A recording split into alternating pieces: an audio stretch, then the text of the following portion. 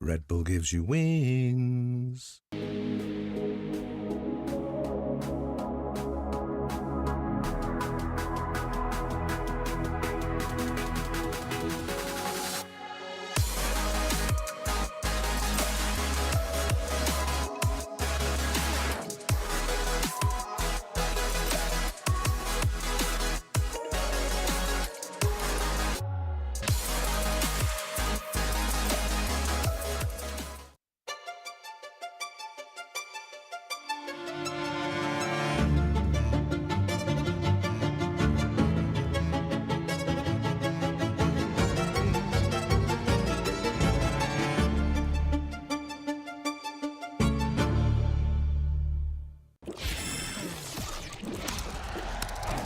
Red Bull gives you wings. And swings the corner, and Buzz will get yet another ace this weekend.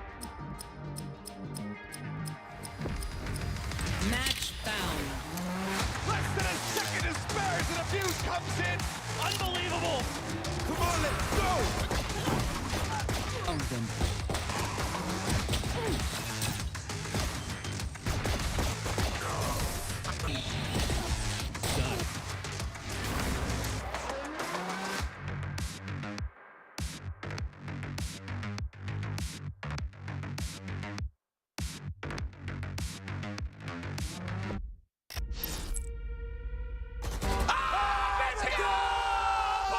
젠지의 이제 매치 포인트. 젠지!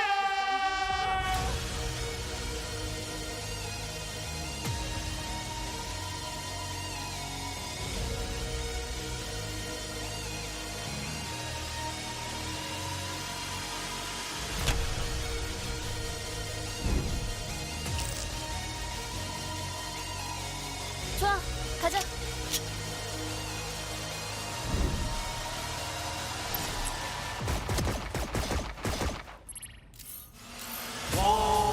젠지 저렴한 젠지.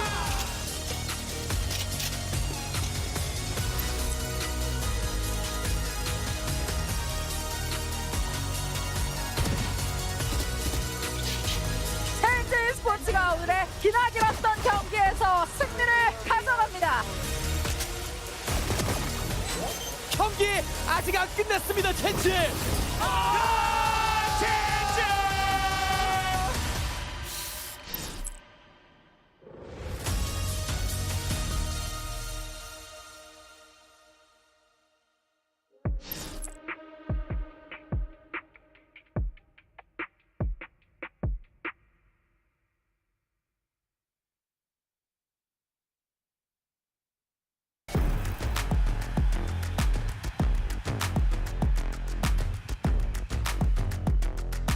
작년에 후회되는 점은 일단 저희끼리 의사소통이 부족했던 점과 제가 너무 부진했던 거. 초반에 4연승을 달리고 있을 때도 저희가 분위기가 그렇게 좋진 않았어요. 저희끼리 치고받고 싸울 때도 있어가지고 그렇게 해서 그냥 무너진 것 같아요. 올해 젠지는 멤버들이 다 똑똑하고 그리고 개인적으로 총을 진짜 잘 쏜다고 생각하거든요. 이번에는 진짜 무서운 팀이 되지 않을까 생각하고 있습니다. 사실 처음에는 거의 메테오 텍스처 같은 경우는 확정했어요. 사실 머리가 좀 아팠어요. 왜냐면 둘 다 듀얼리스트고 타격대 출신이고 둘 중 한 명은 무조건 포지션을 변경해야 되는 상황이니까. 그 중간에서 저희 감독님이 어떻게 잘 조율을 해주셔서 일단 지금 Z를 플레이하고 있는 게 좀 많이 재밌어요.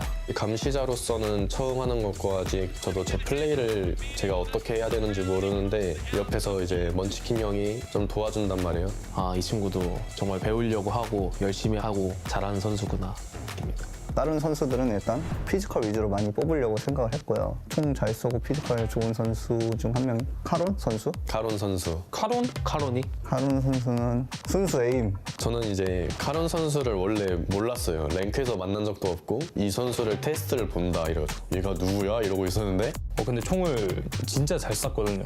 그래가지고 아 얘다 하고 이제 데리고 온 경향이 있죠. 모르시는 분들께 저를 소개하자면 군대에서도 총을 잘 쏴서 명사수로 인정받은 카론이라고 합니다. 지금 당장에는 백지긴 하지만 충분히 포텐셜 있는 선수라 생각하고 인도 대회에서도 보셨다시피 헤드율이 64%가 넘었기 때문에 이례적인 선수가 아닐까 싶습니다. 그리고 좀 기어 올라가지고 얘가 스크림 하다가 나온 썰이 하나가 있는데 제가 막 장난식으로 아니 이것도 못 이겨? 이러면 막, 형이 먼저 죽고 왜 내 탓이야? 막 이런 식으로 너무 기어 올라요. 조만간 손을 좀 봐야 될 것 같습니다. 라키아 선수 같은 경우는 그나마 경력이 있고 먼치킨 선수도 챔스를 거의 무조건 지금까지 2, 3년 정도 갔었기 때문에 거기다가 IGL인데 비해서 총도 잘 써. 그래가지고 뽑게 된 것 같습니다. T1에서는 완전히 다른 방향성을 추구하기 위해서 제가 나가게 됐었거든요. 그 방향성이 문제가 아니었다는 거를 저는 젠지에서 증명하고 싶어요. 탑급까지 떠올랐다가 완전히 밑에까지 다녀왔거든요. 저는 그가 다시 돌아왔다? 이런 이미지를 남기고 싶어요. 사실 이번에 인도 이벤트 대회 나갔을 때 좀 많은 걸 보여드리면서 좀 안심도 시켜드리고 싶었고 기대를 더 하게 만들어드리고 싶었는데 일단 그건 성공적이지 못한 것 같아서 조금 많이 아쉽고 차라리 기대를 하지 않고 보셔도 기대보다 잘할 수 있기 때문에 믿고 응원만 해주시면 될 것 같습니다. 저희 팀을 애니메이션에 빗대자면 좀 성장물 같은 느낌이 될 것 같아요. 만년 2등만 하는 놈들이 모여가지고 이제 결국에는 1등을 탈환을 해내는 그런 스토리가 이제 젠지의 스토리로 마무리되면은 되게 좋을 것 같아요. 이번 연도는 특히 간절한 선수들만 남았다라고 표현을 할 수밖에 없는 게 누구는 지금 처음 시작하고 누구는 자기 커리어의 마지막이 될 수도 있는 순간이기 때문에 모두들 간절한 시기거든요. 그렇기 때문에 더욱더 저희의 시간이 아닐까 싶습니다. 제 자신에 대해서 좀 많은 기대감을 좀 부응시키고 싶어요, 사람들에게. 제가 IGL로서 다른 팀들에게 저희 팀을 쉽게 생각할 수 없게 그렇게 게임을 하는 게 제 IGL 방향성입니다. 이제는 젠지가 트로피를 질 시간이다. 이제는 제가 누군지 사람들에게 보여줄 시간입니다. 각자 다른 팀에서 가장 잘하는 선수들만 모아놨기 때문에 올해 퍼시픽은 저희 젠지의 시간입니다. 앞에 서지 마라. 다 죽는다.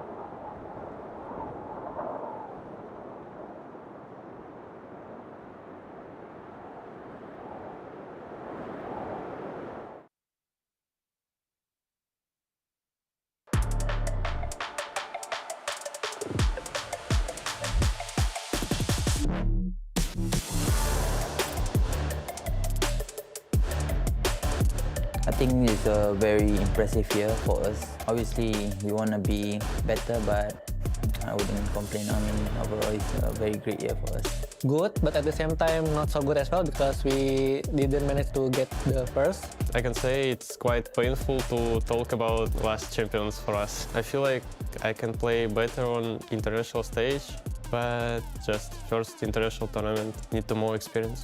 This one was a different lesson. I think the pressure this time was way more immense than the last time, and we just couldn't cope. We made a lot of mistakes, and every time in grand finals, we always choke, and I think that's what makes me regret. For me, it's like really exhausted, but I guess it's worth it since like we made a deep run in every tournament. Yeah. Austin's been okay. I mean, I think most of us are just trying to relax, and from what I see, I don't think the boys know how to relax. They just continue playing Valorant, you know. I think we've been like, we're just chilling, you know, because I think we just treat off-season as like tournament, but it's like we chill at the same time, so it's like holiday and tournament at the same time. It would be hard, I think, to try to maintain the performance or try to increase the performance because sometimes when you think it too hard, then you're gonna mess it up, you know. We shouldn't put so much expectation. I mean, obviously, we having a new player and we gotta like adapt to Monyet and stuff. It's only a simple answer. DRX won last year and they won me, so yeah, I just joined them. It's really click with us, and like the jokes and everything is pretty click. Even like the play style, I would say like pretty similar, like aggressive. He fit with us very fast with this play style, let's say double gaming. He's also like very chill guy, very talkative. He's really good boy in real life. He's a very self-motivated kid, you know, and it's been so far it's been a joy to play. It's a bit like when Ilya joined, you know, same thing, like super self-motivated. It's very, very like nice to see that like these kind of players exist out there, you know.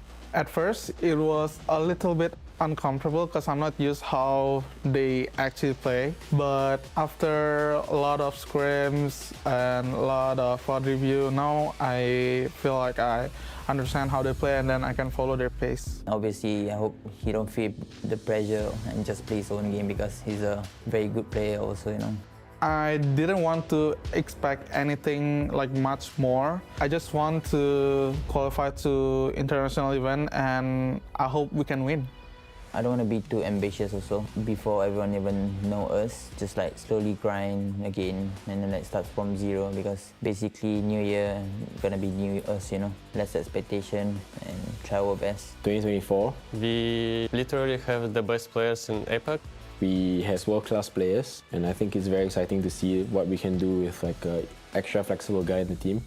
We play like how we want. The playstyle will be almost the same. Try to like W gaming as much as we can. Now, veterans. If we're ever rested and we're having fun, then it's gonna be a good year. We get close to #1, right? So 2024, hopefully we get the trophy, I guess.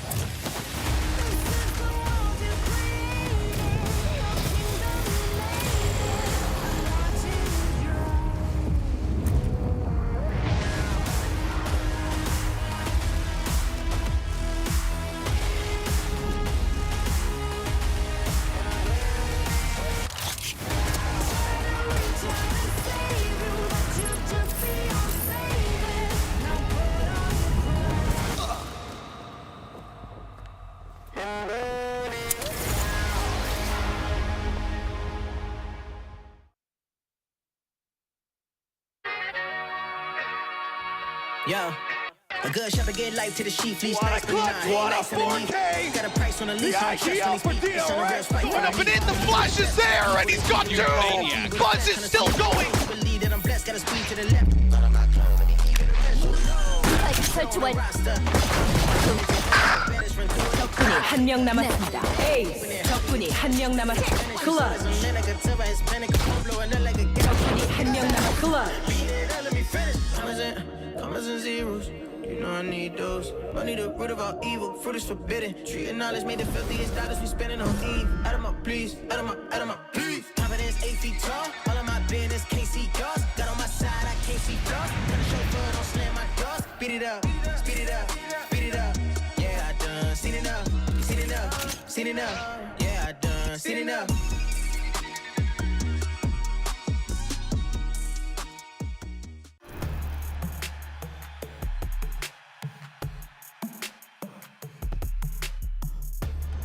작년 시즌을 이제 되돌아봤을 때 말로는 저희가 맨날 변화를 준다 막 이렇게 말했지만 큰 변화는 없었던 것 같기도 하고, 그런데 이제 2024년의 DRX는 큰 변화가 왔잖아요. 아예 로스터를 변화시키는. 저희가 그 로스터로 발로란트 초창기 때부터 이 자리를 고집해왔고 이 자리에 계속 저희가 그 멤버 덕분에 있었으니까 저도 만약에 팬이었다면 만약에 굉장히 아쉬웠을 상황이었을 것 같거든요. 역지사를 생각해봤을 때. 너무 모험인 것도 맞고 기대가 되는 것도 맞고 저희도 처음에는 걱정을 많이 했었었는데 콜업되고 올라온 친구들이 너무 잘해주고 있어가지고 믿고 한번 응원해주시면 너무 감사할 것 같습니다. 이제 지난 시즌에는 모든 경기를 출전하지 못하고 중요한 세계대회라든가 아니면 결승전에서 좀 많이 빠지고 했어가지고 굉장히 많은 아쉬움이 있고, 이번 연도는 이제 고정으로 뛸 것 같으니까 꼭 우승을 위해 달려보도록 하겠습니다. 이번 시즌에 주목받을 선수는 저희 팀에 있을 것 같아요. 이제 이전과는 좀 다른 필이 좀 오는 것 같아요. 진짜로 큰 거 왔다. 플래시백 선수. 퍼시픽 리그 05년생 원탑 먹을 플래시백입니다. 제가 또 총 좀 기깔나게 쏘거든요. 퍼시픽에서 한 번도 보지 못했던 선수가 저는 플래시백 선수라고 생각을 하거든요. 저만 보기엔 좀 아까운 그런 포텐셜들이 진짜 있는 거예요. 내가 얘 샷이었으면 진작에 챔스 우승했겠는데 약간 이런 생각을 하게 되더라고요.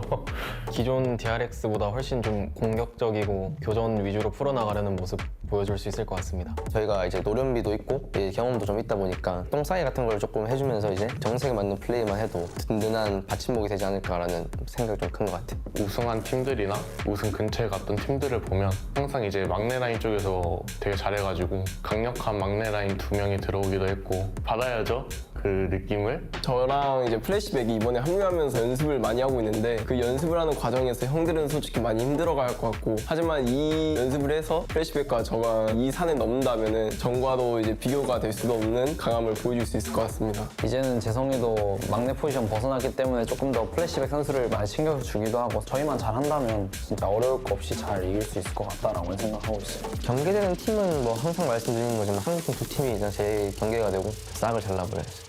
야, 발로란트는 우리가 없어질 때까지 아무것도 하지 마라. 되게 화려했잖아요, 이 팀이. 103연승이라는 기록도 세웠었고 자신감 차 있다가 막상 국제대회 나갔더니 5, 6등. 1등만 했었는데 왜 중위권이냐. 열정 있게 게임을 하게 되는 계기를 가지고 이제 22년도 챔스 3등 했었죠, 저희가. 그렇게 열심히 했는데 이제 3등밖에 못했다. 이제 좀 흔들리는 시기. 잘한다 이런 느낌도 없었고 스트레스 받는 슬럼프였다고 볼 수 있을 것 같아요. 퍼시픽에서도 무너지고 세계대회에서도 조금 힘없이 무너지는 모습들을 보여줬지만 이번 24 시즌에 우승해버린다면 그거만큼 진짜 완벽한 다큐멘터리 감동 영화 스토리가 없을 것 같아요. 저는 새로운 인재들을 발굴하고 1등을 딱 찍는 소년 만화 맞습니다. 주인공은 저희 수밖에 없는 게 지난 2년 동안 주전을 못 팀으로써 한이 좀 많이 맺혀 있어가지고 주인공이 되지 않을까라고 생각합니다. 역사에도 약간 굴곡 있잖아요. 한 번 꺾였다가 쭉 상승세도 타고 제가 약간 그 터닝 포인트가 되고 싶습니다. 그 누구한테도 데스를 하지 않고 총을 쏘기만 하면 헤드샷이고 반응 속도도 아무도 못 따라올 핵 같은 존재가 되고 싶어요. 모든 뒷판과 역경과 이런 거를 안고 가면서도 절대 무너지지 않고 앞으로 나아가서 우승을 한 후에 비난과 모든 역경들이 이제 찬사로 돌아오는 그런 스토리가 있으면 좋을 것 같아요. 솔직히 뭐 아니면 도라고 생각하지만 저희는 성공할 확률이 좀 더 높은 도박이라고 생각하거든요. 그래가지고 이제는 우리의 시간이다라는 그런 타이틀을 갖고 말할 수 있을 것 같아요. 이제 우리의 시간입니다. 우리 근데 롤드컵 스킨 언제 나오지? 나는 만들기로 했는데 어떻게 나올지 너무 기대된다. 그러니까 진짜 기대되는데 나는 로 만들어 달랬는데 어떻게 나올지 모르겠네. 롤드컵 스킨 기대되긴 하는데 T1에도 발로란트 스킨 나왔다던데? 네, 그럼 발로란트 스킨 리뷰 한번 가보겠습니다. 와. 나는 만들어 달라고 했는데. 일단 플레이어 카드가 딱 보면 T1 사옥이 있는데 사옥이 없구나. 무사 느낌이라 좀 전쟁을 나가기 전에 약간 비장한 모습인 것 같아서 웅장해지고 좋은 것 같습니다. 발로란트 되게 잘해 보이는 것 같고 한국 팀을 대표하는 그런 느낌이 있는 것 같아서 되게 보기 좋은 것 같아요. 보시는 거? 유대성이. 일단 딱 뭔가 간단하고 심플하게 돼 있어서 사람들이 많이 쓸 것 같아요. 색감이 되게 건담 느낌 나가지고 빨간색과 흰색의 조화가 취향을 잘 안 탈 것 같은 느낌? 근데 이거 진짜 많이 팔릴 것 같은데요, 티어는? 이거 파는 거겠지? 스킨 코드 받아야겠다. 이제 발로란트 스킨을 봤는데 T1의 스킨이 되게 예쁘게 잘 나온 것 같아서 저도 가능하면 사용하고 싶고, 그리고 저희 롤도 마찬가지로 되게 예쁘게 잘 나올 것 같아서 기대되는 것 같습니다. 아마 이게 대회에 참가한 팀들 다 만들어준 것 같은데 잘 모르지만 이게 좀 신기한 것 같고, 특히 플레이어 카드가 되게 멋있는 것 같아요. 확실히 발로란트 스킨 보니까 이번 월드 스킨도 잘 나올 것 같아요. T1 많이 사랑해주시고 이번에 나오는 발로란트 팀 캡슐도 많이 사랑해주세요. 안녕히 계세요.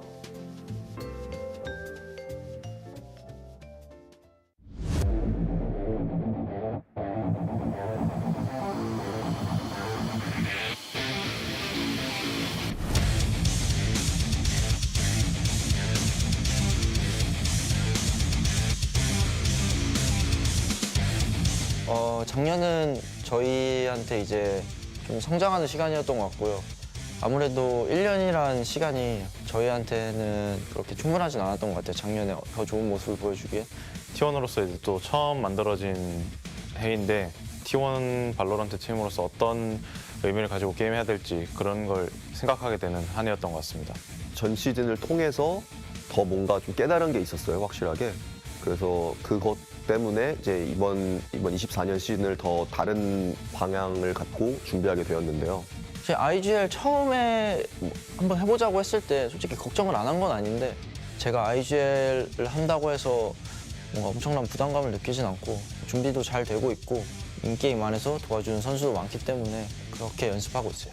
뭐 퍼포먼스적인 면에서는 아마 더 훨씬 더 좋아진 모습으로 찾아뵐 것 같고요. 선수 면에서도 그렇고 전체적인 팀 퍼포먼스도 그렇고 제가 생각하기에 작년보다 더 좋은 점이 많거든요. 트라이얼을 통해서 선수들을 선발을 했거든요. 생각보다 제 기준에선 정말 괜찮은 로스터를 끌었다 생각을 하고 있습니다.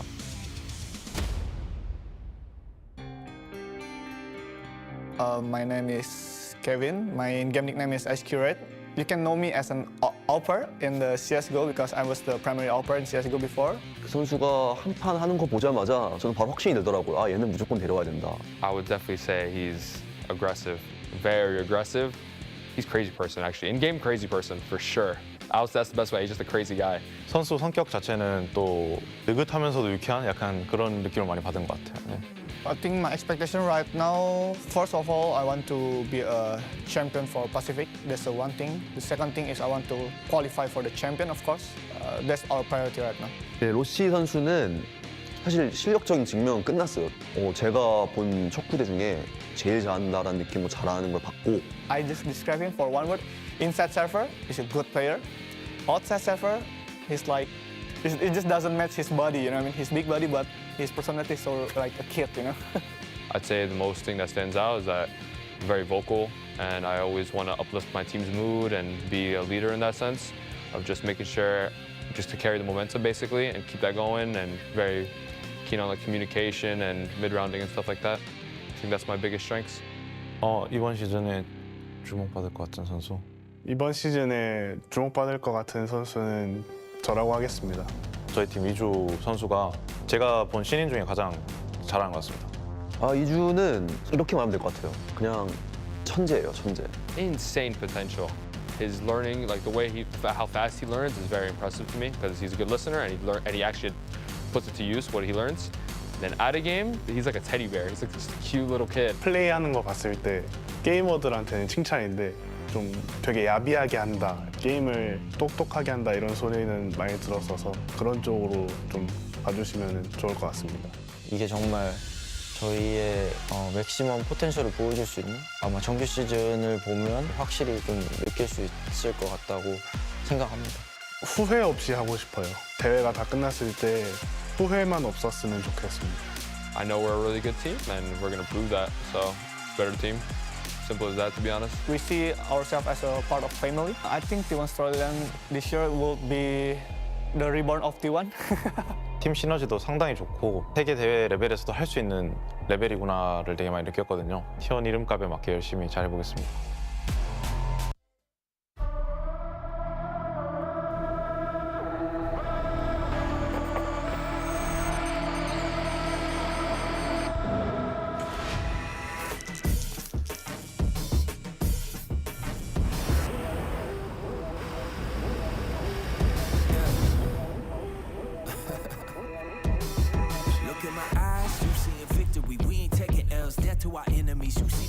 And you cannot get with me, you cannot stop me. Sit back and wait.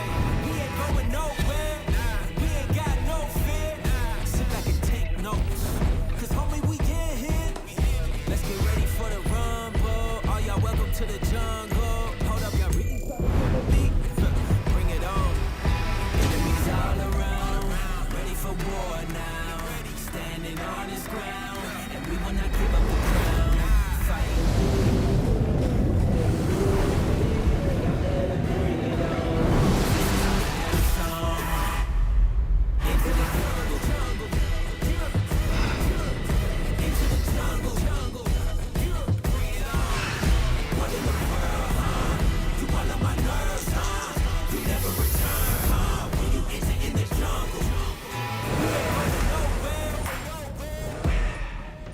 We ain't got no fear.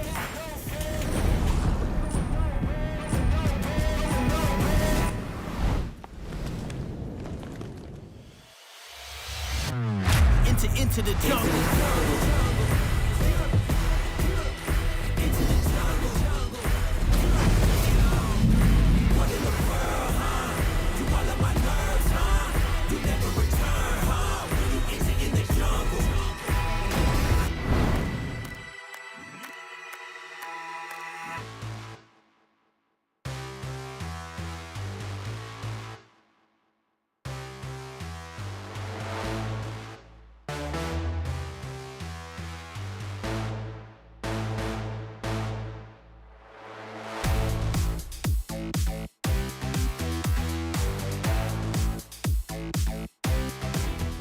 It's a beautiful day for Valorant in Seoul, South Korea. Welcome to Valorant Champions Tour Pacific Kickoff.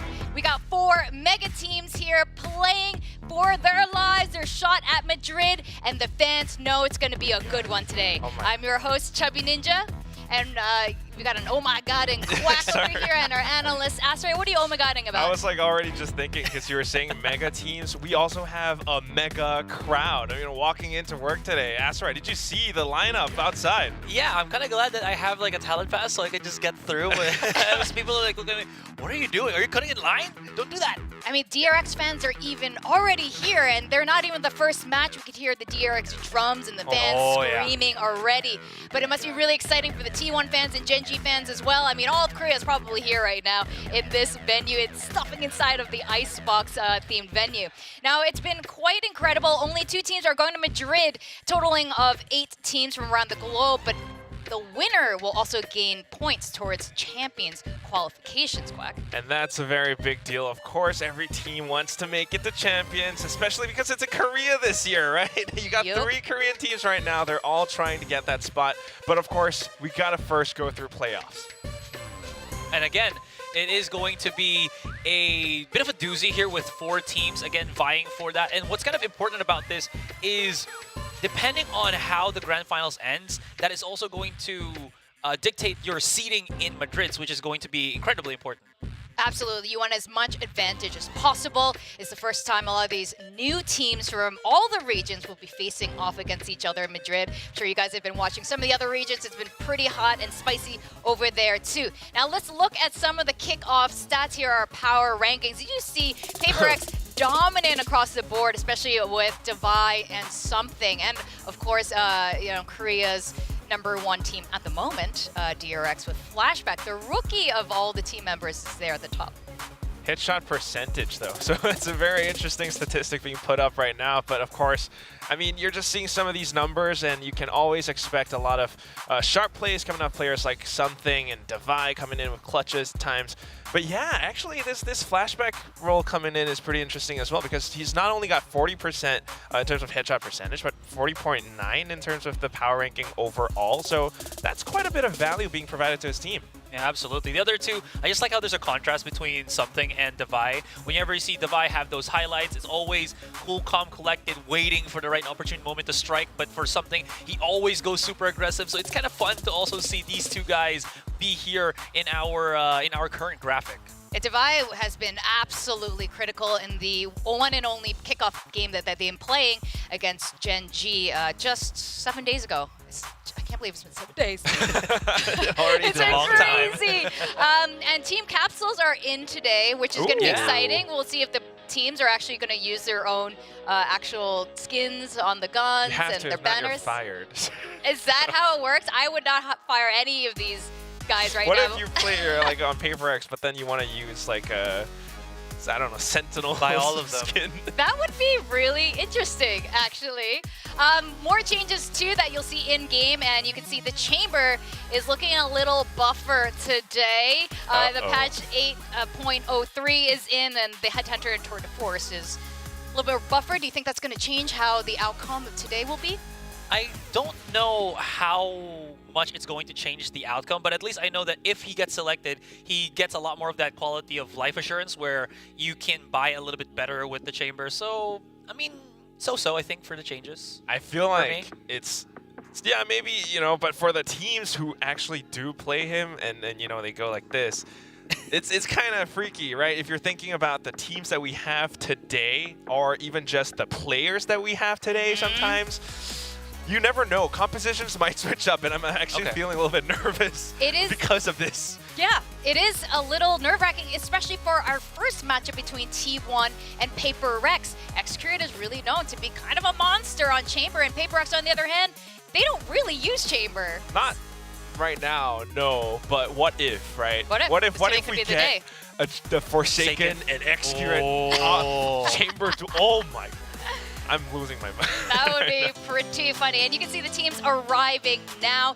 Now, T1, it might seem a daunting task to face Paper Rex. But as a reminder, T1 was the third Pacific team to qualify to Champions last year.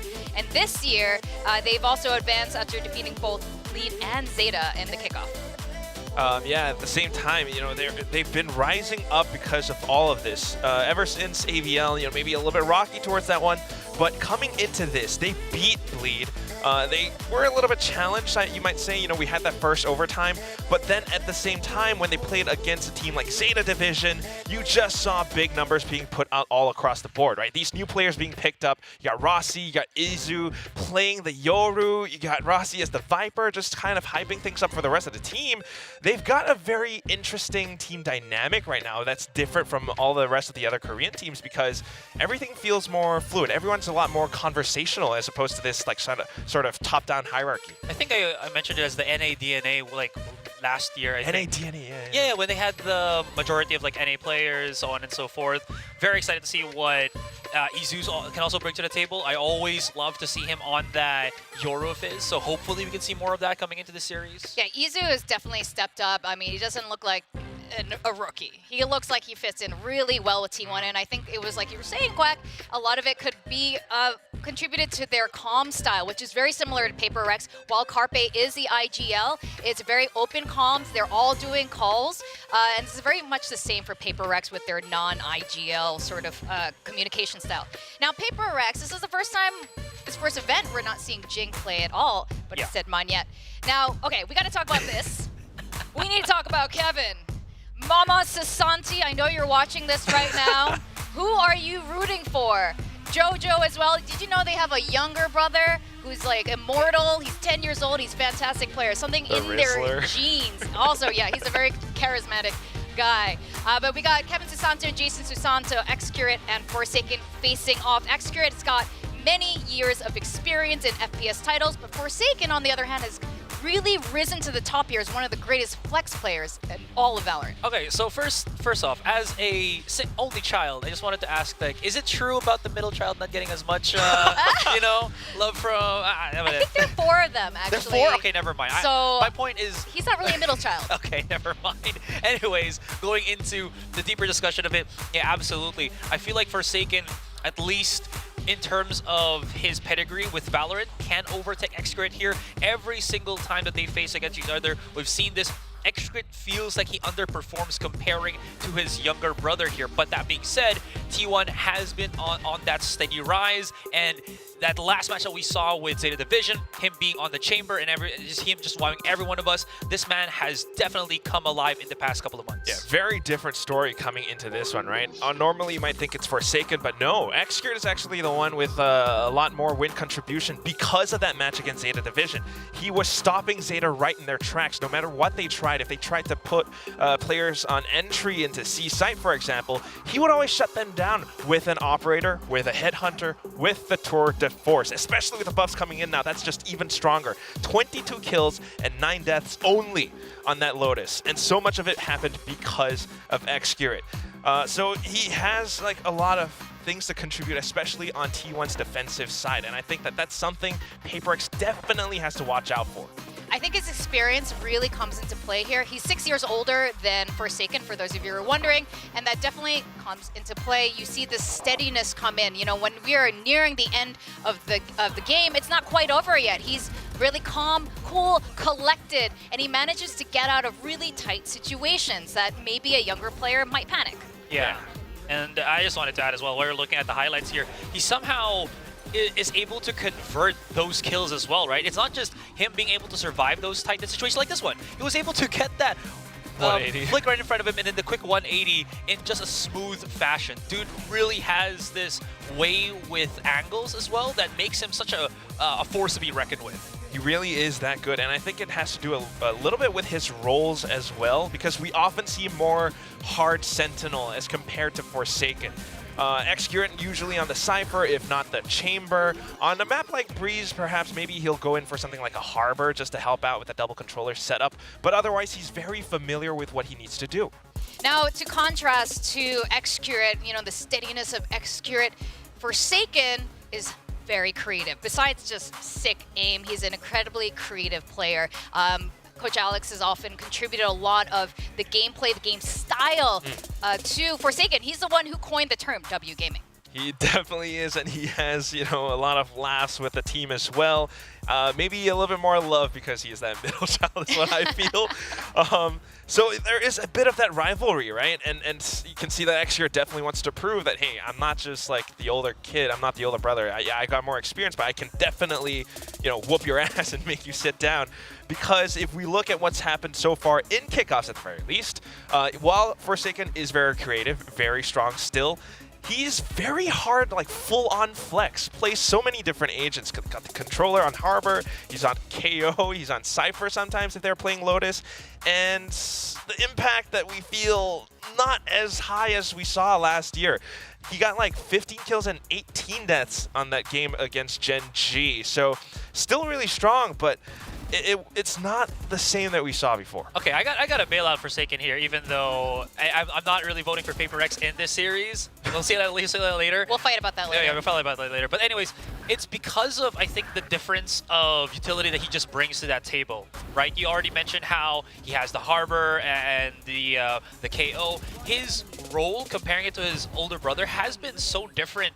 And it really does goes to show, because PaperX plays such a more free-flowing style, that his way of just being able to pick up all of these agents and be successful at it still works out, you know, in the favor of PaperX. Definitely works out really well, especially when he comes in with lurks and stuff sometimes. Things that players don't really expect, and that's why I think that creativity is still something that we need to see. Now, have you guys ever watched your streams before? At home, you can kind of hear them yelling at each other when they're playing ranked games, and I really wonder at the end of this, whoever ends up winning, especially if it's, you know, bigger brother Kevin, does he ever grab Jason and just like give him a noogie, like, you lost? Because I think they have definitely, even though they are facing off against each other, I think there's some good vibes, good friendly rivalry happening between the two teams. Now, Kwak, you made a good point. Forsaken wasn't on his full form in the one game that we've seen them in Kickoff, and Divide was the one really stepping up. And honestly, in that first map against Gen G, it was a lot of Divide kind of, you know, fixing a lot of the mistakes that were happening. We are going to talk to the coaches really soon as well, and I'm really curious to see their take on it. Now, T1, again, no force to, you know, to ignore. They were already looking good since the end of Pacific last year. Again, they were the third team to qualify 2 champions, and now with the addition of 3 new players, I mean, how do you think this is going to shape up? I think it's going to be really good. The new players have done so much in just showing what they've got, and again, it benefits the team. That's right. All right, let's have a chat with the coaches. We've got Alex and Autumn on stage with Kyungmin.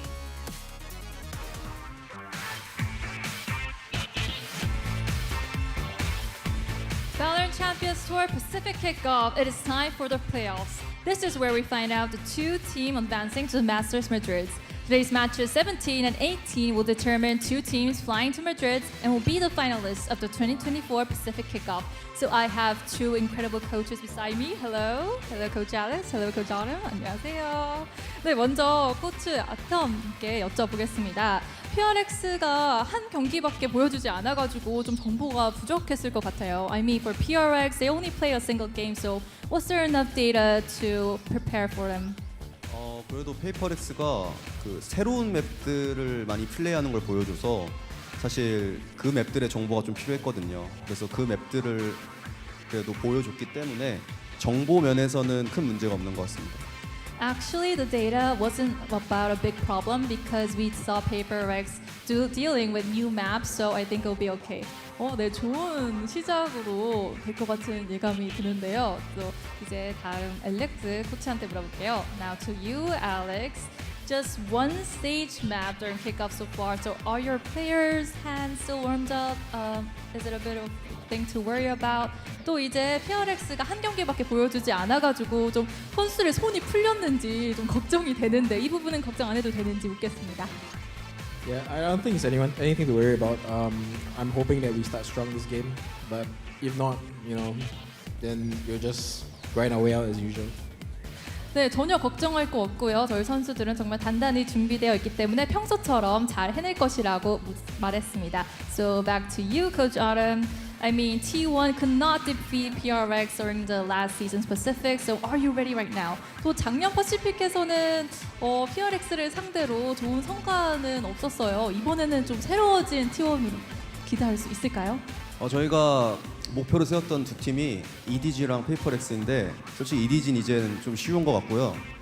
이제 페이퍼렉스만 남았는데 저희가 비시즌 자체를 특히나 이 페이퍼렉스를 대비해서 많이 준비를 했거든요. 그래서 오늘 좀 기대해 주셔도 좋을 것 같습니다. I mean, we looked for two opponents, PaperX and EDG, and I think EDG won't be a big problem. And now only PaperX is ahead of us, so I think today's match is going to be a good one. 정말 자신감 있는 답변 좋았고요. 이제 다시 또 알렉스 코치한테 묻겠습니다. And to you, Alex, again. So, are you ready for T1's revenge? Is every player ready for today? 오늘 이제 T1의 복수에 대해서 준비가 돼 있는지 묻겠습니다. Yeah, I think we've always had very exciting games against T1. Last year, I think we played twice or three times, and each time I think it was very close games, and a lot of very nice clutches. So we're looking forward to a very fun game today. Nice. 네, 이번에도 굉장히 재미있는 매치가 될 거라고 예상했는데요. 작년에도 두세 경기를 T1을 상대로 맞섰을 때 정말 좋은 클러치들과 재미있는 경기가 나왔기 때문에 이번에도 기대해 본다는 답변을 얻었습니다. 그리고 또 다시 어떤 코치한테 들어가 볼게요. Back and forth questions. So, XQA versus Forsaken. Who do you think will be better? 또 XQA 선수와 포세킨 선수 이제 형제 간의 대결이 있잖아요. 어떤 선수가 좀 더 잘할 것 같은가요? 좀 정해진 답변일까요? 일단 저는 제 선수인 엑스큐레이트를 믿는 사람으로서 그 선수가 그렇게 말한 적 있거든요. 그 세 형제가 있는데 재능이 제일 좋은 애는 제일 막내가 제일 좋다 하더라고요. 근데 이제 그 다음은 자기다 이렇게 얘기했기 때문에 저는 케빈을 믿어서 Actually, the player I believe in is obviously XQrate, and he told me a story that we have three brothers, and the youngest is the most talented, and the second one is XQrate himself, Kevin. Okay, good luck for you. I think it'll be a good match. And did you hear that, Alex? Coach Autumn said XQrate will be better on matches, so do you agree? I mean, I've been watching all the VODs. I think Kevin's have been improving, but I'm still going to go with Jason. Been more experience in this game, Kevin just came. He needs some time to get better. Oh, okay. So I think Jason got this. 네, 물론 저는 더 폴세킨 선수가 더 잘할 것이라고 믿고요. 왜냐하면 좀 더 경험치가 있기 때문에 당연히 실력도 좀 더 좋지 않을까라는 답변으로 마무리를 해봤습니다. So thank you both coaches. Best of luck for the next match. Hope you get the ticket for Madrid. 예. 네, 지금까지 코치 두 분을 만나봤고요. 과연 어떤 팀이 승리를 거머쥐게 될지 지켜보겠습니다. So we met the coaches for the interview, and I'll go back to the desk and we'll join the show. Bye.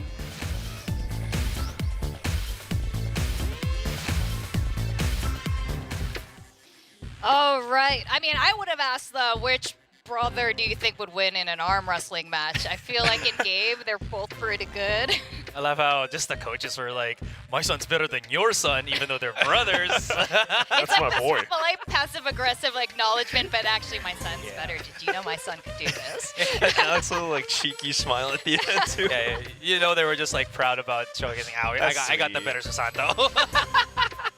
Well, you know what? Maybe they do. Judging by the stats right now, PaperX continues to dominate this year. And I think it's also worth mentioning with the addition of Monyet, or the change, I should say, their playstyle has changed. But what's also interesting, you know, we're just looking at the coaches. PaperX has one coach. T1 has 5 coaches. So when you're changing the meta, your team compositions to have like triple controllers, I feel like you're gonna need lots of big brains involved in organizing all the strat behind it. It's just Alex versus 5 coaches.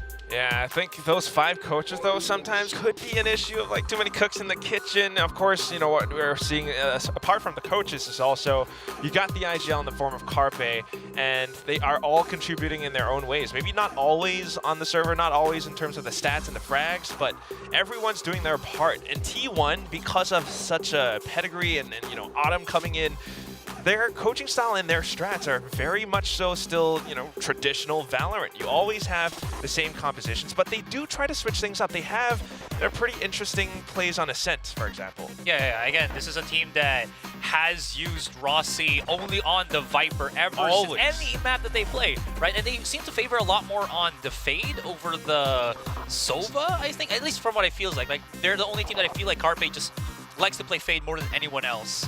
Anyways, on the side of PaperX, as you were mentioning, Victoria, with the thing about Monyet, it also has resulted in PaperX having a whole different set of compositions, right? Where the last time that they faced each other in AVL, it was, what, Jing and something playing on Double Duelist. But the last time we saw them on Sunset here in Kickoff, they had no Duelist whatsoever because, again, that's the versatility that Monyet brings to the table. He can play a lot more agents in different roles than Jing has done when he was with PaperX. Yeah, and I know a lot of the fan base is really, you know, we're all such huge fans of Jing. Like, talents, like all of us are, is explosive, amazing playstyle, especially on Raze.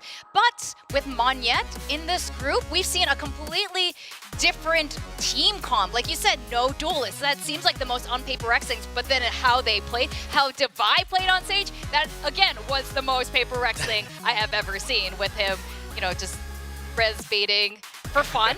Apparently he res him and then laughed. He was like, sorry, you're gonna die. And just like, you know, went around and clutched around. Now you can see our predictions here. PaperX obviously continues to be dominant. It's really hard not to pick PaperX. Or is it? That's right. I mean, sometimes I just want to see the world burn, but... Why did you choose T1? Okay, I think I've been turned into a believer. That one game X-Grid showcased the chamber, it was amazing, but then when I started, you know, deep diving into T1, they have a lot of pieces that can really bring, I feel like, PaperX to their knees in this series. I'll probably talk about that a little bit more later, but one of the things that I really like about them is just how quick and aggressive they can really be, which could catch PaperX off guard. Meanwhile, for me, I mean, I think PaperX is just a team that doesn't sit still. So you've got this new Devi, you've got Monyet and something changing up their roles a little bit. It's a lot more controlled, and I think that's great. Well, I hope you guys are ready for the Susanto Derby. We're going to see T1 versus PaperX. They're ready for their walkouts. I am ready for some good games today.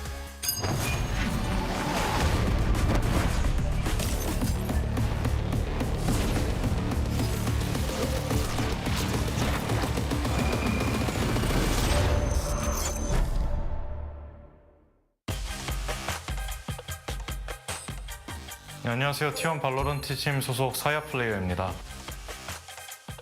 저희가 처음에 그룹 편성을 보고 무조건 그룹을 1등으로 뚫을 수 있다고 생각을 했어서 그만큼 자신이 있었습니다.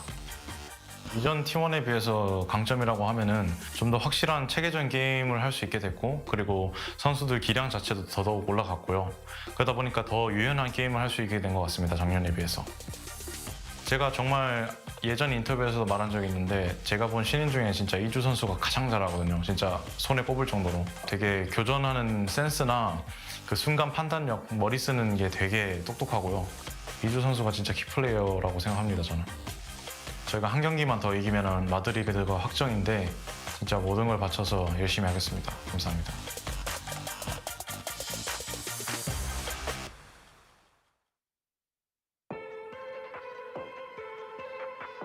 Hello everyone, I'm something from DRX. About our changes, we just must do that because DD get military service, so we must get one more player and to sign Monet, and yeah, we get more flexibility in our team. So you can see it works, I guess, because now we can play even without duelist in VALORANT. Yeah. This is our first day in playoffs. I hope you're gonna win today and we go to Madrid, and I hope you enjoy our games and Kickoff tournament. At first, I think it feels really weird because actually I fought him multiple of times in the different game and I always lost. But now it's VALORANT and I think I'm more experienced than him, so maybe this time I'm really confident.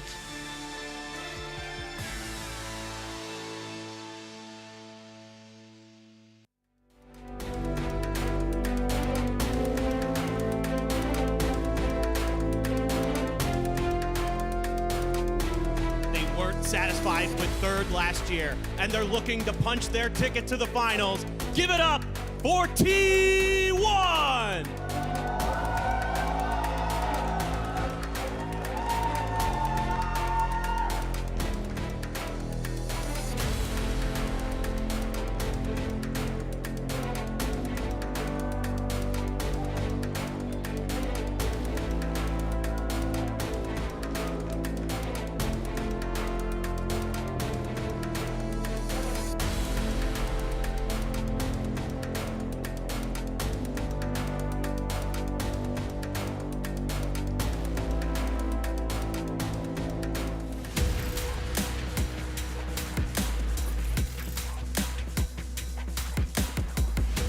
And now, your reigning VCT Pacific champions on the hunt for another title. Welcome to the stage, DRX!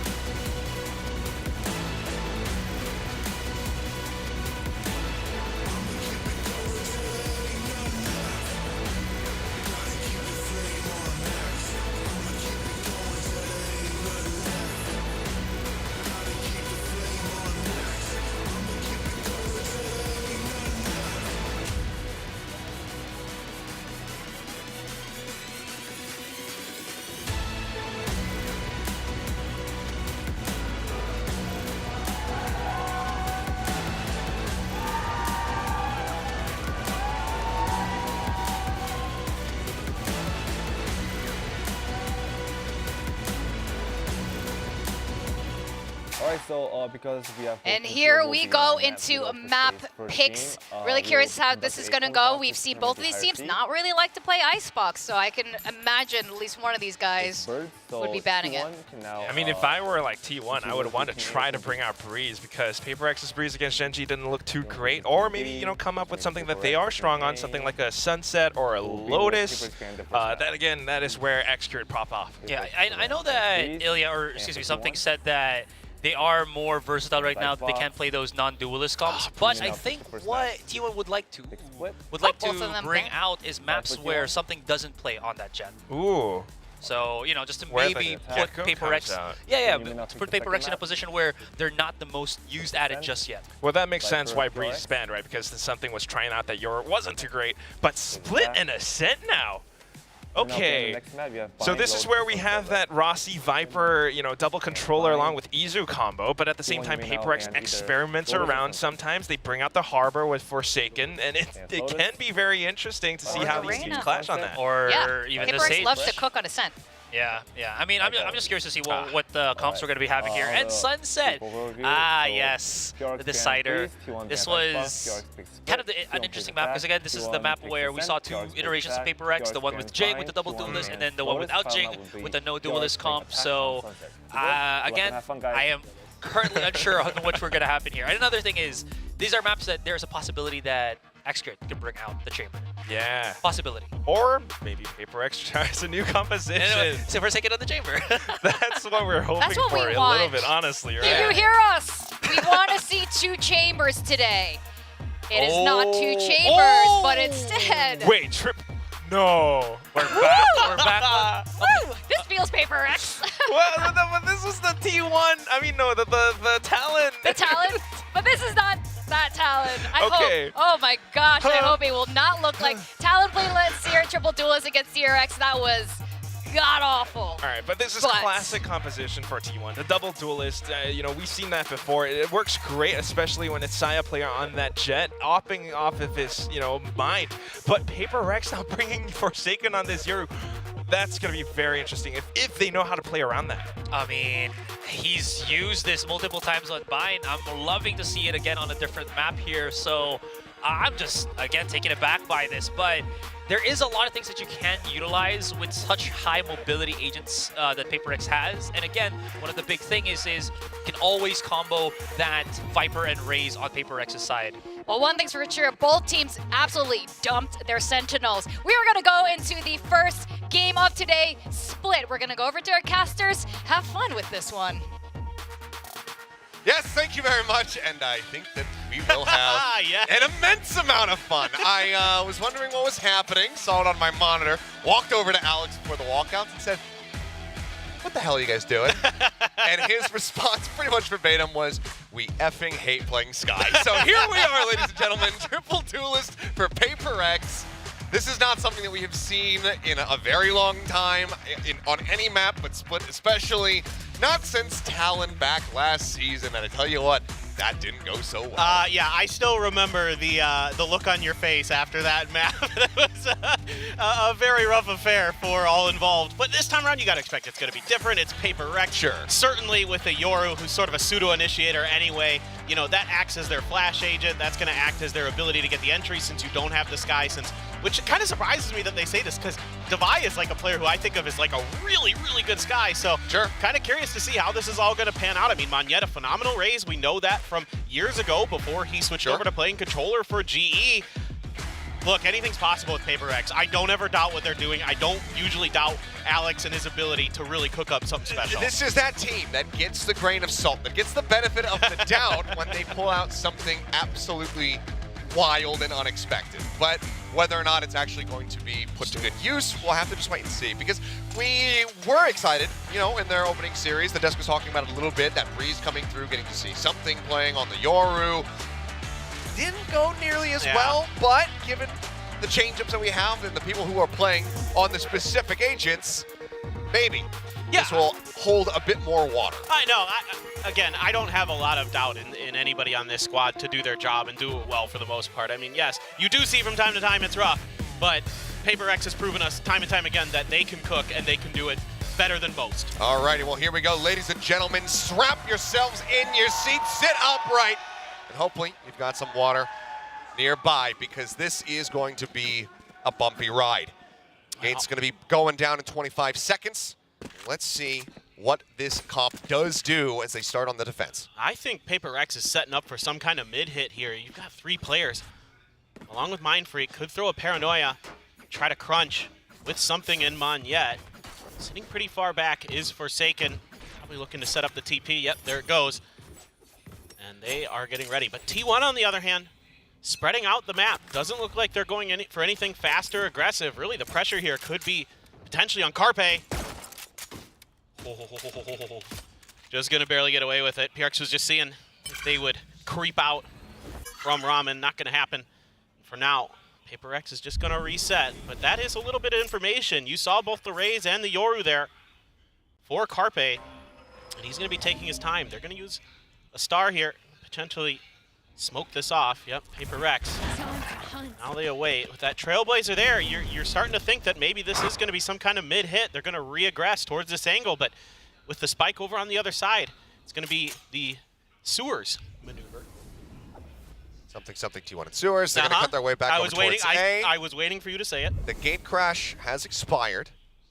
So it'll just be this 4-man push out here, peeking in towards Ramen. Checking Sewers, but nothing being seen, and still only Devi on this side of the map. He does have that Sheriff in hand. But no bites, nothing to really try to slow up any aggression into the side itself, aside from this toxic screen. They're going to go all the way around. Devi, good for the opener, though, with the Sheriff. Finds a headshot, also puts one to the Saya player. He's going to be knocked down to 78 health. No armor to speak of, so first blood is found here from Paper X, but now Spike being planted. Spike planted. T1, I mean, the triple push out into screens, taking really forward positions here. Trying to intercept. Devi, aware of this, does manage to get a little bit of additional damage down. Carpe will the way out as well. Now Forsaken arriving. Something goes dashing forward out onto the site, looking for the duel there against Carpe, who does manage to get the better of him with the classic. And Forsaken quickly picks up a second kill. Now going to be struck down as X-Ray tries to hold the line, but suddenly it's all on Rossi here at backside. In that 1v1, got the dink into the chest shot. And T1 will walk away with the pistol round win. Yeah, a great hold here from T1. This was a really challenging retake that they had to defend. Good job there clearing screens, kind of identifying that Devi was more or less likely pretty alone there. They didn't get a lot of contact other than the Sheriff shots that got the opening kill. So they're able to overstack that angle, take him down. And Paper Rex, coming from spawn, is pretty well identified and pretty well handled here. So a potential tricky retake that T1 is able to scrape by with. Some fancy footwork and shooting from Rossi. It's going to get him over the line, and now you're able to get a few extra guns. And yep, Saya player with the Marshall finds Forsaken. Down from a walkabout as that Nebula does go down. Execute pull the vote. Munyet ends something into the ground. One kill traded back, but weapon not able to be safely recovered, so Mindfreak just has to leave it on the ground. Vi just checking to see if anyone got this lurk forward up over onto ramp. Nothing spotted. But T1 at the moment, the entire map is their playground. They can go where they please. I really like the way that T1 is approaching this. Immediately, when they see the triple duelist come out, it's a pump of the brakes across both the pistol and this round. They're not going to overcommit to anything. They're not going to give those duelists the ability to pop off for Paper Rex. We know they're capable of it. Really take your time. Really get your information in hand before you make your decisions. And this is really, really nice to see from T1 early. Carpe doing a good job leading them so far. Nobody available for the defense on Paper Rex's side here on the B site. Mindfreak's going to try to make a wide wrap around through Ramen. Devi with the Sheriff. 30 seconds left. Gonna be making his way through mid. A bit of contact. Mindfreak trying to see if he can get any inkling of damage down here, but now the snake bite very much just going to be stopping him from pushing forward. And Rossi holding this position wisely. Again, stops Mindfreak from being able to get that weapon that had been dropped earlier on. Devi with another nice headshot, though. Taking down Izu, making this a little bit more costly for the side of T1. Currently in a decent spot if Saya player can upgrade the Marshall. Anything more than that would still be a pretty costly anti-eco for them. So T1 not going on the hunt, not going to be thirsting for kills. It's going to be sat back, but Carpe getting out of this spot. It proved to be mildly difficult. Going to start drifting away, and it looks like Devi not going to be swinging out wide enough to actually get the punish. So T1 should be able to exit. Maybe Mindfreak able to pick up something here as they turn their sights now over to stairs. Last player standing. Never mind. Mild distraction as side player dashes across, and Carpe will be able to collect the two. T1 now 2-0 start as we get ready to go into the bonus. So far, so good for this T1 squad. Now, you do have to anticipate that for Paper Rex, you know, with triple duelist, that the attacker side is where they're going to be looking to do most of their damage. That is nasty, Carpe. Hit a lot of heads with that Bulldog spray. Really nicely done. And already on round 3, the operator going to be found for Saya player. So a big piece of weaponry going to be available. Something thinking about a bit of a peek. It's another 3-man stack here to play for the orb. Be able to feed it over to Monyet, get him closer to that showstopper. There's a lot of T1 waiting. Again, they're expecting aggression. You got to imagine with this triple duelist comp that Paper X is looking to find favorable fights, overstacked fights, and try to claim victories that way. Again, so far so good for T1. I really like the patience. I really like the discipline we're seeing. And this early operator could be very, very challenging for Paper X to deal with. Trailblazer once again. For to scout out through fence, swinging on the operator, and only a little bit of damage could be found, but Carpe can go ahead and put a little bandage on that one for Saya player. Right back up to 100.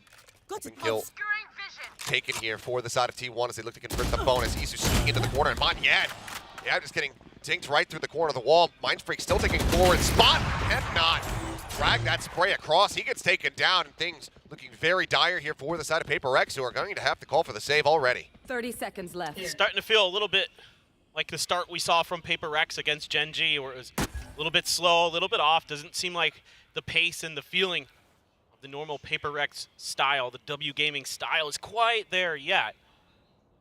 But for now, might just have to be a save here for Divide and Forsaken. However, Rossi knows it, wants to go on the hunt, see if he can steal some extra guns away from Paper X. Back up, scouting around the back side. We'll see if he's going to end up clashing here with him.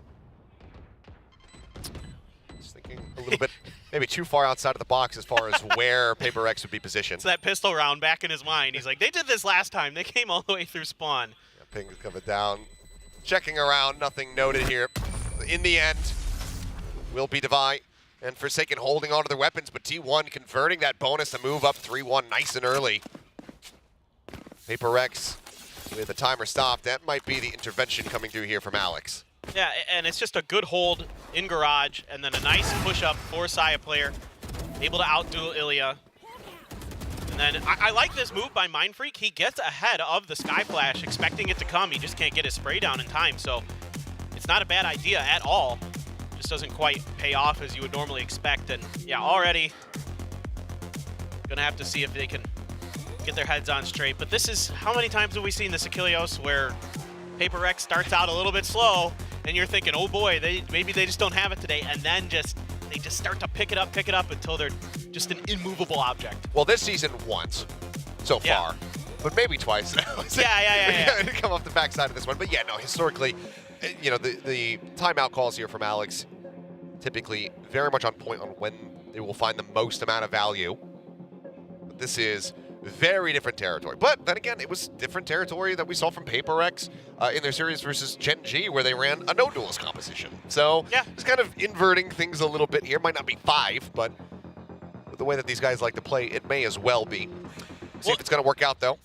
The tough part here for Paper got X. lucky. Yeah, why not? I knew you'd appreciate that.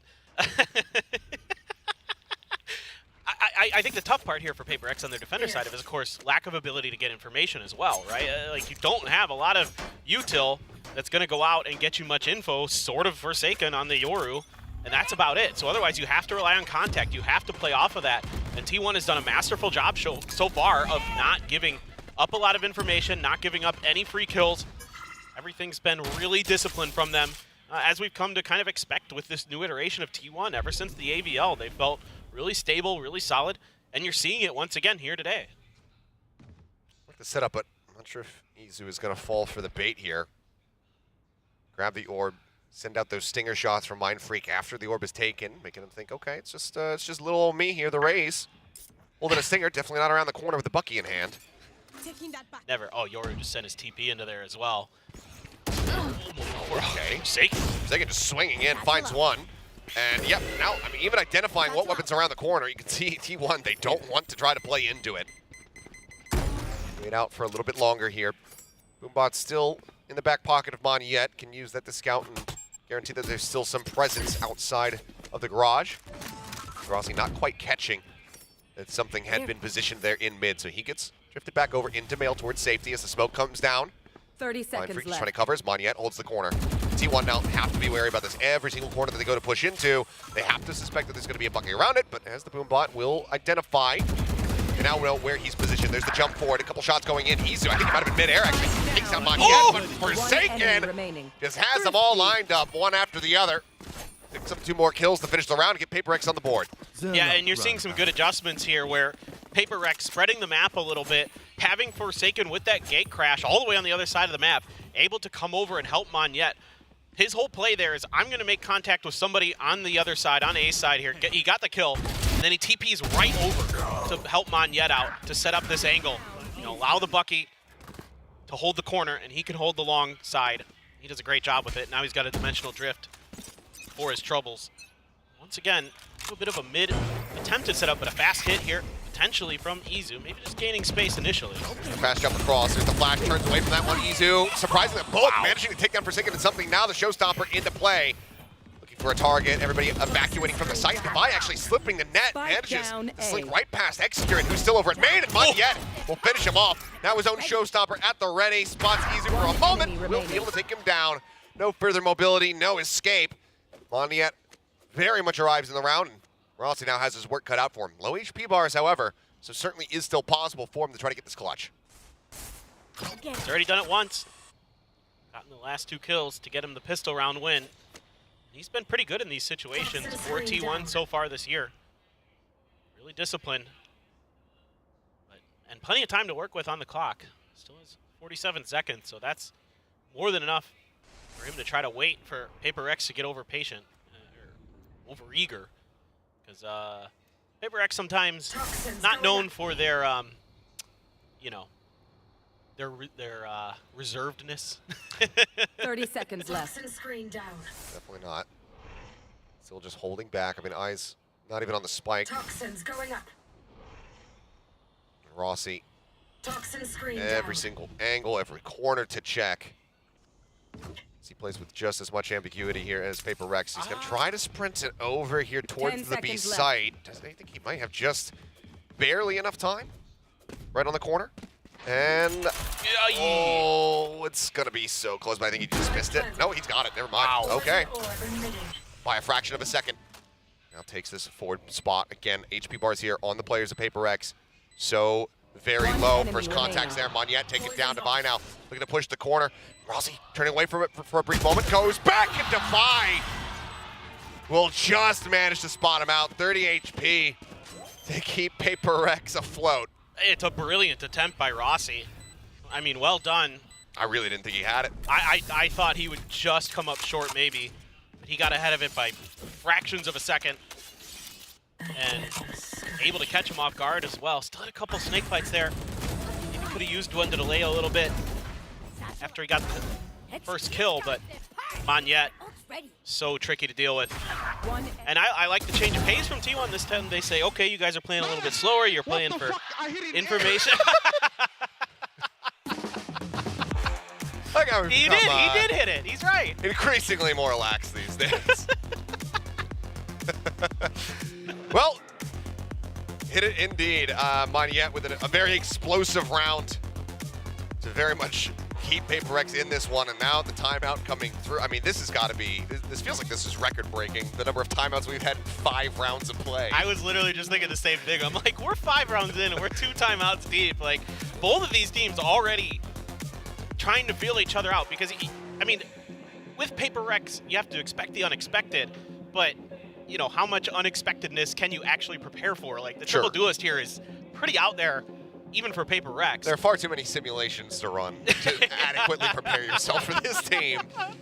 We just don't have the processing power to make it happen. No, there's not enough quantum computing in the universe that can accurately predict what Paper Rex wants to do. But timeout called. T1 for now still here with this lead, but does it last? 2 Stingers coming into this one. They do have a pit, so they can get themselves onto the site. Would be in a good spot, but something is going to look for some early aggression backed up here by Forsaken with the flashes up in hand. Instead, okay, trying to snipe him out of the sky. Wow! He hit him. Oh, that is just insane from something. That's the line he decides to take. Now he's going to go pushing up at Izu. What a turn. Managing to find one. Turns back, takes down Forsaken as soon as Carpe gets dropped. Now he's out on top of the ramp. And he manages to get Devi. What is this opener from Izu? I am blown away. This Spike looked like it planted. was going to be a couple shorty kills for sure for Paper Rex. And instead, they're able to turn it on their heads. RT1, just great reactions from Izu. I mean, he's had some really, really great maps. Getting to see him on the Rays now, really exciting stuff from him. There. He's hungry on yet at that range. Oh, he's got a pretty weak though. Okay, wants to jump across, grabs the operator. I'm not sure. Okay, not for the sake of fighting. Is that the weapon that you want? But for the sake of saving, absolutely. So prize does get collected here. Manya just going to be holding on to this one for dear life. To pass it back over to something, see if he can find some value going into the next round, because it seems like timeout call, very good. Izu performance, astounding in the round, frankly. And T1, it will now move up 4-2. Well, I gotta say, I think one thing that's really encouraging for the side of T1 is you're able to react to these crazy plays that Paper Rex really likes to do. Oh my God, what? That's illegal! Jeez. You're not allowed to do that, Izu. Oh my goodness. That is... Whew. Well, they're showing that they can hang in terms of mechanical ability with Paper Rex, that's for sure. Goodness. God, go buy a lottery ticket. Oh. My jaw is on the ground. That is just insanity. I mean, but that's, you know, Izu said it in one of his interviews that he wants to be known as the faker of VALORANT for Korea. I'm not finding anything, but I mean, Forsaken is still here, and he's just not really giving any credence to the fact that Sideplay could be around the corner, and Saya takes advantage monstrously. 2 kills found. Poison Orb to deny the vision here at top ramp is something otherwise would be in a decent posted position. He dodges down the boom bot, but now it's going to be the pit, the Cosmic Divide. The kitchen sink just chucked in here. T1 wants to get this win. Sideplayer, his reign of terror will come to an end. Something able to find his second kill of the map thus far. Still wary about that potential lurk. Back out around main, but as we know, everybody is stacked up right now inside of this pit. Push on the corner, Izu finding one. They know that something's going to be here as well, and Izu's able to flush him out. Now it's all down to Mind Freak. Vulnerable's there. He finds them both. Now brings it into a 1v1, but he has to try to flush Rossi out of this pit. So as the Paranoia. Put it towards the back of the site here to try to clear this. Oh, he's going to miss with it. The tap on the Decay. He's got to back away from the pit for now. He just has no real great tools to try to find this one. The retap again, there's the spray, and it's a quick adjustment. Rossi able to take him down. T1 carrying on their merry way, now 5-2. Some great reactions here from T1. Obviously, Saya able to punish the aggression of Paper Rex outside of A main. And they say, hey, let's use our own operator. Yeah, why not? This is just great stuff. Just again, sort of understanding the way that Paper Rex wants to play some of these rounds, where they want to get aggressive. They want to catch you while you're trying to set up for your executes. Instead, T1 turns it on its head, shuts it down. Saya with a Blade Storm. Viper's Pit. Blade Storm as well for something. Pit comes down into mid. So now you're going to have to really rely on Mind Freak and something to control the edges of this map. Try to keep T1 from getting any easy hits onto the site. Mind Freak, though, just with a stinger. So they're one-way setup. Yeah. Oh, they're looking for the stun here as well. Yep. Barely managing to get out to safety. The Trailblazer expiring before it rounds the corner and spots them both within the B site. Also just watching to see if there's any forward push out of this Viper's Pit. Something continuing the jiggle here around ramps, but it seems like it's just going to be similar movement here from T1. Have some pressure outside of B, and then just drift through those sewers ever so quietly and get ready to attack the A site. I mean, something's going to have to come up huge, potentially. He is getting some help from Monyet and Forsaken. They're making their way there. Will it be in time? Ooh, be able to dodge that. A snappy flick on him to get there. Blanton's now pulled out as side player wants to go for the entry, drops down into the cubby. Carpe in the meantime, clutching Forsaken out of the sight. Forsaken, something rather, is only going to be good for one. Carpe taken down. Mind Freak and Devi. The last two standing, and given that they just have these stingers, they need to kill somebody, recover a weapon, and then go for the save. As Rossi snaps on to take him down. Where they try to play this one out. 6-6-1, Rossi on the jiggle peak, able to spot him out. Mind Freak just wanting to try to isolate somebody, get a kill.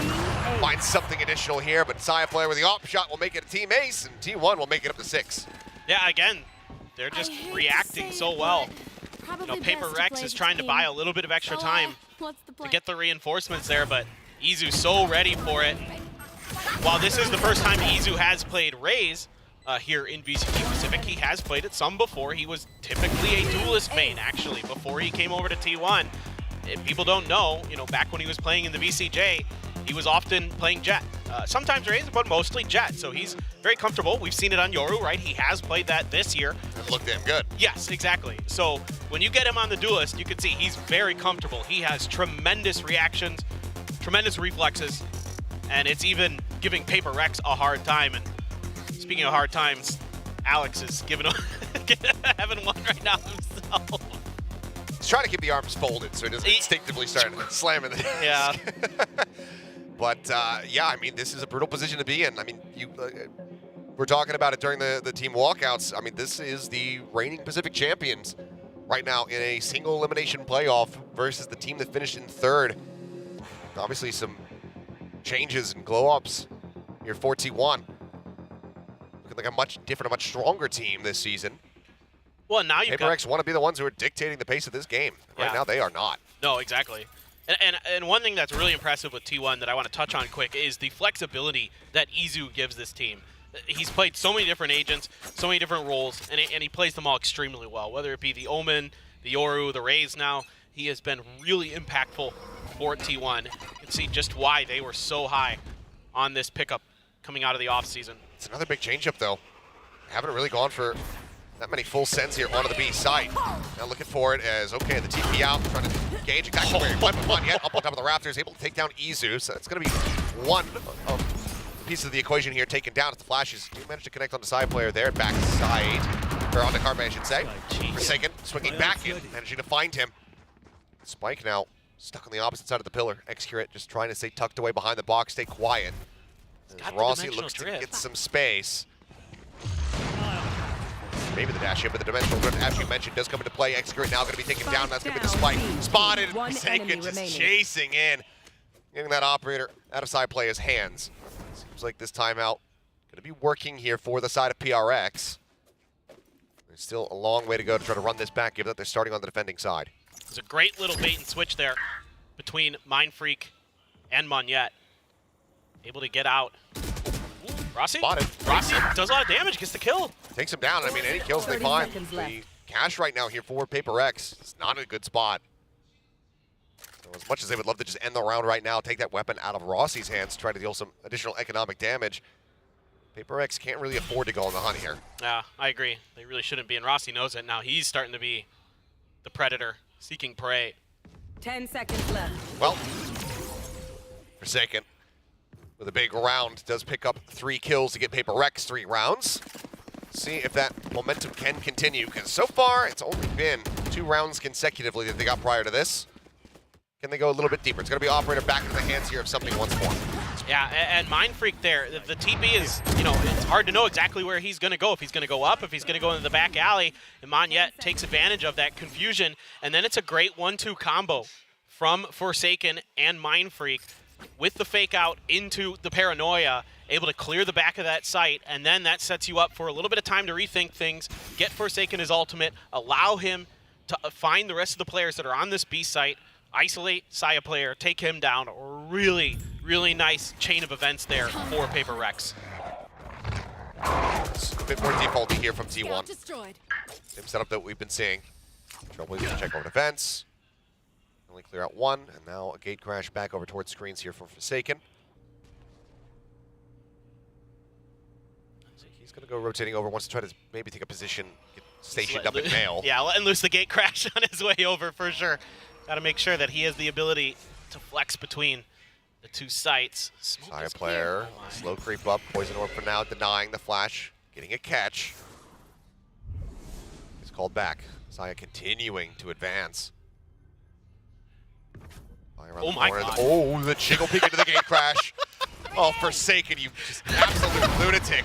Monette, however, going to get caught. Side player finding the opening kill. Backside here from Mindfreak, hits the full flash. sends out the paranoia. TP's forward on towards sight. The swing coming in though, and he's still trying to get the smokes down, but Carpe managing to hound him down around the corner. Finds the elimination. And again, the investment. They have the cash to buy another operator, but might need the cash push forward to try to buy for another teammate here. Caught inside. His Excurate ends up getting taken down, but as Forsaken can't get the transfer, can't find the follow-up. Something now is just going to have to drift away back over towards the A site, op in hand. Yeah, Forsaken with that information jump gate crash there kind of sets up Monyet, but Monyet can't convert. Saya player's ready for it.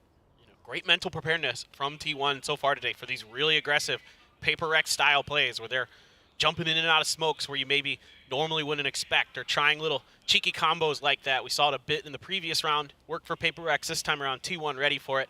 By the time Forsaken gets back over to the site, it's already fallen apart and he has no more utility left, so makes things pretty easy here for T1. 7-3 now.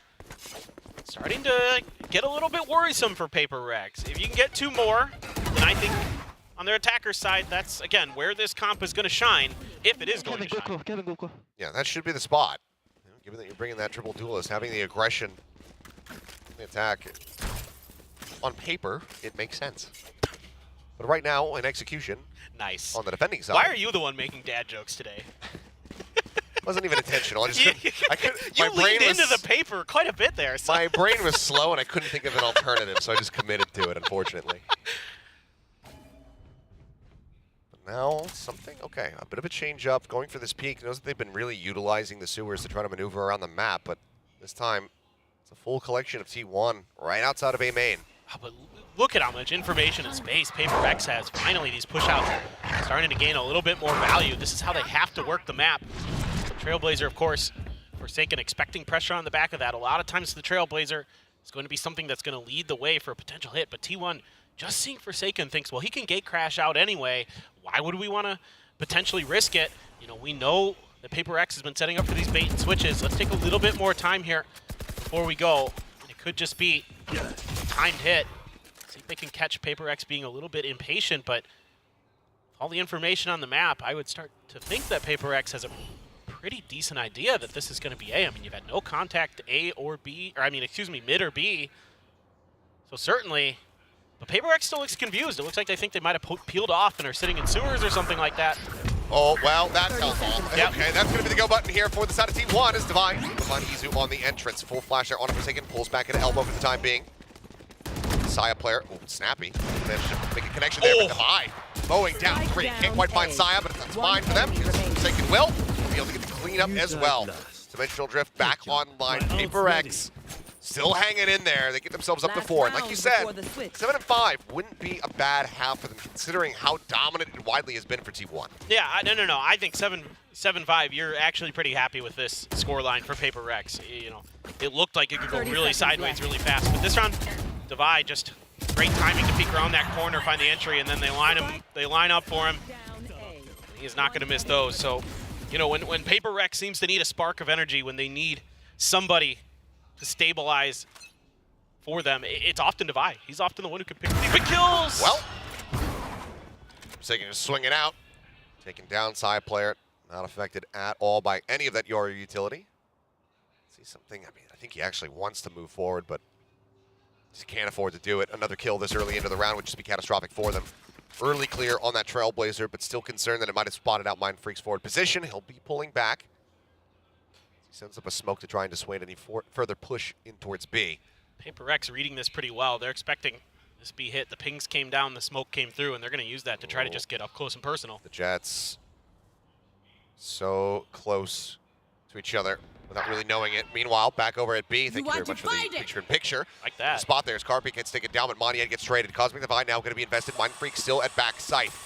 Izu starting to inch forward, but I mean, Carpe, or side player rather, he's calling that the rotation happened. He's trying to drag the team over towards A site, and they're going to do just that. Yeah, this is really good communications here for the side of T1, recognizing that the other side of the map was going to be a little bit more open, hoping that the Cosmic Divide invested would buy you a little bit extra time, but 30 seconds Paper X relatively aware of this. Divide's already over here. And now something he's got to push out even further because those nebulas start spawning at his feet. He wraps around, but Divide gets himself up and towards heaven, drops down, spots Rossi for a brief little moment. Straight pushing forward and still managing to find the headshot. The jiggle out, just trying to get the timing, trying to get that headshot lined up.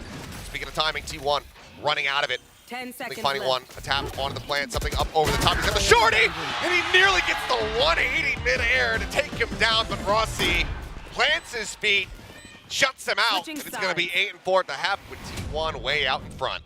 Gotta like what you're seeing here from T1. Their ability to adapt to this comp so quickly and so effectively was truly impressive. And the way that they were able to read the map, maneuver around, find some really good opportunities. Again, match Paper Rex in terms of their speed and their decisiveness. That's something that very few teams have had success with in the past. So certainly, gotta like what you're seeing. But again, this is gonna be where this Paper Rex comp is really supposed to pick up steam, really supposed to pick up momentum, is gonna be on this Tacker side. You've got to expect it. You've got some crazy executes dialed up where you've got the Jet and the Raze dashing in. Like let's say on B site, you can dash to pillar on one side, the Raze can go to the other, Yoru can TP somewhere, who God only knows where he's gonna send those things. So it's gonna be pretty chaotic here for T1, so they're gonna need a lot of that awareness, a lot of that quickness that they displayed at times in that previous half. So, I mean, I wouldn't want to face this triple duelist comp against Paper Rex. It cannot be comfortable. He's collecting his tickets, collecting his wristbands. He wants a win. This guy's been here, been coming to the games for a while. To see that dedication, as well as a significantly more riled up crowd. They were fired up outside earlier before the event. They were loud. I mean, you could hear them.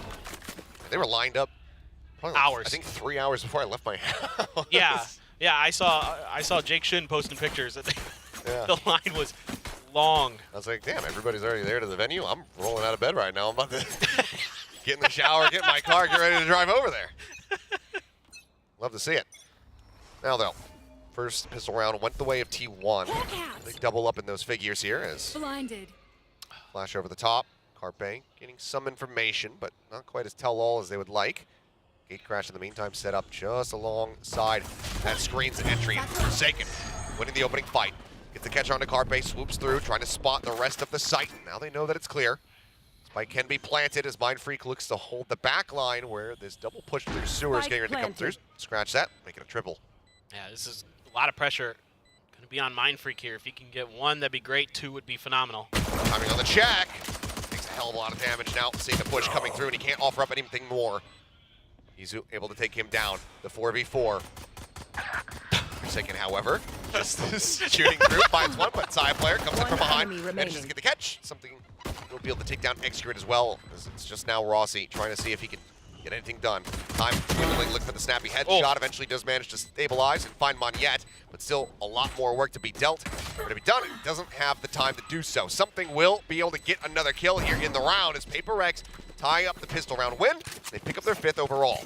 Yeah, some really interesting decision-making here from both teams.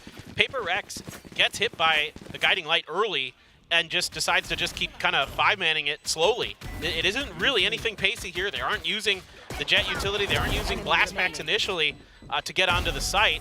And then Forsaken finds that opener, and they can just kind of stroll in because it got left open. The guiding light ping doesn't send any reinforcements over from T1. You're not exactly sure in that moment. Is it just one player? Is it just two players? You have no idea. That is all 5 of Paper Rex that are there, and they're going to try it again.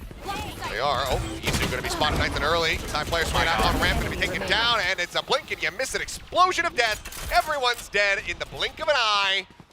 And Paper Rex win the round. There you go. That's a Paper Rex round. Right all there. Right, let's roll the replay. Please? Because, I mean, they had the right stack read. I think Mind Freak TP's in here. Oh, they just walk out in front of him. Yeah. And there's 3. Okay, they just walked out into it. But that's the other thing with this comp you got to remember. Not only do you have the Jet dashes, you have the blast packs, you have the gate crash with Forsaken, you have the TP with Mind Freak as well. They're going to be all over the place. It is going to be so hard, potentially, to keep track of them. Monyet just taking a little bit of space early. Not going to be contested. Izu! Oh, he's ready for it. Yeah, just rushes up. Does take a little bit of spam damage there from Monyet, but overall, it'll be worse for Ware. A little bit more through the box. Boombot going forward. It's going to get cleared out to get rid of the gate crash as well. Paper Rex, I mean, they're in a forward committed position now. I don't really think they can try to back out of this one, but they don't need to. Cutting through. Forsaken This barrels through them. 3 quick kills into the mask, into the dimensional drift. Looking for the rest of them. He's on for an ace, but I don't know if Rossi and Carpe are going to even be able to try to give him the time of day. Push forward, Carpe is able to find Divine. Now that they bring it into a 2v2. And the 1v2. See if Rossi can work his magic. Toxins going up. Just bananas what Forsaken can get away with. They just kind of walk and line up for it. They're trying to peek together to try to shut down that push. It's the right idea, it's just the wrong angle. Flopped in, Rossi trying to get in there before he can bloom, and just can't quite get that crosshair trained on Mind Freak. So he manages to stand his ground. Swapping around the weapons here. VaporX suddenly 3 rounds consecutively, converting a bonus like T1 did before them. Find themselves just 1 round away from tying this up. I mean, again, you can see that at the beginning of the round, there is some awareness of this pacey, W-key gaming style that VaporX is going to play. Izu has been really good in these moments at handling some of the initial pressure, but it's just that one kind of missed timing there from T1. The stars align for Forsaken, and we've already seen it once in this map. Now he's done it again. He's given the opportunity to get multi-kills off of just a crouch spray, holding an angle. Well, call going to be made as Rossi says, guys, I need some assistance. Backs away, screens there for a moment. Wants to try to get a catch on anybody pushing up into the smoke, but it seems like VaporX not really going to bite on that one. Instead, we'll just full corral into the site. And just given T1's rotations through sewer consistently in this map thus far, I suspect that they're going to be very well aware of this. So Forsaken for now, just going to be posted up on that line. I need to try to intercept anybody. As the creep up comes through. There's the first, and Carpe. Wow. That headshot managing to find one. X-Crit puts that Guardian to use, managing to come up with a kill of his own. Still though, 3 players alive. Rossi finding Mind Freak, and things are starting to unravel here for VaporX. Double flash in towards something, trying to stop the paint shells as well thrown, but they're just so low. He cleans them up, and Divine gets Rossi at the same time. Bloody, a hell of a lot closer than we might have anticipated given the thrifty attempt, but it is VaporX winning the round, and now tying it at 8-8. Yeah, I mean, VaporX is anticipating this, and T1 still almost makes it happen just off their gunplay. Carpe is so good with those sheriffs. That is one of his calling cards for sure, is his ability to utilize those one-tap weapons to great effect. He's been tremendous. And trying to jazz him up. Yeah, they're getting there. You can never count VaporX out. Slow starts don't mean a darn thing to their mentality. They do it all the damn time. I mean, just look at this though. The conditioning, they go over to the A side consistently, and now they just shift it up, go to B. X-Crit, however, looking forward, not taking the bait on that fake out. Now decides to strike, managing to find 2. Can't get the transfer over to the 3rd. Brother v brother. Forsaken comes out on top, and that tool as Divine hits Izu, intercepting him in mid. They have an operator invested into this round. T1, do they even try to go for this? It's like, well, they certainly do now. Showstopper, however, from Monyet, forcing them back down the stairs. Just holding it for the moment. We'll just let this go. Won't find any value from it, but he buys time. 2v2, the buy. Push back over towards Garage. Side player catching a pixel out of position there. Rossi finding the other. Now it's Sayat versus Monyet. The lob in on the paint shells to zone him out. He's swinging around the backhand side. Side player not ready for this one at all. Monyet will pick up the 3K to close out the round and give VaporX the lead. Great bait and switch there from Monyet. Really nice stuff here from VaporX. This time, finally, we're seeing one of those explosive, utilizing those maneuverability plays that you were kind of anticipating with this triple duelist comp. And it's Divine on the lurk that catches the big kill onto Izu to keep his raise from having any impact on that round. Nice pull on the showstopper. Yeah, you don't get any kills, but you bought a lot of extra time potentially, and especially with the Viper still in play, you want to buy time for Divine to get into a position where you can potentially use the snake bites and things like that to delay the post plants. So even though it doesn't come down to that, the ideas are really solid right now for VaporX. And yeah, you've got to pump the brakes here as T1. You've got to figure out how you can slow this down. The rally back has just been immense. I mean, what, 5 rounds in a row now in this second half. So that's going to be all of our timeouts used before either team can make it to double digits. Yeah, it's been all VaporX the entire half. And that's got to get a little bit concerning. I mean, again, you're also in a similar position though as T1, right, where you don't have a Sentinel, so it's hard for you to slow some of these hits down without making contact, without getting into the faces of Paper Rex and actually trying to out-gunplay them. And few teams can make that happen. Now, you do have some really good ults here for T1 to maybe go for those contact plays and find success with the Blade Storm and the Showstopper. Well, the last Thrifty attempt was a pretty damn close one here for the side of T1. We'll see if this can have a similar effect. The Saya player will have the knives. Showstopper is there for Izu as well. We're not just going to be popping these, but not looking for the jump, not looking for a big, 4 or 5 man stack push from T1. Everybody just fanned out across the map, playing this one out very patiently. Man, look how deep this star is. There's a jump in. Oh my god. The timing of the flash, absolutely gorgeous. Excured still able to find Monyet, but Forsaken takes out Carpe. Something gets the enemy Astra. Side player now swinging around from behind. Managed to make his way through here, but they are still noting this, especially as the jumps and the cloudbursts come down. They know exactly who's there. Chasing Ghosts is Saya player. He's expecting somebody to play right around this corner. In the meantime, Devi getting ready around the corner up towards Mail. Rossi is looking for it. It's point-blank range. So that Stinger can find value, and it does. Izu also able to find something. There's the Showstopper. Doesn't go deep enough. He could have had them both. Izu, that could end up costing him the round because he's not able to find the headshot there with the Guardian. Rossi, however, finds Forsaken. Pushing in, knew that they're both in backside, but Mind Freak gets the headshot again. Such a strong effort here from T1. But if Izu, if he's able to adjust that Showstopper a little bit more, that would have been the round done and dusted. I mean, just unreal timing from Forsaken on that gate crash to get out of the way of this Showstopper. He knew it was coming, and he set that up as a bait. I mean, he's just so brilliant on Yoru. He's just absolutely one of the best in the world. Come on, Mulian! Oh boy. I love this, that we get to listen to the Paper X comms in between rounds. Especially when you have a brother on the opposite side of the stage. That's true. That's true. You gotta taunt the older brother, no doubt about it. I mean, we've seen the success of the brothers over in EMEA as well. True. And now they're on opposing sides. As Forsaken spotting him out. Paintshell's coming down. He's trying to jump out, but a little too aggressive. Rossi ready for that one. Something does manage to find the kill, however. Picking him down now, looking to entry down onto the site. As the flashes come flying. Carpe around the box. Eventually does fall. It's actually Monyet coming up with the kill. And at the end of it all, 2 for 1 as Devi looks to try to get the catch here in mid. Tries to readjust the spray. Izu managing to stay alive, and oh boy, Whiffy is all help from something. Trying to get the catch. Brings us now into a 2v2. Saya player, however, still holds on to that operator. Mind Freak TP's into garage. Doesn't spot anything. Izu makes his presence known here, up in heaven. Clearing right underneath sight. He's trying to clear out this box, but yeah. Paintshell's kind of They were a missing out little on that short. opportunity. Yep. Monyet just holding Petsai, not looking for it. Walks right into the crosshair. Now it's all on Izu. Swinging back around, Mind Freak in heaven. There with the crossfire. And so far, that second half round win continues to elude T1. 7 consecutively now as Paper X get themselves up to 11. Well, you expected it to be good, and it certainly has been great on this attacker side for Paper X. No slowing down here. Tough position for Izu, trying to guess where Monyet is hiding. He's actually just right by the spike. On the site itself, not behind that box that he maybe was anticipating. Maybe had a read in some previous VODs or something that was the box that Monyet liked to hide behind, but this time around, not going to be the case.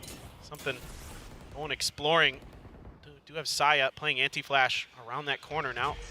Starting to work around the edges of the smoke. Rossi catches a glimpse. Get that fight down, gets the vulnerable. That allows for him to come out on top, taking down Devi. Big crash now, pushing forward. The flash not even deep enough to actually catch him, but Forsaken still pushing through the wall. Comes up with a kill. Side player puts that judge to use, finds something, execute, wrapping back around. Over towards this A site. Catches the enemy Yoru and gives T1 a man advantage and their best chance at closing out a round since this half began. Swing out, Mind Freak still getting tagged down to just barely any HP. It should be inevitability right now. They need from Monyet to try to hold the line. The swing in, he's spotted, rotates off, checks in behind and cannot find Carpe. T1 will break the winning streak. Get themselves back into the driver's seat, at least for a round as they hand this over to Carpe for the defuse. Now it's just 2 rounds separating. Yeah, and this time around, they're able to anticipate the pressure a lot better. Saya player doing a good job holding the top of the ramp, not giving anything up there. On the site, Rossi, fantastic work. Doing a lot of damage. Then Saya able to sneak around that corner with that judge, put it to good use. Not checking it. A little unaware. Were Paper Rex. Now, Divide with a pit. Xcurate does have his Cosmic Divide. Something with a shorty. Something, well that's a given. He's got a Blade Storm and a shorty. It's a day that ends with Y, so, you know, something's gonna have a shorty, no doubt about it. Okay, well, the site itself is open. Saya player looking for the shot. Manages to find it. Wow. Something just not lining them up here. Site still going to be taken by Paper Rex, but they're not aware that this is completely empty otherwise, so still are taking their time trying to move up, worried about that potential deep lurk, back screen, or an elbow. But look where Monyet got. He's way in spawn. But no one's rotating towards him. So he needs to be the one to go and backstab. Could still push up in towards heaven, but actually maybe Rossi is going to end up walking right into him. Do they know that he went back here is the real question. Oh, Mind Freak. Spots one. That's all he's going to be able to get. Izu pushing up, and Rossi does find him. Seemed like he was very well aware that somebody could have taken that position. He has flushed him out. Hit invested. Divine and Forsaken to try to hold the line as the gate crash comes in behind, and Forsaken is ready for it. Takes out Izu, looks for his brother, can't finish him off though. It's great. Holds it, Saya player. The classic comes through to get rid of the enemy Viper. And now it's one round separating. 11 to 10, T1 keeping it neck and neck. Now T1 is really starting to get a good feel for how this is all going to go down. Good read by Rossi. Such great communication and awareness here from T1 to know that there's a player back there. He was expecting it the whole way. Tell by the way he's peeking that angle. Just a little bit of a drive-by there. Just slowly, methodically flushing Divide out of the backside of that Viper's pit. And Forsaken, when he TP's out, it doesn't fool anyone. They're ready for him. This takes us, you know, an extra man to get the job done. So this is just so smart from T1. The triple stacking ramp. The check in towards Heaven. Showstopper going forward, not spotting anything here on the site. Again, it's going to be right off to them that it is clear. Forsaken in the meantime, dead, lurking outside. B site over in garage. Spike planted. Some heals found, but obviously that Showstopper gone. Monyet just going to get posted up. There it screens, judge in hand. This would get Paper Rex up to map point. T1 though, a chance to steal this away, get this back under their control, take Paper Rex's map pick away from them. Boombot for now. Izu, one charge off that Showstopper. Gonna be instrumental if he finds it as something. It's a full flash to the face. Izu now in onto the spike, looking for the fuse. He's held at the half. Mind Freak coming up with two. Gets off that spike. Izu puts down the buy. Showstopper in hand. He built it up. He puts him down. And with the defuse, T1 tie it up 11 to 11. Oh, just phenomenal stuff now. T1 starting to win those individual battles on the flanks of the map. Starting to open up the space, give them the opportunity to set up for these retakes. Really start winning some tough fights. But if you lose Forsaken, if you lose him on those edges, that's a lot of your flashes gone. The only thing you have left is the paranoia, and that was already invested. So here, all you have is the smokes and the phenomenal gunplay and maneuverability that Paper Rex can employ, but T1's just better. And the Izu that time, not going to miss his Showstopper. Now Forsaken does have this Dimensional Drift. You have all 5 members setting up for this A hit. Dimensional Drift is going to come out right away. Saya player going to be spotted, going to be backed off by utility. Paint shells invested.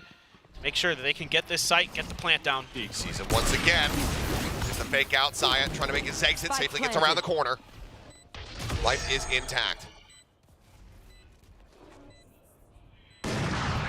Close angle though.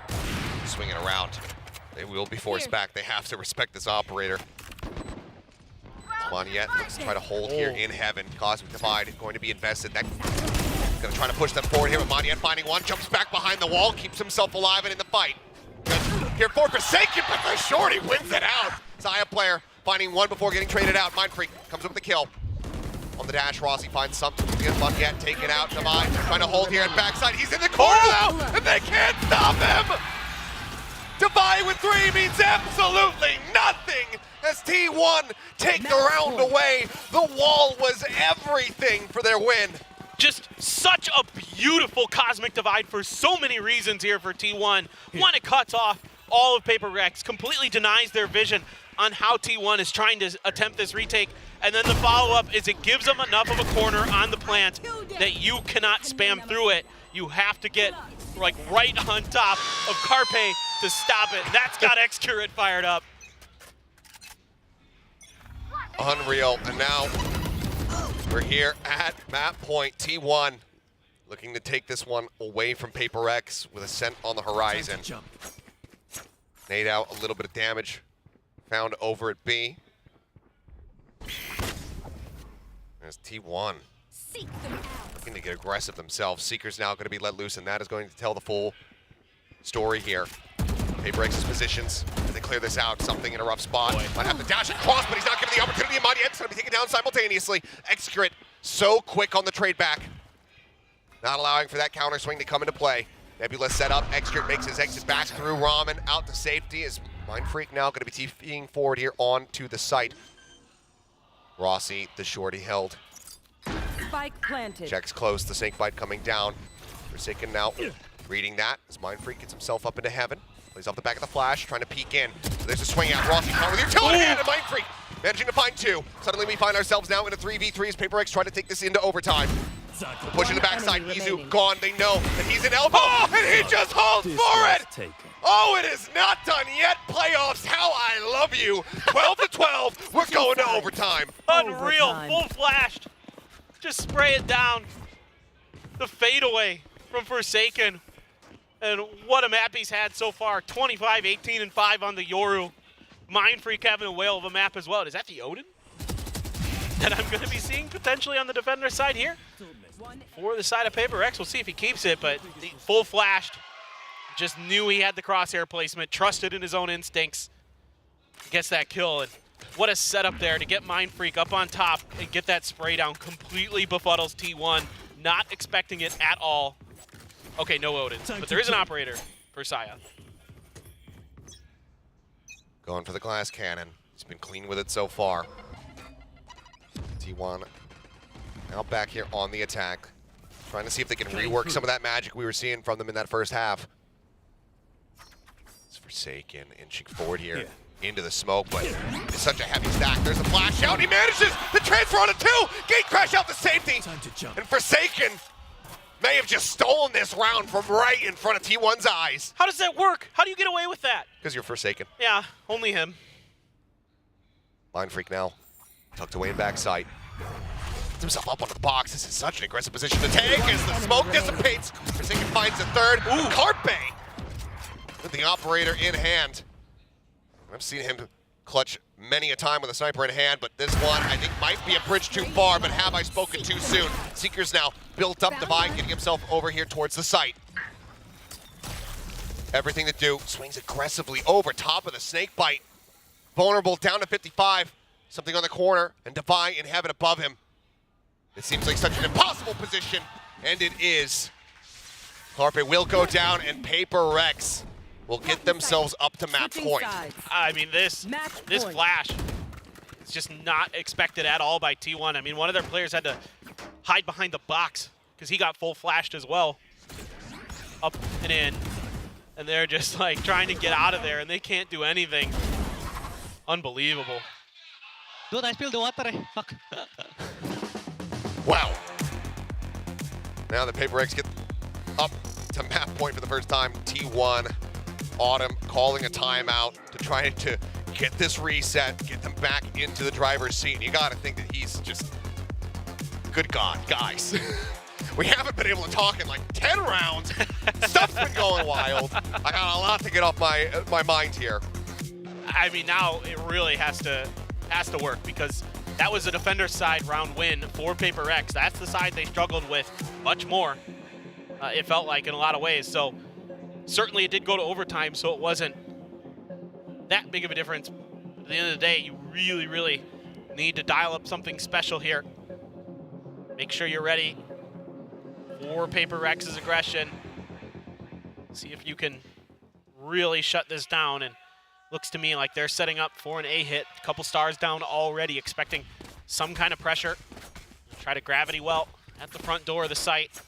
Smoke off the ramp potentially, but Xcurate gonna invest a lot of stars.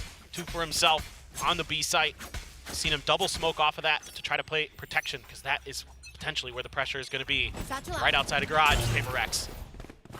Last pack in for the quick peek. Execute it. Reinforced by Carpe as the Nebula comes up here backside. Shorty in hand there from something. Goes up and over. Swiftly delivered to death, but execute it. Spike down B. Amplifying 2. The lob in, the spray. Mind Freak comes away with it now into a 3v3. Defy going on a very deep lurk. Nade interrupting. It's a bit of damage there on Amaniette as Rossi. He has spotted him. Out-ratting the rat. He gives T1 a man advantage. Freaking Moniette now. Eminem to trying to close out this round and win the map. No utility to speak of. Just a teleport. Easy right here at the top of the rope. And now it all falls to the newest member of Paper X. 1v3 clutch to finish it. Otherwise, T1 tying us again and extending this OT. He's pushing out, spotting one. Izu taking a bit of damage. He's looking for more. Last pack lobs him back. He doesn't reset the aim. T1 will get the defuse, and they will keep us in this map. I was gonna say, where have we seen this before with Moniette? With that pillar, but he was playing a very different agent. This time around, not gonna be able to come through with the heroic clutch on split, as we saw in the previous season. I love the way Xcurate plays this, because it's the same smoke setup that he had the last time they pressured him on that side, but he changed angles. He went to the back of site, not playing on site instead, and that confused Paper Rex enough that it took a little bit to displace him. There's the Odin, I was wondering. Well, now that they're on the defender side, he's going to bring this one out. I mean, Forsaken has worked miracles with this gun at internationals. You think about him on Pearl, mowing down 3 people. Yeah. Flash out, the rush forward, something waiting within the smoke, however, shuts out side player very swiftly. Boombot cleared, he wants a re-peek, swings it, oh my god! Nuh-uh. He's waking up. Golly. Boombot cleared, but map control very firmly in the hands of Paper X. There. Yeah, they just do such a good job here. I mean, what do you do against that? What do you do against something when he's that fast? That very few players in the world can handle that play. That's almost unbeatable. That just grinds everything to a halt here from T1. Staying quiet. Pack mentality. 5 on the jiggle does get punished. Kill found, Snakebite to try and stop any push coming out of stairs. As it looks like widely they're going to cut their way back over towards this A side, slowly creeping down the vents, but Moniette does arrive, but 30 seconds left. Trying to see what kind of rotations have we drawn out. They work their way back over, now towards B. Something tucked away just below Heaven. Star coming in, swing onto the corner. Izu gone, something unable to find the kill. Does put Rossi down to 75. It's Mind Freak now TPing around the opposite side of the pillar.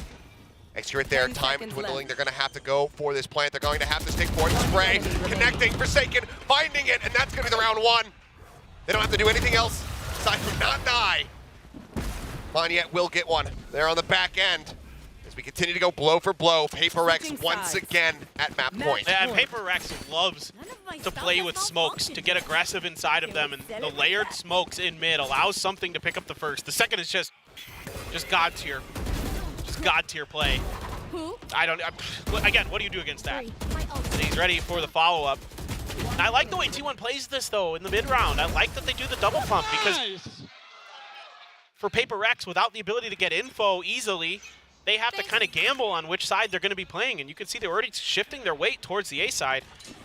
Now, Operator again, glass cannon for Saya, up and over is something. Had spotted him, knows that he's going to be up there on the rafter. Quite not deep enough to really get Saya, but matter. Rotates across it, needs some damage, but he gets the follow-up shot. Forsaken going to be punished after Rossi ends up falling. Izu now catching something. The spike stuck up in Heaven. With both remaining players here from Paper X down on the side itself. Mind Freak unable to clear the corner.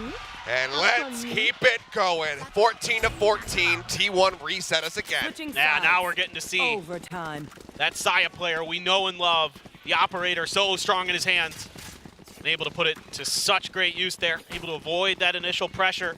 Find some nice angles. get some big kills to open this one up. Saw something go up there. Forsaken was up there as well, trying to come down. It's a really nice piece of work from Xayah player. We're back to even Stevens. Odin once again here for Paper Rex on this defender side. There was a moment where T1 heard it fire in the previous affair. Oh, Izu. Full blind, What? but they didn't realize that he was behind the box. Ends up getting taken down. Divide with a nice lurk forward. Does mention gets execute over on ramp, but then getting taken out by Rossi over at main. Forsaken, however, the Odin hath arrived. Comes up with 2 quick kills. TPs himself up into heaven. We can't redraw that massive weapon before Xayah player gets him in the head. Disgusting. Great awareness from Xayah player. Goodness. Now the 2v2. On freaking screens, something approaching from main. They make eye contact for a brief moment, and now Xayah player turns his sights back over and turns away. He still managed to get the shot. Mind Freak! Guns them both down! Doesn't know where the hell the spike is planted, but doesn't matter. He's got all the time in the world. Collect yourself, take a breath. Oh, get ready to go again. He's so fast. He's so fast here to get this double. And this looked like it might be problematic until the Odin. Just again, once again, another one where T1 just gets caught lining up, and that is so nasty, Mind Freak. Goodness.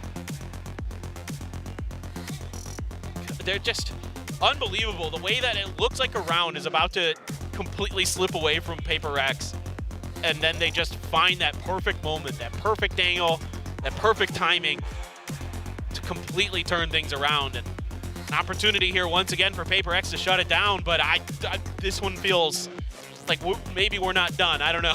Well, this is why we see the timeout called here from Alex. Has been holding on to this ever since OT began. But given that they've been struggling to get those round wins, as soon as they shift off back onto that attacker side, it's time to intervene now. Try to give them a solid game plan to finish this map. Certainly, you got to feel like if Paper X has their defender side figure out, it's only a matter of time before the sand in the hourglass runs out for T1. But we'll see. They've got that glass cannon once again. Last time that worked a treat for Xayah player. This time he's shifting over to the B side. You've got X-Curate along with Carpe up on A. So a lot of ability to, again, try to shut down some of these fast hits. The stars are placed. Try to keep things in place, and they might try to make a play at ramps. We'll see. They allowed for a side play to get an immense amount of value the last time he had the op in hand. This time, though, he's posted up on the opposite side of the map. Monyet going for the entry. Grafwell looking to try and delay. No one down on the site there to receive this aggression. You can see side play, he's still anticipating that lurk that Divide has been going for is still going to be coming through, or Forsaken is going to be trying to rotate around, having set up a gate crash. But just now, the call comes in for him to rotate. It's these screen holds again. But he's watching for it, and as the smoke dissipates, more often than not, Xayah is going to be good for at least one. And right now, there's a couple players lined up. Something, however, entering up into heaven finds Rossi, taking down the enemy Viper. A lot of that flush out utility with Snakebite's now going to be gone. Xayah does get his mark. Monyet taken down. Flicks over, finds Forsaken. And keeps them in this round. The drop down, crossfire set up, something gone. Now it's all on the Xayah player. And he just doesn't have the time. It's not going to happen. Not like this. Down to 7. Mind Freak will finish him off. And Paper Rex, 16-14, will take the opening map here in playoffs over T1. Yeah, and in this last round, giving him a little bit of space, trying to play for retake. Paper Rex just having none of it. The phenomenal crossfire setup towards heaven really just shuts things down, and Paper Rex manages to get the triple duelist to go. Who else? Who else? And if you told me coming into today, Forsaken, he's going to drop over 30 in the opening map versus T1, I'd be like, really? Playing Sky? That's kind of crazy. And then you told me Yoru, I'd be like, I see it now. Yeah. You know what? Yeah. We're aligned. I'm understanding. But good God, I mean, no one could have seen this coming at all. And I've got to say, props to T1 for handling it really well in that first half and also running this really closely, because going up against Paper Rex in general, it's hard to find your footing, but they stuck in this one. But now we have their map pick up a set, getting ready to come up. First, we'll throw it back over the desk, though, to break down all of the crazy lunacy we just witnessed. Pacific, are you not entertained by the very first game of today in the semifinals? That was incredible. It got a little personal on stage. If you guys saw that, Forsaken started taunting his brother. Then Excurate, Cosmic divided their win streak and brought it over to an overtime. That was insanity. It really is just crazy. My heart's still like, oh my goodness. At some point, what she is like happening? stopped analyzing the game. It just went like full on Paper X fan mode. Asura's just like cheering for T1. All right. It got personal on stage. It got personal on the desk. You got things were flying by hand warmers. You didn't see it on camera. Who are you rooting for? T1. Who are you rooting for? Yeah. Get out of here.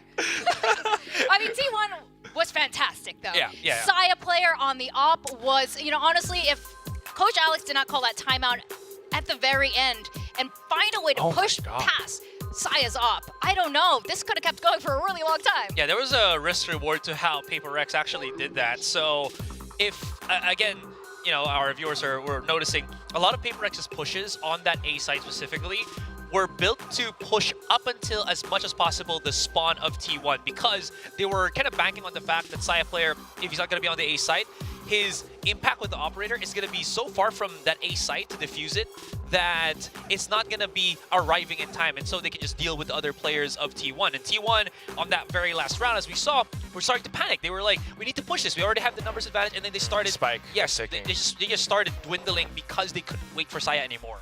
Yeah, and at that point, Saya was the last one left, but that's it. I mean, you can't not talk about how good he is. 19 first kills on the side of T1, and 8 of them came from Saya player himself. Meanwhile, Paper X, they did what they could too, and well, maybe the first kills aren't quite as, something that you want to compare with, but still, they managed to win out in terms of strategies. And again, that's something that's always felt by Coach Alex's timeouts. He called 2 of them earlier on in the first half, very early on. Very early on. At round 9, both of them were expended, but you can feel the impact of it. So, although the first half ended at like an 8-4, they managed to come back on their attacking side, and that's because of Forsaken's Yoru. The Yoru is back. I love it. It's always great. The triple duelist was kind of like nervous about, but this someone from awesome. The Korean caster, Songjae, came to me. Came to us, he was like, was this a mistake? Was this a real comp? It's like, yes, well, it's Paper X. Off-season April Fool's joke? Triple duelists, I mean, they're always cooking, but you're right. Seeing Forsaken back on the Yoru is very exciting. We wanted it so much last year, so I'm glad to see it back. But Izu too, I mean, look at him, like the rookie guy, not so rookie anymore. Yeah. I like the head-to-head of our stats is Forsaken and Excurate.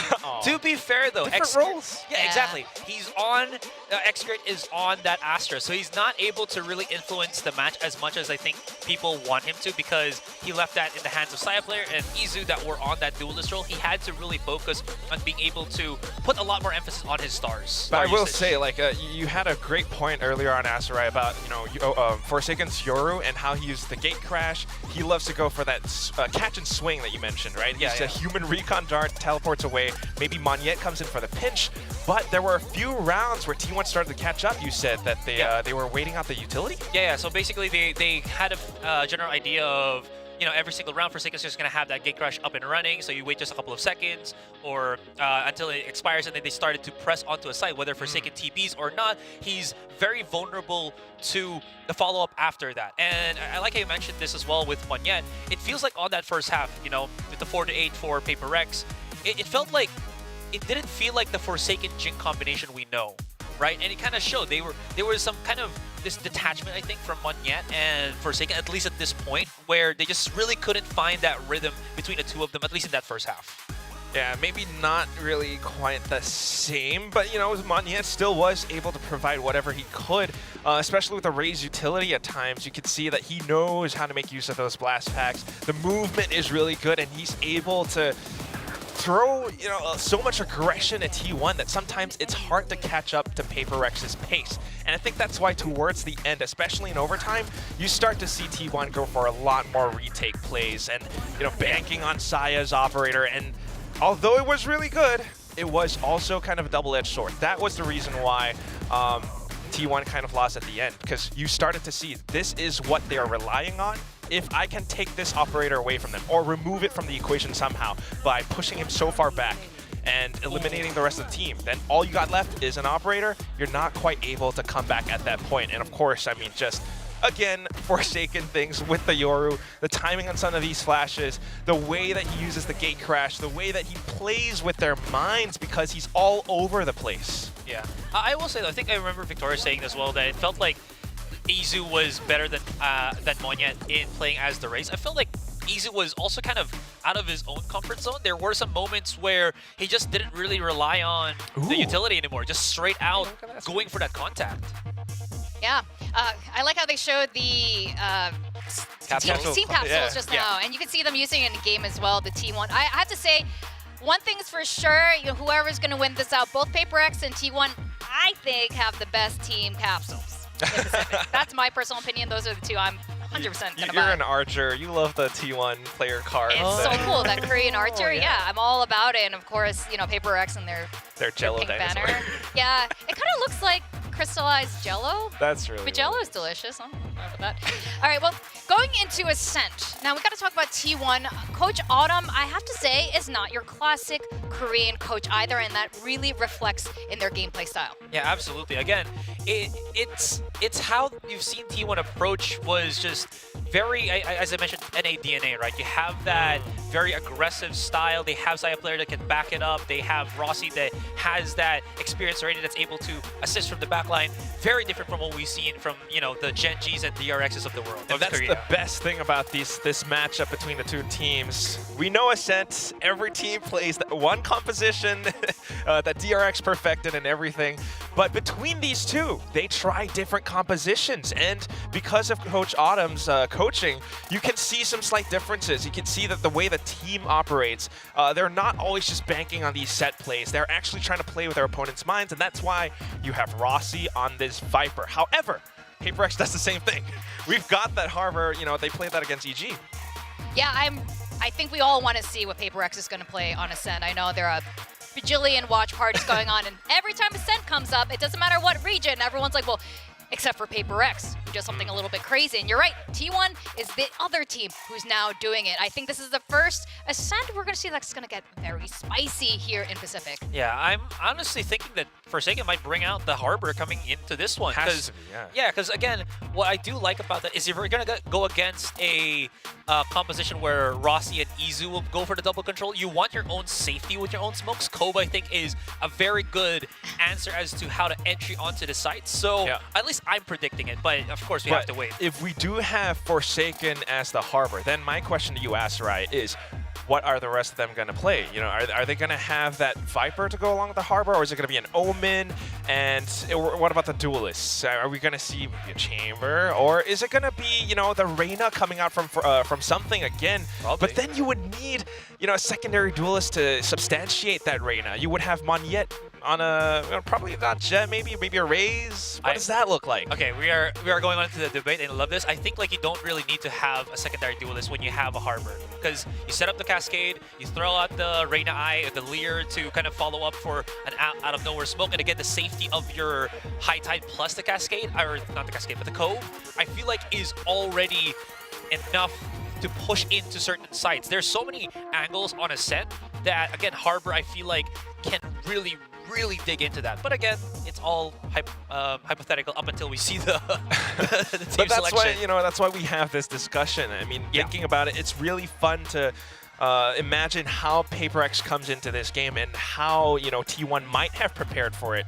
because they have seen Paper X play Ascent against EG before, and that was a pretty good match. Again, like you mentioned, that Harbor's always very effective, and guess what? We're not going to have it today. Okay.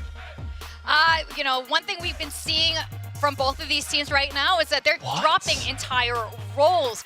Once again, here from Paper X, no Sentinel. Okay, so I was kind of thinking that they might go for an agent like the Phoenix or the what is his name, Gecko, because of the Dizzy. Yeah, the cheaper ultimate, six charge ultimate, just because you can keep harassing these players out of the site. So I guess that's what we're going to be banking on. Oh, this is gonna be a spicy one. We're gonna go into Ascent, into Italy, and see what these two teams have to offer. Over to our casters, Achilleos and Paper Thin. Yes, thank you very much. we continue on our merry way with Paper X trying out new stuff. It's the best. There is nothing else better than walking into a match with Paper X playing because you never know what you're gonna get. And this time around, really curious. So one thing I noticed in watching T1's Ascent VODs was they don't get like super aggressive towards mid. They're not generally gonna be looking for picks. And so one thing I'm really keying in on here for Paper X in a potential counter strat opportunity is the Seize Nade combo with the Fade and the Raise, because you can really catch some players of T1 in some of these choke points on the outer edges of the sites or on the doors of the sites. Mindfreak going to be the one lurking on the Viper this time around. No information given over to T1. They didn't see him. Yeah, did hear the shots. Interesting that that's the swap up here. The Devi is going to be going over to that Omen and Mindfreak playing Viper. That is also interesting. That's a really good point. There's just has to be some form of difference in comfort here as Cam be spotting out Mindfreak. Side player just around the corner. Ooh, yep, seeing each other now. Given that Sai has already been tagged down to 50, he's going to have to just back away a bit. Still going to be within B main. Wants to try to catch somebody here. As the counter swing is ready to go. There's the lineup 1-to-1. Finds it, but he and Xcrit both going to be taken down. Look at this, already feeding those orbs like Aster I was just talking about, but a good shot from Garbe Garbe! comes up with 3! Down B. And now suddenly Mindfreak, the 1v2. Spike is in hand, market door. Oh, you can see Rossi was trying to peek in underneath that before he got fully shut. Now they're gonna have to break their way through. But do they do this one at a time, or do they feel the need to try to go for time here? 30 seconds left. For now they're waiting because they're noticing we haven't heard a Spike get planted, not even a tap on it. Jiggle out, now they know that Mindfreak's gonna be out in mid. Ball comes up, he's gonna rotate his way over towards A. Gonna be able to get the plant down at least, it looks like, especially with the door. Be closed there. Now they're gonna try to come all the way through short A, so could send one up through glass, but I believe that's been broken, so certainly noise gonna be made here to alert Mindfreak to where they're gonna go. Paranoia at the ready. Yeah. Flies across and Rossi. That range classic headshot coming in. T1, once again, will take an opening pistol round. Great timing there with the Paranoia, right as they're getting through the door. Makes it where Mindfreak has to get the first one, try to hide behind Dice and kind of pray, but they don't even give him the opportunity. Rossi there, good for it. So far, on the pistol round, Paper X not able to find what they're looking for. This is just absolutely freaking disgusting from Carpe. Yeah, those one taps from Carpe are a thing to be feared. Now, side player with an Outlaw. It's a Stinger purchase along with the Spectre half armors here for the side of Paper X. They're going for the Force Buy. This very well could get some off guard, but given that half armor, Saya player going to be in a cozy position with the Outlaw. They just situated up here on a heaven. Okay, well, now they're well aware of that weapon. As that first shot not going to be connecting. Monyet moving over towards Tree, finding one before Izu is able to trade it back. Tap on the door, spray coming through. Izu going to be knocked out to the one. A side player just fishing here.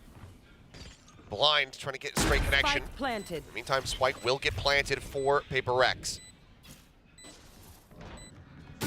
Still a lot to work with here, though. Yeah. Phantom in hand for Rossi. Find an immense amount of value, but now Izu going to be taken down as they look to push in around the back side. And in window, side player not connecting with the shots. Drop down, Xcrit will find Devi. Pushes out, but he's not ready for something to be behind him at back gen. Kills found Rossi, the last one standing. Finds one, looks for a little bit more, but cannot hold his ground. Paper X, team that we typically did not see go for these force buys. They bring one out, and they are going to be carrying a Spectre and a Phantom forward into round 3. Yeah, it catches a lot of people off guard, including T1. Not fully prepared for it, and you're starting to think, well, okay, they've got that Outlaw, they've got that gun that could potentially just shut it down, but the opportunity is never there. Already saw an attempt to combo some of the Rays and the Fade utility at the beginning of this round in case somebody was on the left-hand side of A main as they came in towards Switch. Somebody there, and Monyet able to find a kill, get them the ability to open up a little bit of space. Here you go. There's that Seize Nade combo, although that Seed ended on the roof. All of this util for an empty side. Obviously just taking every precaution on the way in, but you can see one going for the gamble stack, expecting to find some resistance over towards B. Now we're going to have to try to push their way back into the 5v5. Here. Just going to have to see if you can bait Paper Rex into a bad fight, but the angle being held if they were to come from spawn like they are with Mind Freak, with that Phantom, going to be very, very difficult. Maybe you can find that one tap with Carpe. He's got the Sheriff. Position reinforced, and it looks like the call is going to be made to just try to gather up, get collected around tree where the door should still be shut, and then sacrifice to the spike.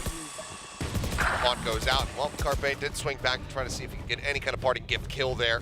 Build up towards that Nightfall, but instead will fall. So, 4-man sacrifice. The Spike Gods are pleased. Paper X are going to move up 2-1. Bodies for the Spike God. One thing you got to be concerned about, and why, I think T1 is so keen to make sure that it's a death to the Spike, it's because you don't want to funnel these orbs over to Paper X. This is something that plagued them in the AVL, was Paper X just getting both orbs on both sides of the map and really snowballing off of agents like Gecko, like Yoru, to get ults continuously online. I mean, we saw the Forsaken, 5-dimensional drifts in 1/2 Yoru.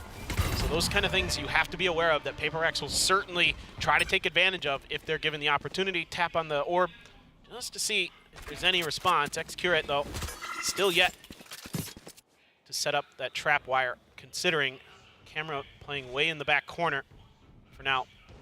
Paper X doesn't like that they didn't get any contact there. They're sensing that maybe there's something amiss. They check short, nobody home. Seems like maybe both spotting each other there in mid with that jiggle peek from Rossi. And something creeping on the corner sends out at least a warning shot there towards Carpe, who's now going to be drifting back away towards the site. He's got that thrash as well to really break this open, and you can see T1 is giving him a lot of space and a lot of respect because of it. Yeah, you've got the toxic screen as well. Rossi starting to shift over, try to get some help. The utility coming in, the hit is on, and a great spray from Saya. I mean, just massive wide spray from Monyet. He didn't take it down, side player behind the kill, but Carpe now falling means the site is a little bit more opened up, but Rossi is still here, makes his presence known. Bill found off the shot, takes it down to 5. Something swaps over to the Sheriff. Be able to finish him off. But fishing here from Divide comes up with 2 quick kills. Izu and Saya both go down. Wingman gets the spike plant. X-Curate now all on his lonesome. Cashless, holding onto the Vandal. They'll just have to back away. Thrash is on the hunt again. See if they can spot him out, but don't think anything's been noted. So X-Curate will be able to just drift away into the nether, hold on to his weapon. Paper X, they're going to be moving up 3-1. Yeah, and it's a good kind of play off of sort of lack of information here for Paper X. Not really any counter utility thrown their way as they make a play for that first orb. So they feel like maybe something's going to be set up for a trap at the front of that A site. They are going to be able to shift on over. Monyet maybe getting a little too wide. Saya does get that kill, but Rossi trying to do what he can on site, but it's so difficult with something with an operator. Even on the Gecko. Way too much. Doesn't have those escapes, no problem at all for him. Wise switch back over to that Sheriff to get that confirmation on the kill. Follow up off the Paranoia as well. Really nice stuff here from Devi once again. Holding right from the switch, and I mean, Paper X. See you on the other side. See why they went into this map. Really liked what they were seeing. It was the map that did fall away from T1 when they played Zeta earlier. It's close. It's 13-10, but still, Zeta showing that there are some weaknesses. Carpe trying to use that Sheriff wall pen to find some damage onto the feet of Paper X, but for now, nothing doing. Nobody giving up right there. Positioning. Oh, gonna use the Wingman to check. Wingman trying to go for that stun. Spot 1 is Rossi, just trying to hold things over from Market. Field comes in, Forsaken, able to find Carpe. Fade v Fade, comes out on top. Site now going to be taken once more here from the side of Paper X. When it comes down. By shifting over, realizing they haven't shut the door, and right before it does, Mind Freak will be able to take out Rossi. Into a position where you can try to die to the spike here. Not impossible for the side of T1. X-Curate will fall. Now it is all on Izu to see if he can deal some damage here. First couple shots, Whip Thing does get 1, but the gun has to be reloaded. He won't be given the time of day to do it. Paper X now 4-1. Okay, winning the round you should. Relatively convincing fashion. The money starting to accumulate very quick, as well as the ults for Paper X. Nightfall right there, 1 away from a Viper's Pit. Showstopper in hand for Monyet. So a lot of options now for Paper Rex and T1. They like to get a little bit aggressive at B main. Sometimes Saya player will try to control that space along with the utility of Carpe. So seeing if they can maybe push out, get some damage done. But Paper Rex, 4-1 split all the way over on the other side of the map. And here comes that Showstopper towards short. Clear on the Haunt, trap wire can't get the catch here, so they're just gonna send it out. Daze comes across, Dizzy out, Execurate tucked away, back jet, it's a falling as Divide just sweeps through like a plague upon their houses. Oh, come on. Continues to just rip them to shreds. 3 kills here for Divide. A little bit of spray through, Carpe getting a bit of that damage, but widely, there's nothing else that can be done. T1 again, heavy investment, that Odin, not cheap. They have to just back away. Well, I guess if you're a T1 fan, the one thing you can hang your hat on is... this is aggressive. Oh, this is nuts from Divide. Divide's like, yo, give me that ace, though. He might just find it. He will! What a read! What an ult! Divide just arriving and says, no, no, no. None of you escape me. Well, never mind. I was going to say something. There are a few things that you can take away for T1 fans about this round, but Divide just wanted that ace so bad. And again, it's huge because the economic damage done is enormous. Just absolutely enormous. I think the one takeaway that T1 fans want right now is their eyesight, because this is not good to witness. As the timeout will be called, 5-1, Paper X way out ahead, and this is a significantly different pace being set right now. Yeah, this is when Paper X gets scary. It's when they're starting to feel it. When the speed is there. When Divide starts picking up these huge multi-kills, starting to break things open. The trap wire was nice that it caught the ult and stopped that. That's great, but then the sight hit with the rest of Paper X just isn't able to be held. Maybe getting a little bit distracted, potentially, by that trap wire Showstopper. Maybe a momentary, a pause there to give them some hesitation. Might have cost them a little bit. Execurate just stuck behind that box. Not much you can do as that Cypher. Not a lot of utility to bail him out. It's just going to have to be on his gunplay, which is tremendous, but, it's not comfortable by any stretch of the imagination. A Divide just sneaks right around, takes him out. Something still with an operator, one away from the Viper's Pit. Yet is Mind Freak. Maybe see if they can make a play for an orb to get that into his hands. This time around, only a Marshal, a Stinger, some Sheriffs, and a Ghost. A lot of work to be done for T1. Thrifty here would feel great. Try to turn this map around, but certainly tough task for any team when Paper X gets rolling to shut it down. I mean, they know, just because the rounds have been very brutal for them, that operator continues to be carried over. Can constantly be afforded right now. So not looking to give any sight lines over to something. Waiting for the Odin from Forsaken. That's what I'm waiting for. I hope that you'll be waiting for a very long time. I don't think we will. For now, wall, orb dropping. Molly's go. Sighting sec getting ready to come through. They had the K and the C's out onto Carpe. Wrap around the side. Yeah, he's trying to gun him while he's in midair. Rossi will be able to find that kill. Finds himself a second and back. Rossi over the classic. And Rossi comes up with a 3K. Okay. Still, though, just the Stinger in hand. But he's definitely made them think twice about this one as they go inching forward. And Rossi, can he get an ace himself? He's looking for it. Something will deny it. But he's at 29 health. That Marshal, wallbang, anything will do it. But something pushes around the backside of the box. Saya not ready for the swing. Thought he was sticking it. And Rossi doing his damnedest to try to give them the round to win, to try to get the Thrifty. But something says no. Oh, heartbreak for T1. This is so well played here on the execute by Paper X.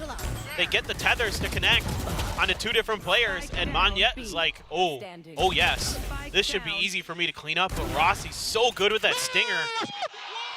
Rossi was saying his mom is staying up to watch the match tonight, so gave her a little bit of a show there for sure.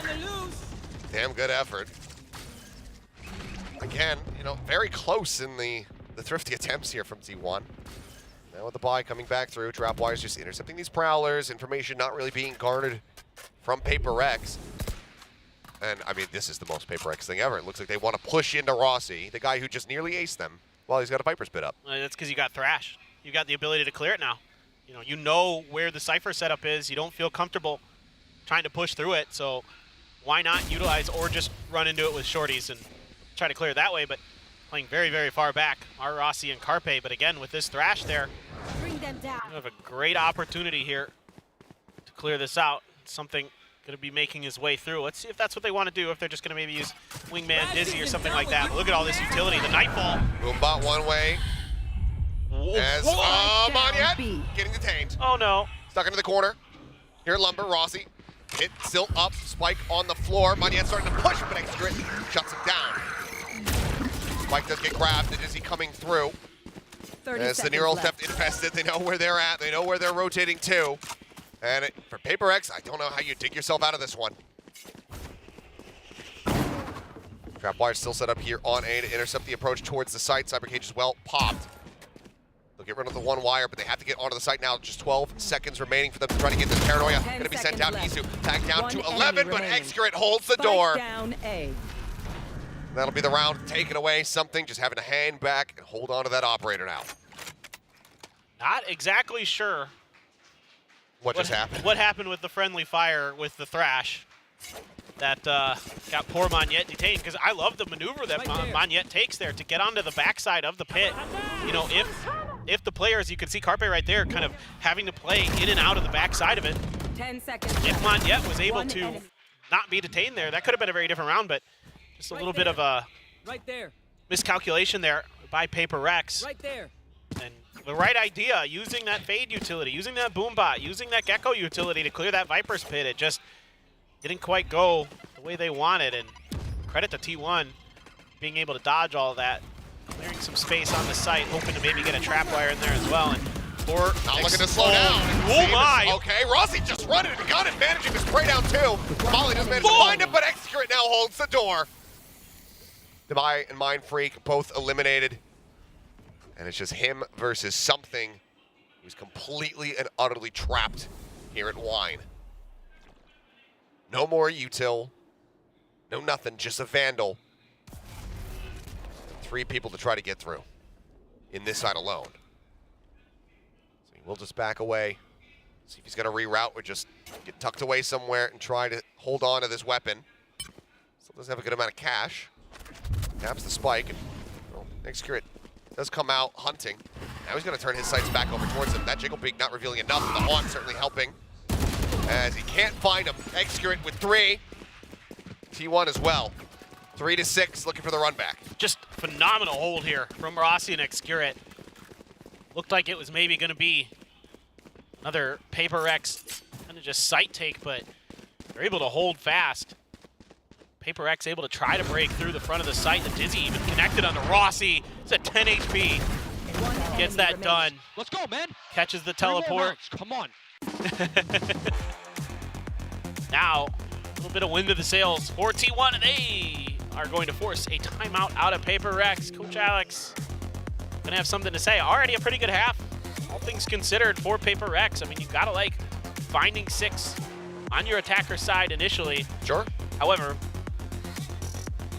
it is PaperX, and they'd prefer to do the majority of the damage on the attacker side in most maps. You heard Rossi, just 3 more to go. They don't want that 6 and 6 is what they have their sights set on. PaperX now gonna try to disrupt it. So we can bring an end to this one.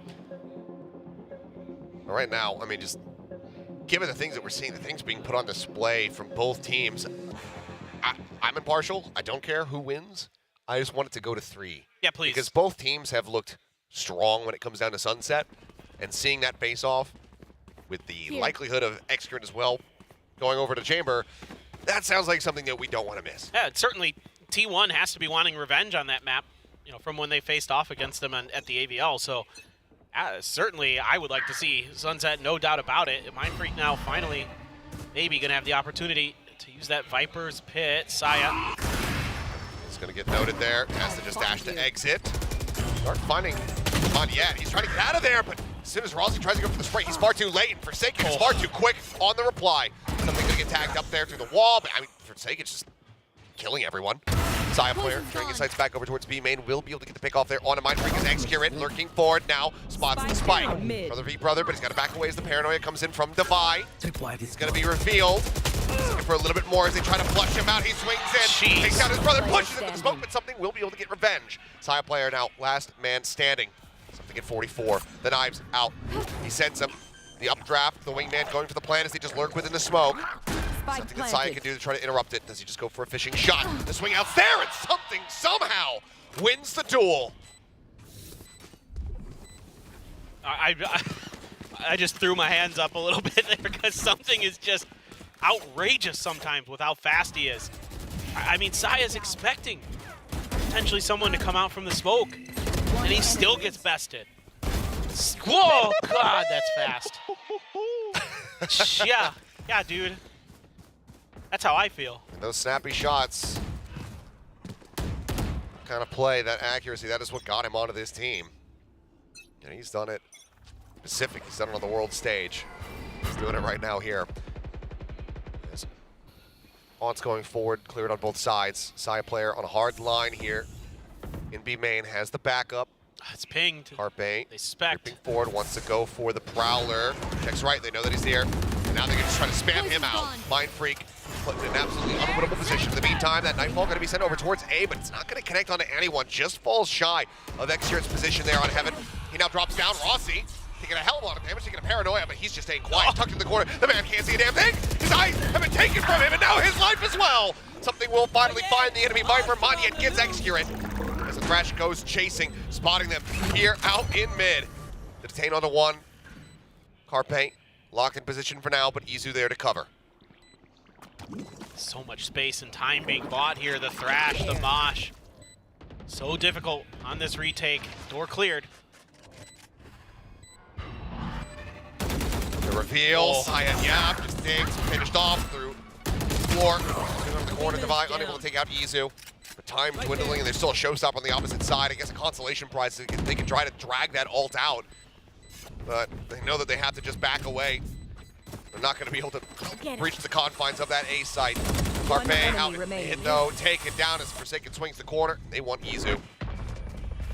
Shorty in hand. Izu holding his ground for a moment, but Forsaken will be able to finish him off, and Paper X now get themselves up to 8.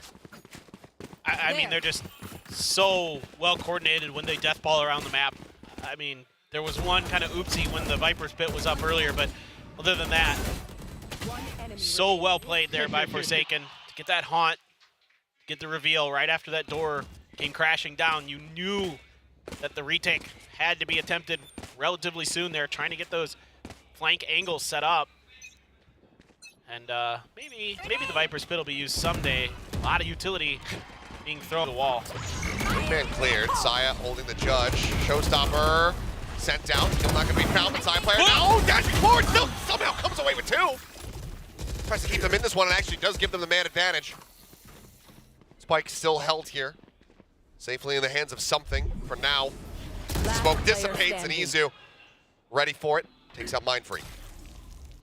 Yeah, so Paper X's utility able to be dodged by T1. They're set up in places where it doesn't really connect.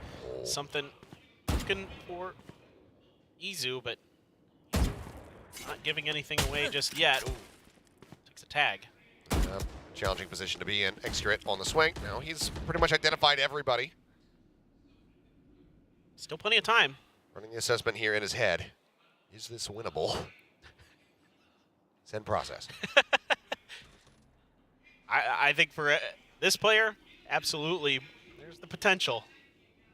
X-Curate does get dragged off the angle, but yeah, they have the high-low here on Switch. It will be an 8-4 half. Much like we saw on the first map, but this time flipped on its head. T1 needing to be the team that rallies back in the second half. Yeah, it's a really good setup in that last round for T1. I mean, Saya got really aggressive there. Just went face first into Paper X, still managed to find another one. But the important thing is his positioning kind of fools Paper Rex. Again, I think they were expecting somebody to maybe be like Carpe spamming that wall or something like that with where the C's landed. Actually, they were just waiting right outside the door, hoping to close the gate on him, and they did. So 8-4. I don't know. I don't know if it's enough. You know, Rossi, you're my rose. Rossi, you're my rose. I believe that's what that said. That's adorable. Devi, you're my daisy. I'm not good with flower names, but that is, I can confirm that is a flower. Excellent work. I did it, guys. You don't have too many flowers where you come from. It's usually just frigid with 10 feet of snow on the ground. Nah, that's kind of true. It is a barren wasteland as Wisconsin. Same can be said for New Jersey. Anyway, let's go into the second half. Paper X now shifting over onto the defense. T1 needing this attack to be absolutely monstrous. Curious to see exactly how they're going to play this. With something in middle, I want to know if that's like the Paper X sort of MO, that he's just going to, even not on a duelist, kind of be in charge of that area of the map. Often, you know, you expect him to be on that jet with an operator or something like that, like we saw last year, containing that space.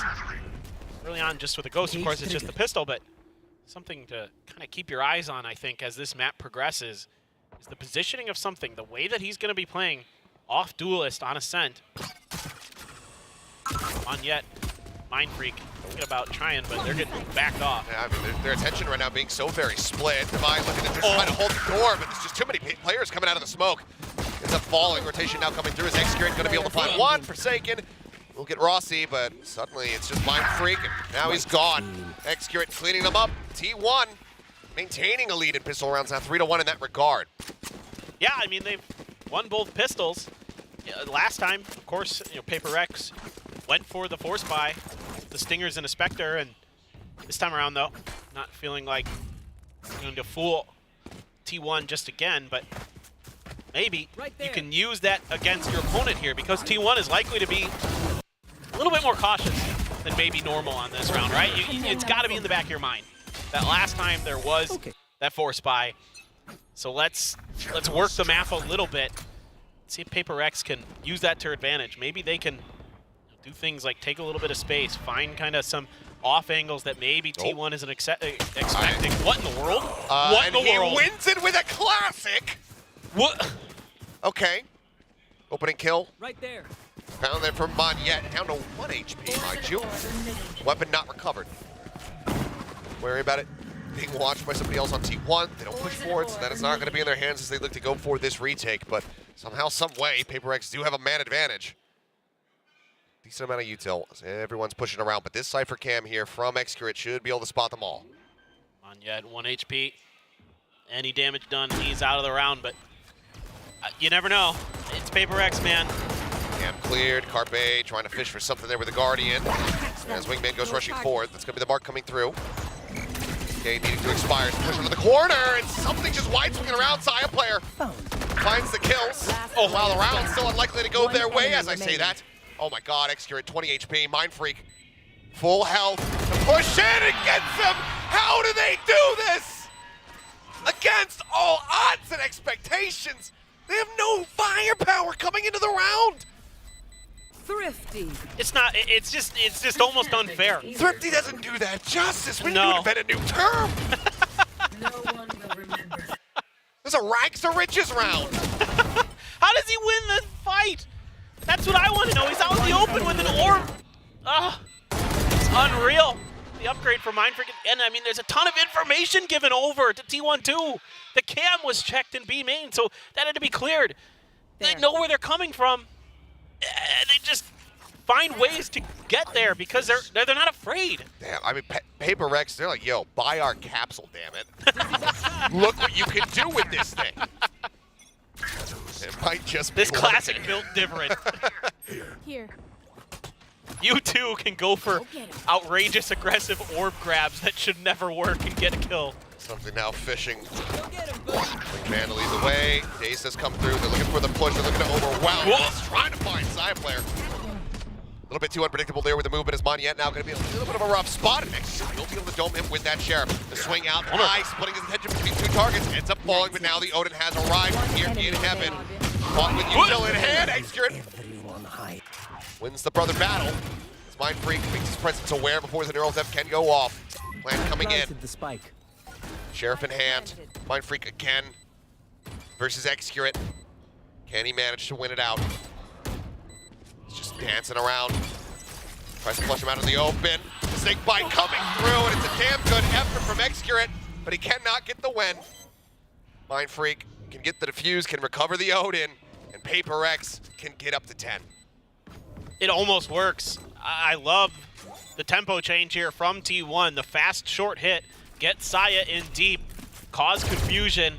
A great snake bite for Main to clear out some players, make those Sheriff wall bangs that much more effective to get rid of Devi and Monyet.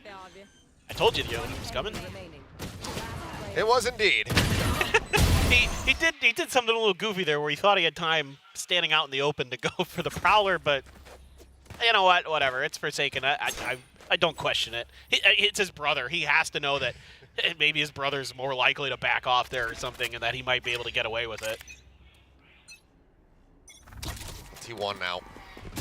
Mountain is getting taller and taller that they need to climb. And you can see Paper X, they still really want to push the tempo here. Paranoia just completely shoves Execurate away from this B lobby. The rest of Paper X can now anticipate that this hit is going to happen here on the A site. Monyet very far forward, Judge in hand. The Paranoia getting ready to crash in, and it does. Oh Prowler my. does not check right. He inches up, sees one at range, the vulnerable, helping to take him down. It's going to be Mind Freak and Forsaken collecting the kills. Mind Freak now with 3 in the round. Spike stranded, and Execurate with everything to do. Paper X saw that wall on split that Execurate used.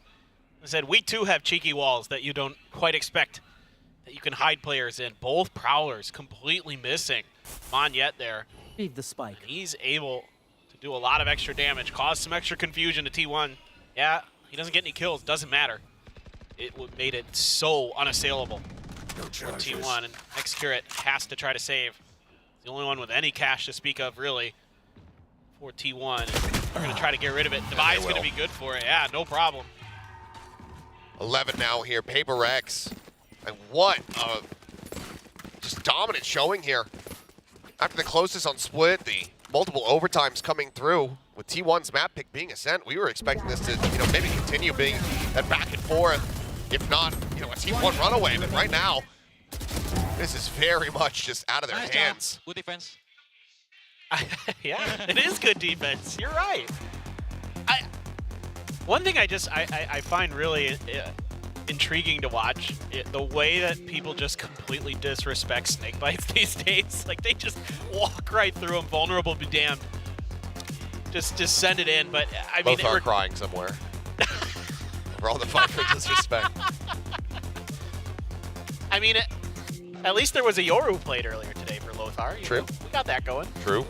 He'll probably be co-streaming the next match, right? At the very least. He might be co-streaming this one too, I'm not sure, but... Could very well be. But, I mean, everything right now is resting on this timeout from T1. It's the second one invested. And, I mean, 6-round deficit to try to claw back on your attacking side. Yeah. Not a good spot. It's not easy. It's really challenging against this Paper X team. Now you've got a Nightfall to back up this Odin. Make matters worse, Forsaken has an extra piece of utility that he can use to spot you and try to get that Odin spammed down. Mind Freak has his ult over on the B side. They're leaving him all alone. They've got 4 players over on A, 2 in short. Dizzy going to be sent up and over. Try and buy Paper X the ability to, again, cover these orbs, feed them into Monyet. Okay, he's okay. It's fine this time. Stays alive. Something, though, has not spotted Saya player. He's gotten here towards stairs and mid, completely unnoted, and now I think his presence very much known. Quick headshot, I think it's taken down. Spam damage coming out, though. Working down to 56. Dash expiring. The rest of the team getting corralled up here in A main. Here. And only 1 kill, Monyet gets his showstopper. So if he gets 1 in here, this hit could turn really sideways really fast for T1. Call coming in as that C's connects in towards Wine. The Rotations now starting. Mindfreak gonna be the only one who's really lingering back. Side player gonna be spotted by the Boombot over in tree. Prowler's chasing forward into the smoke. As Divide tries to hold backside. Quick headshot comes in. Easy gonna be taken down for Forsaken, dropping off the top of heaven with the Odin in hand. Comes up with 4. And I need to see a replay of it. Because good God, I think Forsaken just outlock you with an Odin here. Yeah. That C's lineup was from forever away from Forsaken, and this is something that makes Paper Rex really special, is that players like Forsaken and the others spend a lot of time just screwing around in maps. And when I say that, I mean they go in there and they just see what they can get away with lineups. How far can we launch stuff? Where can we launch stuff from? They're so technical. You think about Paper Rex as this fast, explosive team, but they spend a lot of time learning tech, practicing abilities, and how they can interact with the map and with themselves. So stuff like that, it's just incredible. Incredible the way that they work things. Well, now it is going to be Mindfreak using his Viper's Pit. A little bit different, a little bit further back than we saw from T1 when they invested theirs on the B side. But a camera not going to be able to see much as it's right outside of his. Trap wire just in case there's a lurk being set up from the Viper's Pit itself. But as of right now, Paper Rex happy to absorb a little bit of the early aggression and then see if they can punish. The weaponry is just not the best for T1. No, I mean, I don't know if I've ever seen Sai play with a Bucky in his hand. Not that I remember. There's always a rifle or, you know, a Marshall or something like that. Very different looks here. Also has the knife to back it up. Spray coming down. Mark gets something. Again, just eating a little bit of that snake bite, trying to creep up in towards the smoke. Prowler does spot him, though, and Saya player swinging around the backhand side. Might have a massive opportunity to upgrade his weapon, and he does, but he's not going to go for it. Princess Sight's back. They know that they still need to break this open. They know that there's still going to be players for Paper Rex situated here on A. Showstopper Halbert coming through. Sends it up towards Heaven. It's not going to be able to find the kill. Execute strikes. Saya player pushing it. Managing to find Divide. Time dwindling. Forsaken swings his way back over and cannot steady the aim. Izu will take him down. Mindfreak will hightail it. This series is not over yet. Well, this is a really nice round for T1. Potentially too little, too late, we'll see, but they're able to slip the net. Saya player sneaks through, knowing that we've been seeing something play that tree position, that short A position quite often. And when they catch sight of him over in mid, they're like, ooh, there's a little bit of an opening that we can potentially utilize. Let's see if they remember to plug that hole. They didn't, and that really breaks the round open for T1. Monyet just not able to find that showstopper angle either. I think if he kind of could have that one back, he might turn his attention towards the door where the switch is instead of towards Heaven, but you know, just a reaction play there. That jet's coming in, the blades are out, you know that's a threat, and you want to try to shut it down. Well, a round one, and with the economy worked low here for the side of Paper Rex. We'll see what they're going to be able to piece together. Still have a couple of bolts to try to work with, but yeah, I mean, really good. Just getting Saya player into that deep lurk position, completely unscouted, set up with a Prowler to identify something's position. Allows them to really find that opening kill. Exactly. But now they need to do that 6 more times to give us overtime again. Easy, no problem. Up on top of the box, Monyet spotting. Got a hit.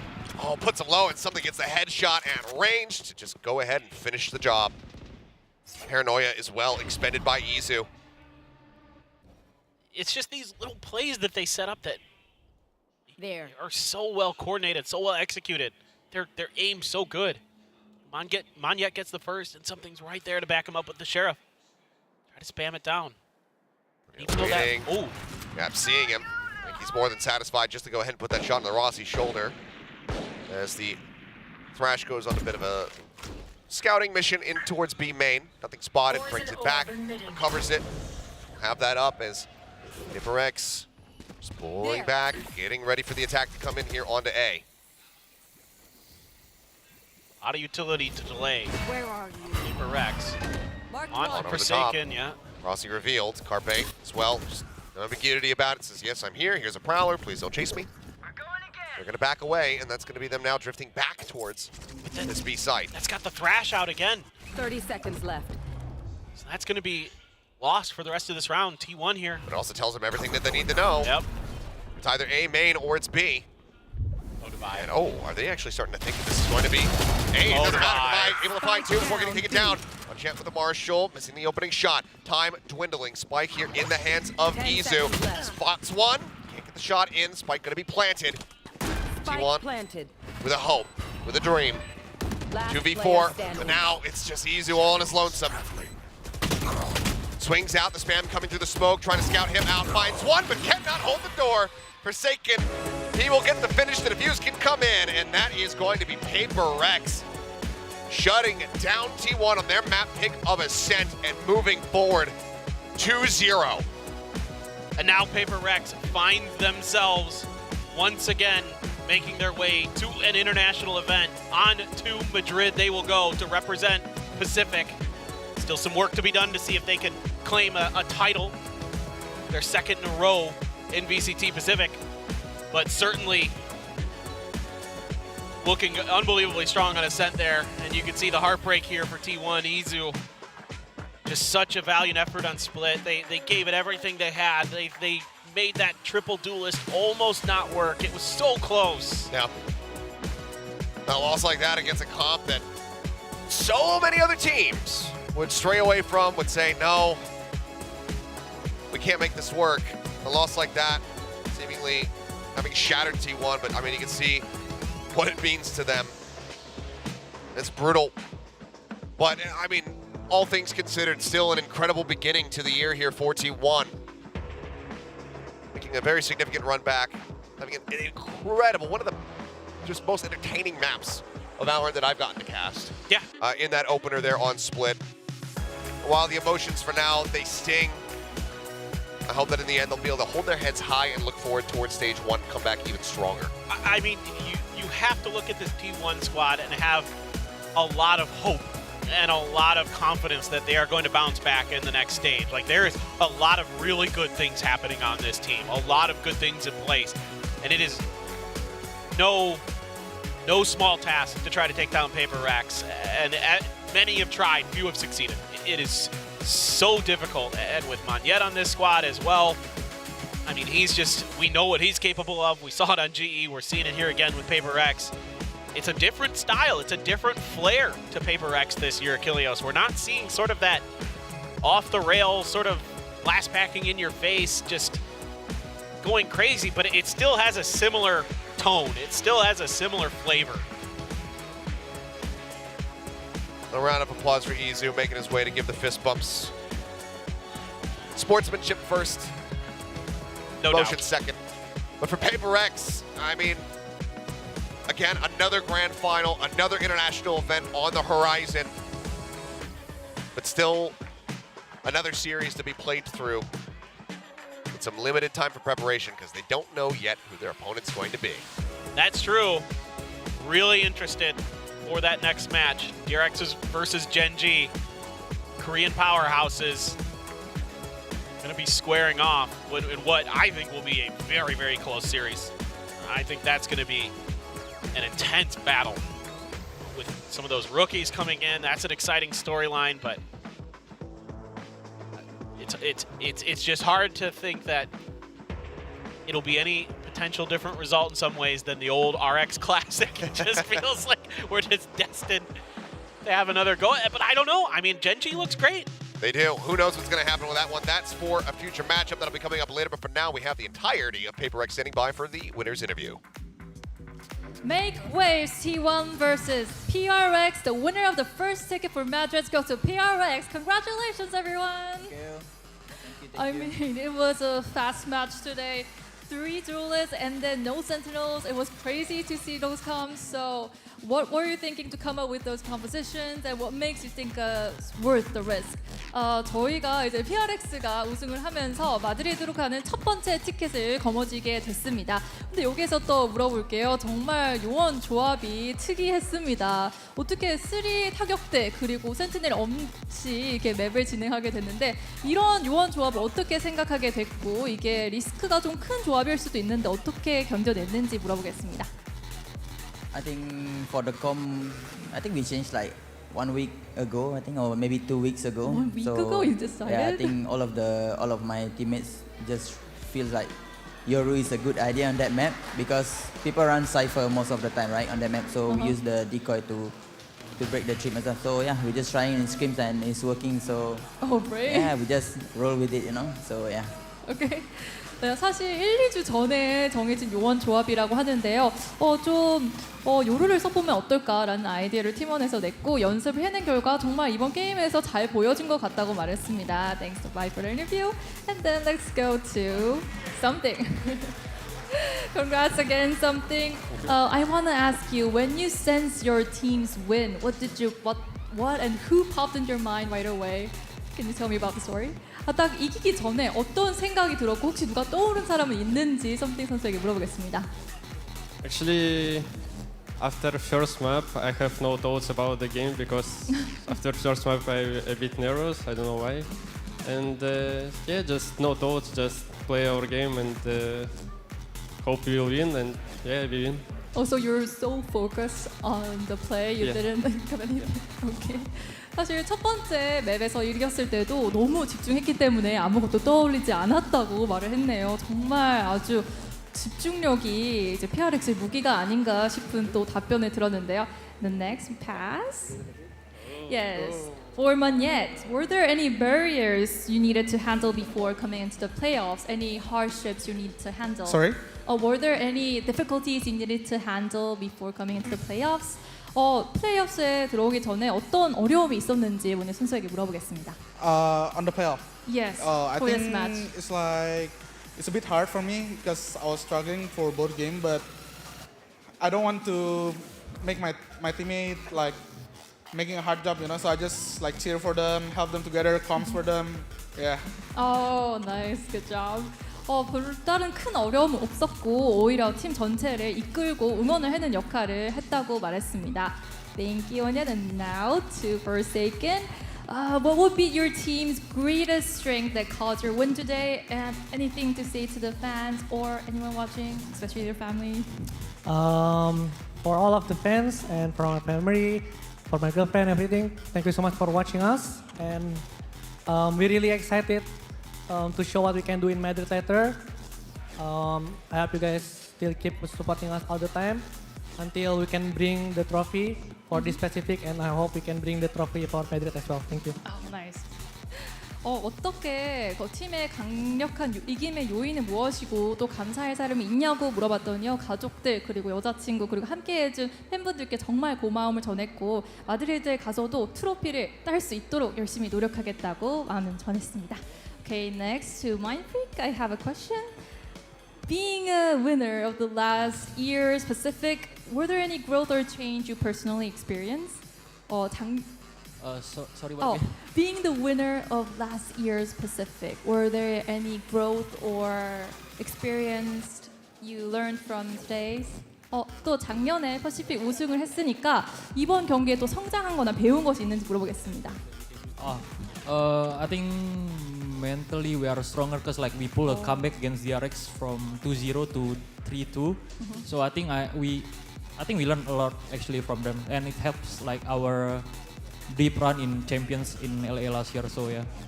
네, 작년과 비교했을 때 또 DRX와의 결투를 비교했을 때 정말 더 단단해진 것 같고 또 LA 때의 기억을 되살려서 저희가 좀 더 견고한 팀이 된 것 같다고 말했습니다. And the last question goes to Coach Alex. You waited for a while, and I wanted to ask, were there any pros and cons throughout the kickoff? What do you think about your team, and any message you want to send your team? I mean, for other teams, I think everyone has improved. You can see today that we had a really hard game, and I think we ourselves have stuff to work on. It's good that we have more games that we can see. You know, I think our split comm needs a bit of work, but very happy to play it. Pros and cons of the format? Yeah, of the whole tournament, how was it? The I mean, weakness? it's not really finished yet, so maybe this review is better after the finals. Okay. Thank you. Thank you. 저희가 아직 끝나지 않았기 때문에 전체적으로 장단점은 말할 수 없지만 모두 최선을 다했습니다. 하지만 스플릿 요원 조합 같은 경우는 조금 더 손볼 때가 있다고 말했고요. 정말 좋은 게임이었다고 답해 주었습니다. And Alex, I have one little fun question for you. I mean, I heard that you stress eat a lot during the tournament. So, what are you eating so much? I'm trying not to do that anymore, but yeah, I tend to just like grab a lot of snacks. Yeah. And I think my favorite one in Korea is this biscuit with apple jam inside. Oh! Yeah, I can't find it here, so I haven't been eating, but I think if it appears in front of me, I'll finish everything. Does that help you boost the team? I get less angry. Okay, nice. 네, 또 알렉스 코치한테 또 게임 중에 되게 군것질을 많이 한다고 들었는데 어떤 걸 그렇게 먹냐요? 했더니 한국에서 그 안에 잼이 들어간 그 조그만 과자가 그렇게 맛있다고 또 그거 덕분에 또 팀원들한테 덜 화내게 된다는 답변을 들었습니다. Okay, congratulations PRX. We are going to see you again for tomorrow. And thank you again. 네, 지금까지 PRX 선수들과 함께 인터뷰 나눠봤고요. 이제 마드리드의 티켓을 가져갔지만 아직 끝나지 않았습니다. 마스터스 가기 전에도 파이널스까지 남았기 때문에 끝까지 최선을 다해주시기 바랍니다. Although they got a ticket for the Madrid, they still need to go to the finals before it. So we'll see what they'll do.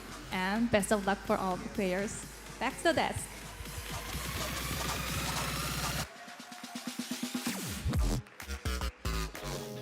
DRX, Paper X is like a box of chocolates when it comes to their agent comps. You never know what you're gonna get. Aw. And I can confirm, I think we can confirm this last year during Pacific.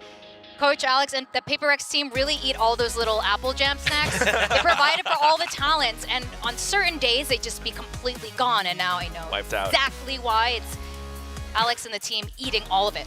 Now, Davai is the sole representation for Malaysia, making them proud, doing fantastic things for the country. So great job. But he did mention just now that they only started their split comp 2 weeks ago.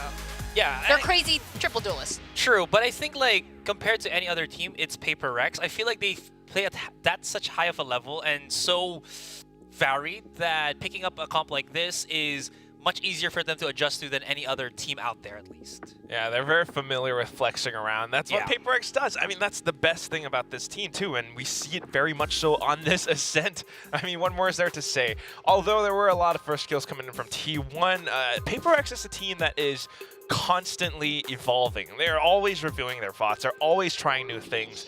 And this Gecko fade was like something that we haven't really seen before. We might have seen the fade before, but not in combination with the Gecko.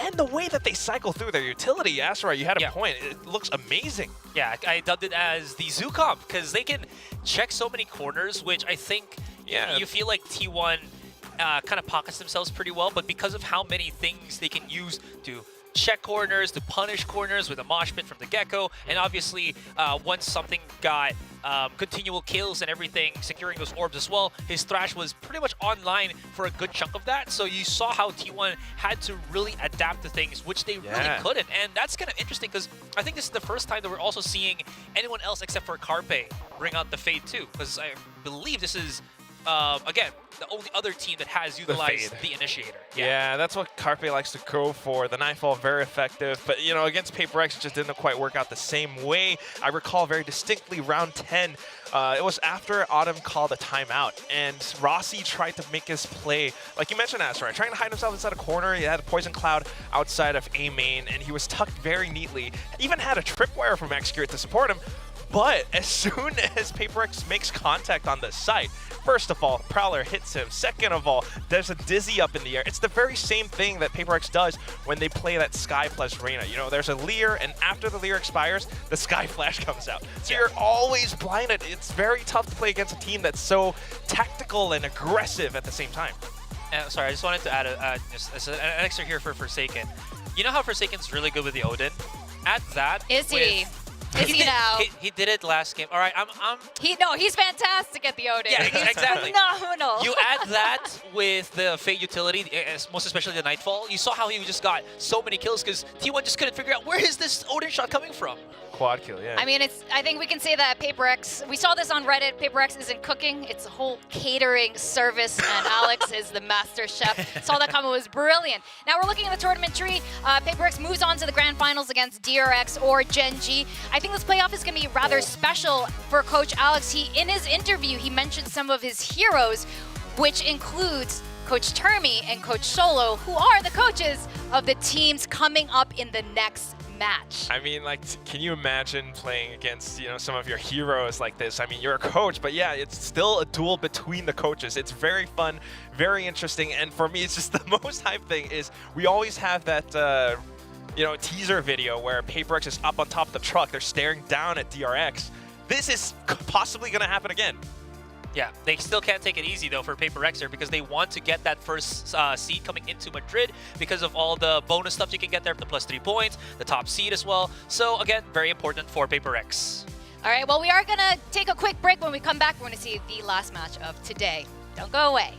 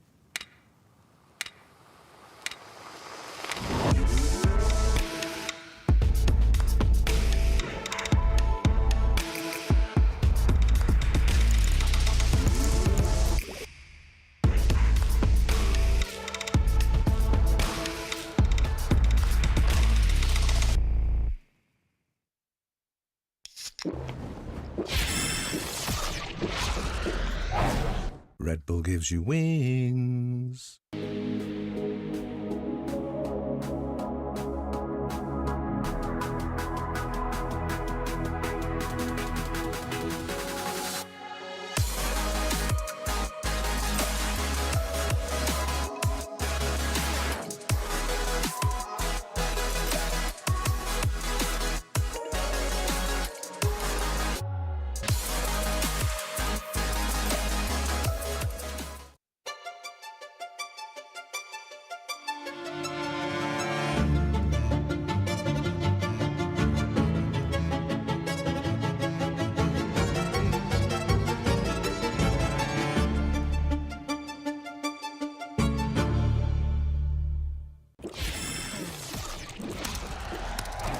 Red Bull gives you wings.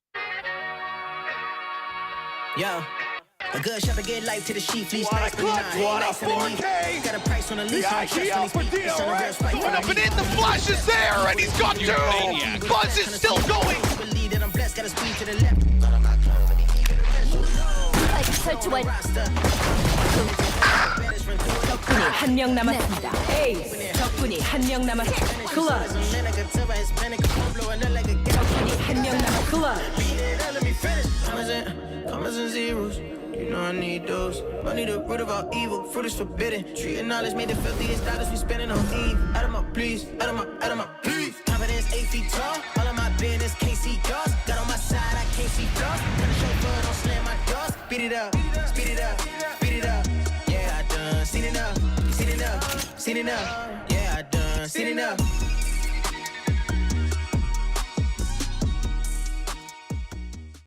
Swings the corner, and Buzz will get yet another ace this weekend. Match found. Less than a second is spares, and a fuse comes in. Unbelievable. Come on, let's go.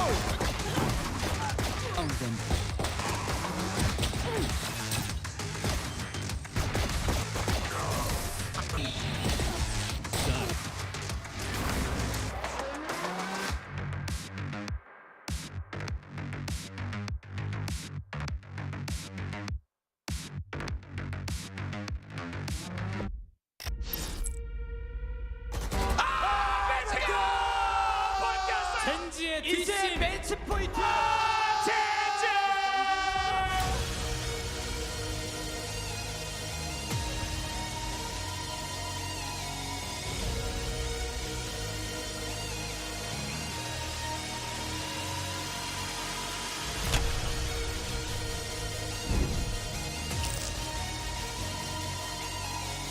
좋아, 가자.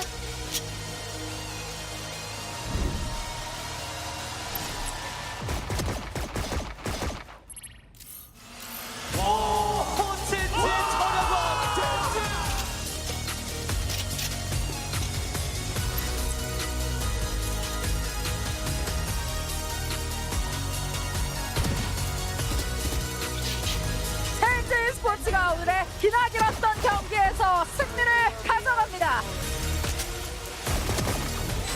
경기 아직 안 끝났습니다, 젠지.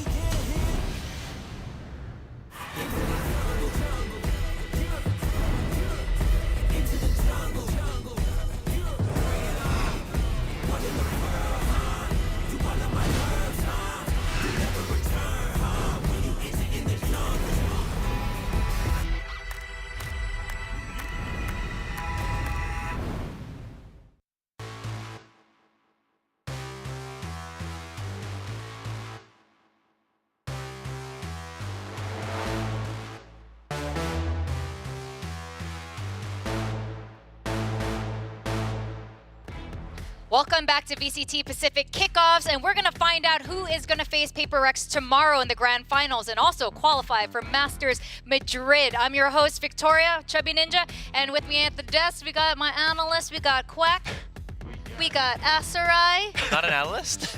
Yes, you are. Although you predicted wrong in that last match, we'll forgive you because we do have another very exciting match coming up with the two more Korean Titans going to be facing off.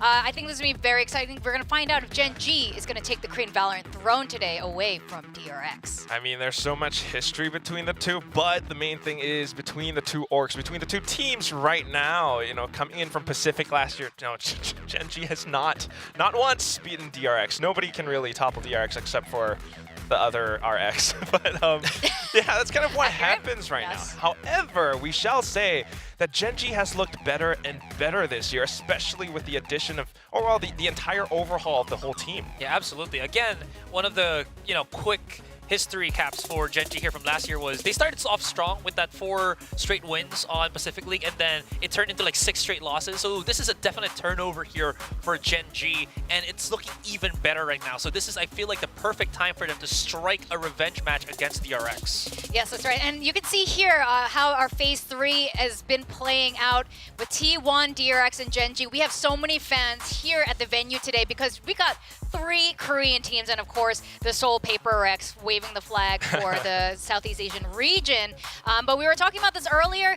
Coach Alex has been really excited in particular to be amongst this Korean derby here because a lot of his heroes are the coaches of the upcoming teams DRX and Gen G. Now, the Giants of Korean VALORANT, DRX, faced off against Paper Rex in the grand finals last year, and it was a bit of an upset. Paper Rex was definitely on the up and up, and DRX was like a little bit shaky, still winning, but you know, we saw a lot more cracks start to happen. But even then, in the finals last year, we were surprised a bit by the Paper Rex win. Very much so. I mean, again, the whole thing started off with DRX, really great, really strong start, 2-0, and then the reverse sweep from Paper Rex, right? And that's the whole thing, the whole story. Again, interesting. This year, yeah, it's different. No, maybe. I mean, again, DRX just having their group stage, going in with 2-0s all throughout. Paper X now coming in, they've already made it through. Yeah. Yes. Yes. I mean, they're just really good at VALORANT. So after we actually counted the days last week, it was like 608 days last week, so it's 600 plus days. DRX has not changed their roster until the flashback. Till now. This is the first time. They added Foxy and 9 in last year. They finally settled on their 5-man roster. And now with flashback, again, we've seen I would say a completely different change, but at least a rejuvenation of DRX. Yeah, again, I did mention this, I think a couple of days ago we were at the desk where I think it was important for DRX to make sure that they just have the 5-man roster for now so that they can focus on these core 5 components that doesn't have to be put in and put out, or substitute out, just to make sure that they have a more solid understanding of how to play with each other. And it really does goes to show with the impact that we've seen with both the newcomers Flashback, and I say newcomer with Foxy 9 because again, he just joined last year. Yeah, you can already see, I mean, Foxy 9, we saw him last year, very effective still. And it just gives DRX that more, a little bit more flexibility. I feel like the DRX philosophy is still very much centered in the team, so they always play with this structure. But with the new guys, you know, sometimes they can go off on the hunt a little bit more. Whereas for Gen G, they've got newcomers too. You got the newcomer in the form of Karon, who has been nailing some incredibly accurate shots. Now, how that helps the team might be a whole different story given his role, but the other thing is still just this contrast between some of the guys, because Texture coming in now, he has been a really consistent duelist, maybe except for yesterday, but everyone kind of steps up. Yeah, but you know what? Let's talk about yesterday, in fact. Texture was a little down yesterday, and they even talked about it in the interview, and what ended up happening, he communicated this to his team. Again, this is little different than what we know of the Korean VALORANT culture, where it's very top-bottom. Here, it's very, you know, very open communication, so Texture was sharing that he was feeling down. The rest of his team, he told them, like, please help step up, and I promise I will win this particular Icebox match, and then they did. Yeah. That's why they're here today. I mean, again, I say this with like the nicest of words. Dude said he was down, but he was still hitting some insane shots. what would happen if Gen G was in top 4, right? Yeah. He is that crazy duelist for the team, you know, sometimes on the Jett, sometimes on the Rays, of course opping. A little bit different from Saya player, more explosive, but still, the way that they made it through here, very stark contrast, right? DRX 2-0s all throughout, Gen G having to play so many matches because they were in a group with Paper X. Yeah, that was so unfortunate for them, and they put up a really good fight against Paper X, better than T1 just now, to be honest. It was a 2-1 against Paper X, and then they had to fight through that lower bracket, revealing 14 games. And that is so much information to give to DRX, just handing it over on a plate. That's the scariest thing. However, you know, Coach Solo and Lakia have, you know, some experience with DRX, so maybe they can use some of that history, some of that experience to cook up something new just for this matchup, just for playoffs, because if you don't, well, that goes along with your chances of getting to Masters Madrid. So, I mean, that's the whole question right now. Does Gen G still have some juice left in the tank? That is definitely the question for Gen G. I mean, they look so good right now, but at the same time, I wonder if they can take down DRX. DRX still has their core team there, and even if they don't change very much from last year, they're still a damn good team. Gen G's evolution, I think we're really going to see their Final Four maybe later in the season. Now, we have to talk about these two key players. One of them is Flashback. We're looking at this radar chart here, and this guy, I mean, I've heard some whispers of him being the second coming of Mako in Sentinel form. Sorry, I just made a face too. Yeah, that's a very good description, I think, of how Flashback is. Dude is not really, how do you say this, explosive in the way that his plays are flashy, but he's always there at the right place at the right time. He's only played for DRX a total of, and this is like with this KJ and Cypher, a total of like 29 maps, and he has gotten so many highlights. So this player, excuse me, I keep saying dude, is definite, I think, like crowd favorite as well as rising star in the making, just considering how short his resume has been as a player. So far, I mean, yeah, we haven't really seen too much from DRX, but like what Asterai is saying, this Pentagon is basically almost full. Yeah. So that's a pretty intimidating thing to go up against, because DRX, again, still with that very classic kind of structure. Flashback coming in just adds a whole lot more firepower to this, and then, you know, he's a lot more motivated coming in as a new guy. He's able to, you know, strike out on this Sentinel role, and I think that's one of the bigger things too, because this is not a very simple or easy role to perform. You have to have insane pinpoint accuracy in order to stop, you know, enemy duelists from just rushing against you. And he has shown that he is capable of doing such things, and especially working along with the rest of the team. You know, when the way DRX comes in on an attacking composition, they often get themselves into really deep positions, wait for the execute, and then come in. Flashback is always there to watch their backs. Now, a lot of people love to hype up Buzz, but sorry. Texture. Sorry, Texture. Yes, yeah, Texture. You knew exactly what I was talking about. Texture. But Meteor has been phenomenal as well over Thursday. I keep thinking it was yesterday. Time has passed so quickly. Yeah. It was on Thursday. Meteor really stepped up, and he almost gets perfect marks as well. Absolutely. Again, it was very alarming, or not alarming, but like unexpected that he had to give up his role as that primary duelist, right, when Gen G did that restructure, and he had to adjust it to the role of the lurker, the KJ/Cypher, but he has been doing so well with this. He was able to deal so much damage on Lotus against Forsaken and the rest of Paper Rex, and he's still able to create that tempo, much so like Flashback. So this kind of comparison between the two is going to be very, very important. Imagine this, that you have such a long-standing player like Meteor that's only starting to adjust on the Sentinel role, and he's going against a Sentinel specialist that's still new to the VALORANT, you know, the VCT scene in general. Yeah, right. I mean, this guy, you know, we're talking about him. We saw how he played against Secret, kind of really helped bail his team out of that match against Team Secret, who were really incredibly sharp yesterday. And at the same time, just the way that kind of they operate together. You're talking about the experience that Meteor has in contrast to, you know, the rookie coming in the form of the raw Flashback. power. Yeah. So it's makes you wonder how that's going to play out between the two teams. And I feel that it also comes in a form of the coaches a little bit as well, because Solo and Termi, you know, they're old friends, they're veterans of this whole scene, and they've been on teams together before. How much can Gen.G really prepare for this matchup today? Because again, DRX has so much tape to study on. Termi might just have laid out traps for Solo in this entire game. I feel like the map pick is going to be really important, but the structure, the positioning of the whole team is going to be really important.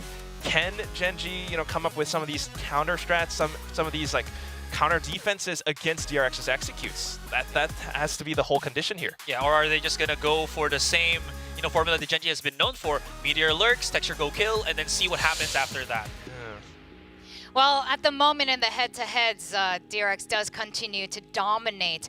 And I have to say, I mean, out of the 3 Korean teams, Gen.G is actually the underdogs amongst the 3. It wasn't the case early last year, but that changed over the course of Pacific. But now with this brand new Gen.G, I think you're right, Quack. I'm really curious how the coach is going to respond to Termi. And I think it can go, you know, both ways because they know each other so well. I really can't wait for the coach interview and see, I don't know, what the tension will be like. We saw Warbirds and Carlisle. I don't think they're going to hug. They're not going to hug. Koreans don't hug. Yeah, they do. Maybe they don't hug you. Okay. But oh! I'm just kidding. I'm kidding. But I'm sorry. Okay. Yeah. All right, we are going to talk to the They're gonna coaches and fist see, like maybe Kyungmin can help ask if Koreans in fact do hug. Over to the coaches.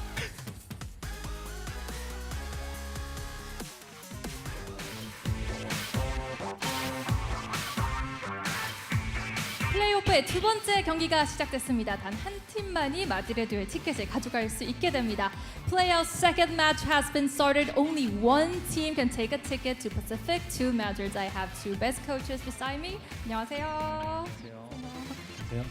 Okay, starting with Coach Termi. I want to ask you, did you expect Gen.G to come up in the play-ins and to see right here in this stage? 아니, 이제 젠지가 정말 어제 힘겨운 결투를 하고 올라왔는데 이렇게 젠지를 딱 여기에서 마주칠지 예상을 하셨을까요?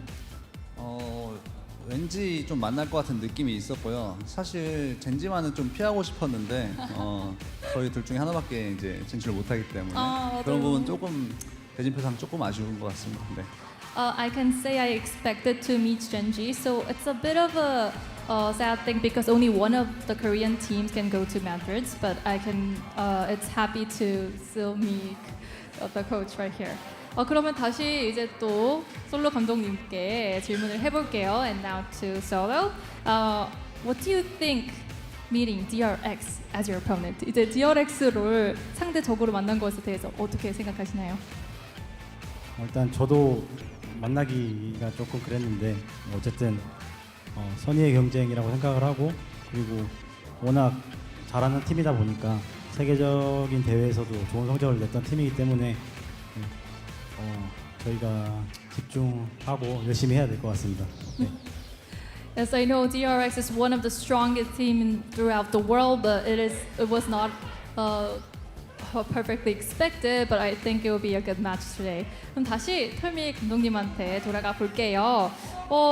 이제 솔로 감독님을 만난 지 좀 됐어요. 오랜만에 만나게 됐는데 솔로 감독님에 대해서 어떻게 평가하시는 건지 궁금합니다. I mean, it's been a while to meet Solo again in the stage, so how can you rate him as a coach? 네, 거의 한 2년 정도 만에 이제 경기에서 만나는 것 같은데요. 솔로 감독이 이제 젠지에 들어가면서 이번 대회를 이제 쭉 지켜봤을 때 정말 강팀이라고 생각을 하고 제가 아는 그 솔로 감독의 능력을 뭐 여실히 좀 보여준 것 같고 팀의 완성도가 굉장히 높다고 생각을 해서 저희 둘 중에 한 팀이 전 우승도 할 수 있다고 생각을 하고 있습니다. 네. 네. I mean, it's good to see Solo again. It's been 2 years since I met him, and Gen.G having Solo, they have become a more strong, solid team. So I have thought that between us two, we will have the tickets to the Madrid.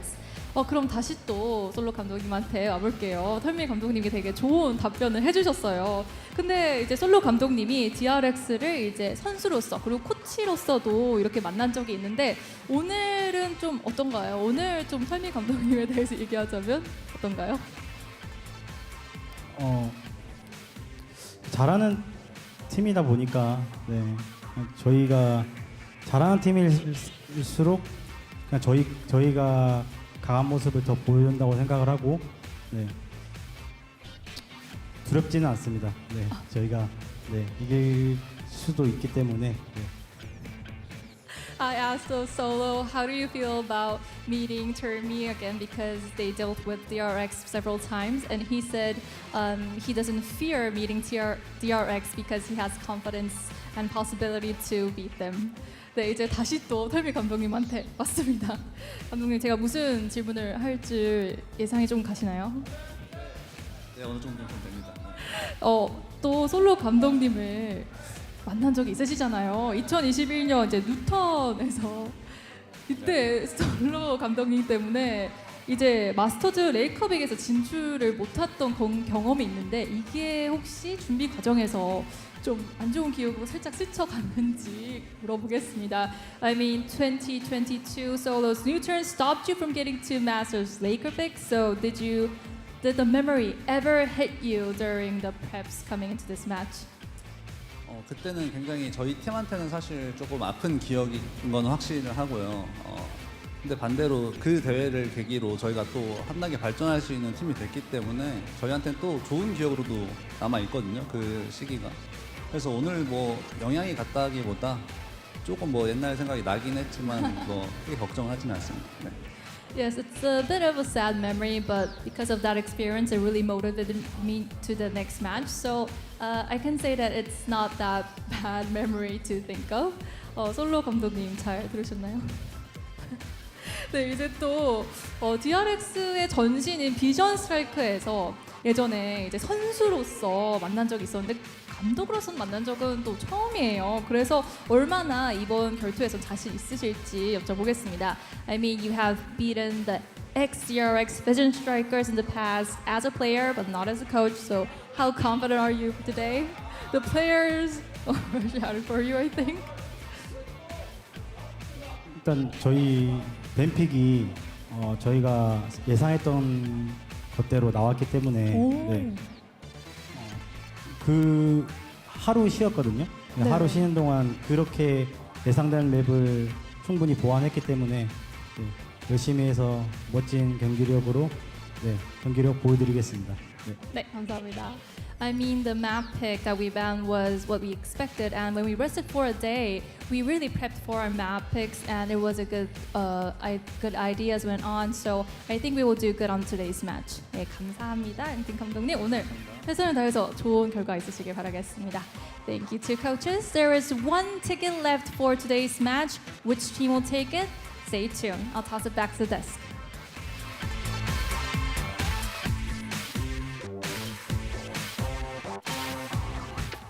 That really is the question. Who is going to take this ticket? And it's not just because of Madrid, but winning means you get the points that heads towards champions, which is in Korea. And to be the Korean team representing Korea is going to be pretty insane.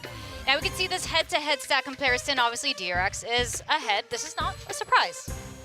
No, not at all. But what's surprising is kind of some of these eco round wins or thrifties perhaps that Genji has picked up in the past before, especially against teams like Paper X or Team Secret, for example.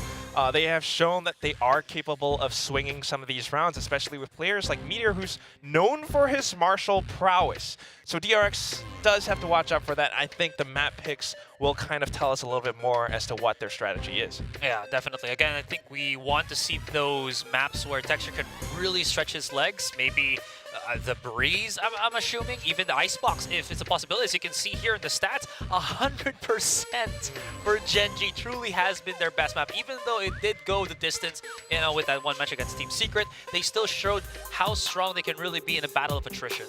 Yeah, the compositions that they have sometimes.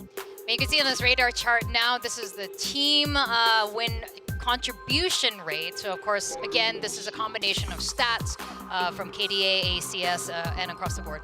And what you're seeing is also the fact that DRX still very much so operating as a full team. A lot more kills coming in from the likes of Foxy9, Buzz, maybe Mako sometimes as that playmaker, but the Duelist obviously doing a little bit more. Stacks and Flashback though, actually really interestingly enough, although we're not seeing high numbers in this Pentagon, they're actually doing quite a bit as well, because Stacks with the calling, sometimes he clutches out certain rounds, and Flashback just being able to anchor again as this rookie Sentinel. Yeah, I think my takeaway from this one is just they're a very well-rounded team, right? So there's not really any visible weaknesses that DRX is showcasing at this point, which again in turn just has to be so much more pressure for Gen G moving into this series. What I do want to say though is the whole thing about DRX is that they've been together for so long. One thing that they got to work on is just being a little bit more unpredictable, you know, changing on the fly. If Gen G can exactly predict how they're going to play, then Gen G is prepared for this match. DRX might be in trouble.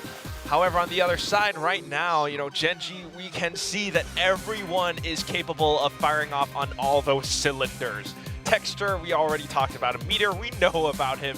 Lakia and Munchkin, sometimes a little bit quiet, but in that game yesterday against Team Secret, we saw aces. We saw insane Bucky swings around B Garage on Icebox, which nobody does in a normal game.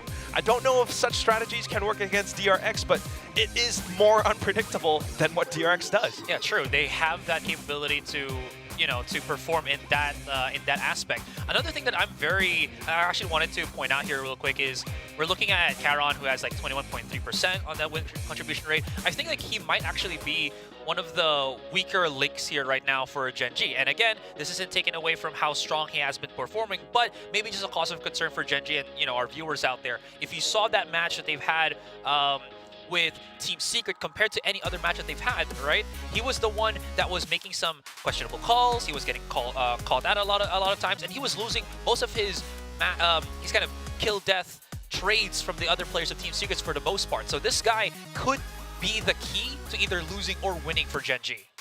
I think that's a really fair point.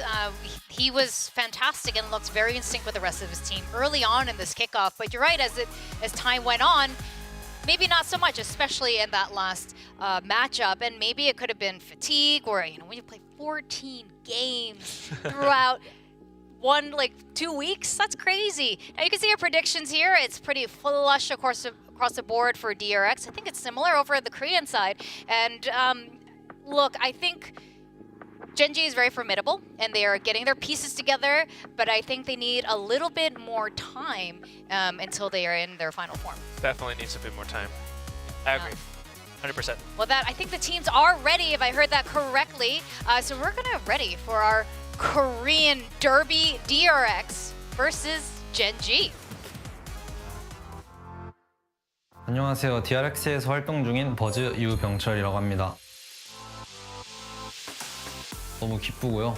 이번 그룹 스테이지 하면서 뭔가 스크림 때만큼의 기량이랑 뭔가 그런 플레이들이 안 나온다는 느낌을 받았었고 그만큼 나오려면 어떻게 해야 될지 저희가 잘 생각을 해야 될 것 같아요. 젠지가 조가 조금 힘든 조 중 하나로 뽑혀서 그렇지 다른 팀보다도 더 빨리 플레이오프에 확정 지을 수 있는 팀이라 생각해서 좀 더 여러 가지 더 준비해서 플레이오프에 임해야 될 것 같습니다. 일단은 저희가 아직 한국에서는 제일 세다는 걸 또 보여주고 싶고 평일이고 주말이고 이제 가리지 않고 응원해 주시러 오신 팬분들 다 너무 감사드리고 그 기대에 부응할 수 있도록 저희가 더 좋은 성적 내고 더 열심히 하도록 하겠습니다. 감사합니다. 마드리드는 저희 DRX가 가겠습니다.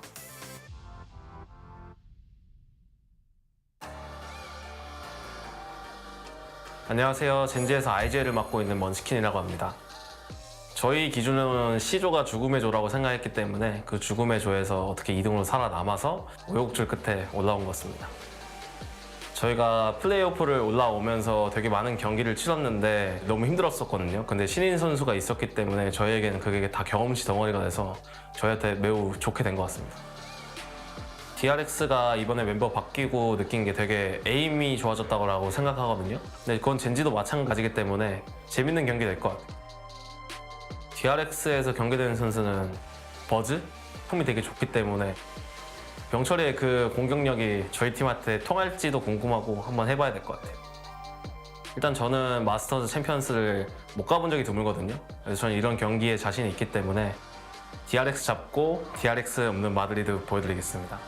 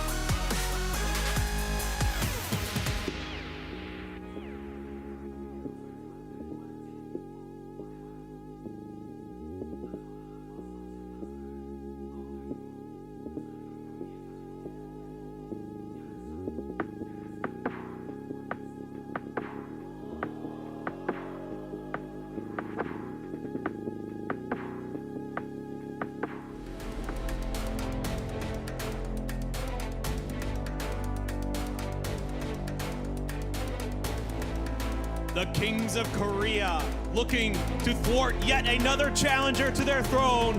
Make some noise for DRX!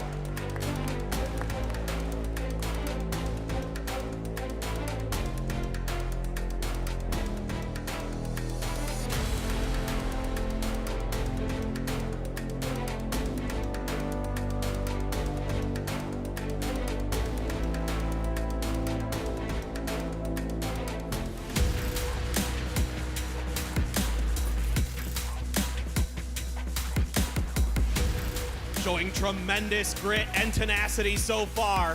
Now looking to topple their Korean counterparts. This is Gen G!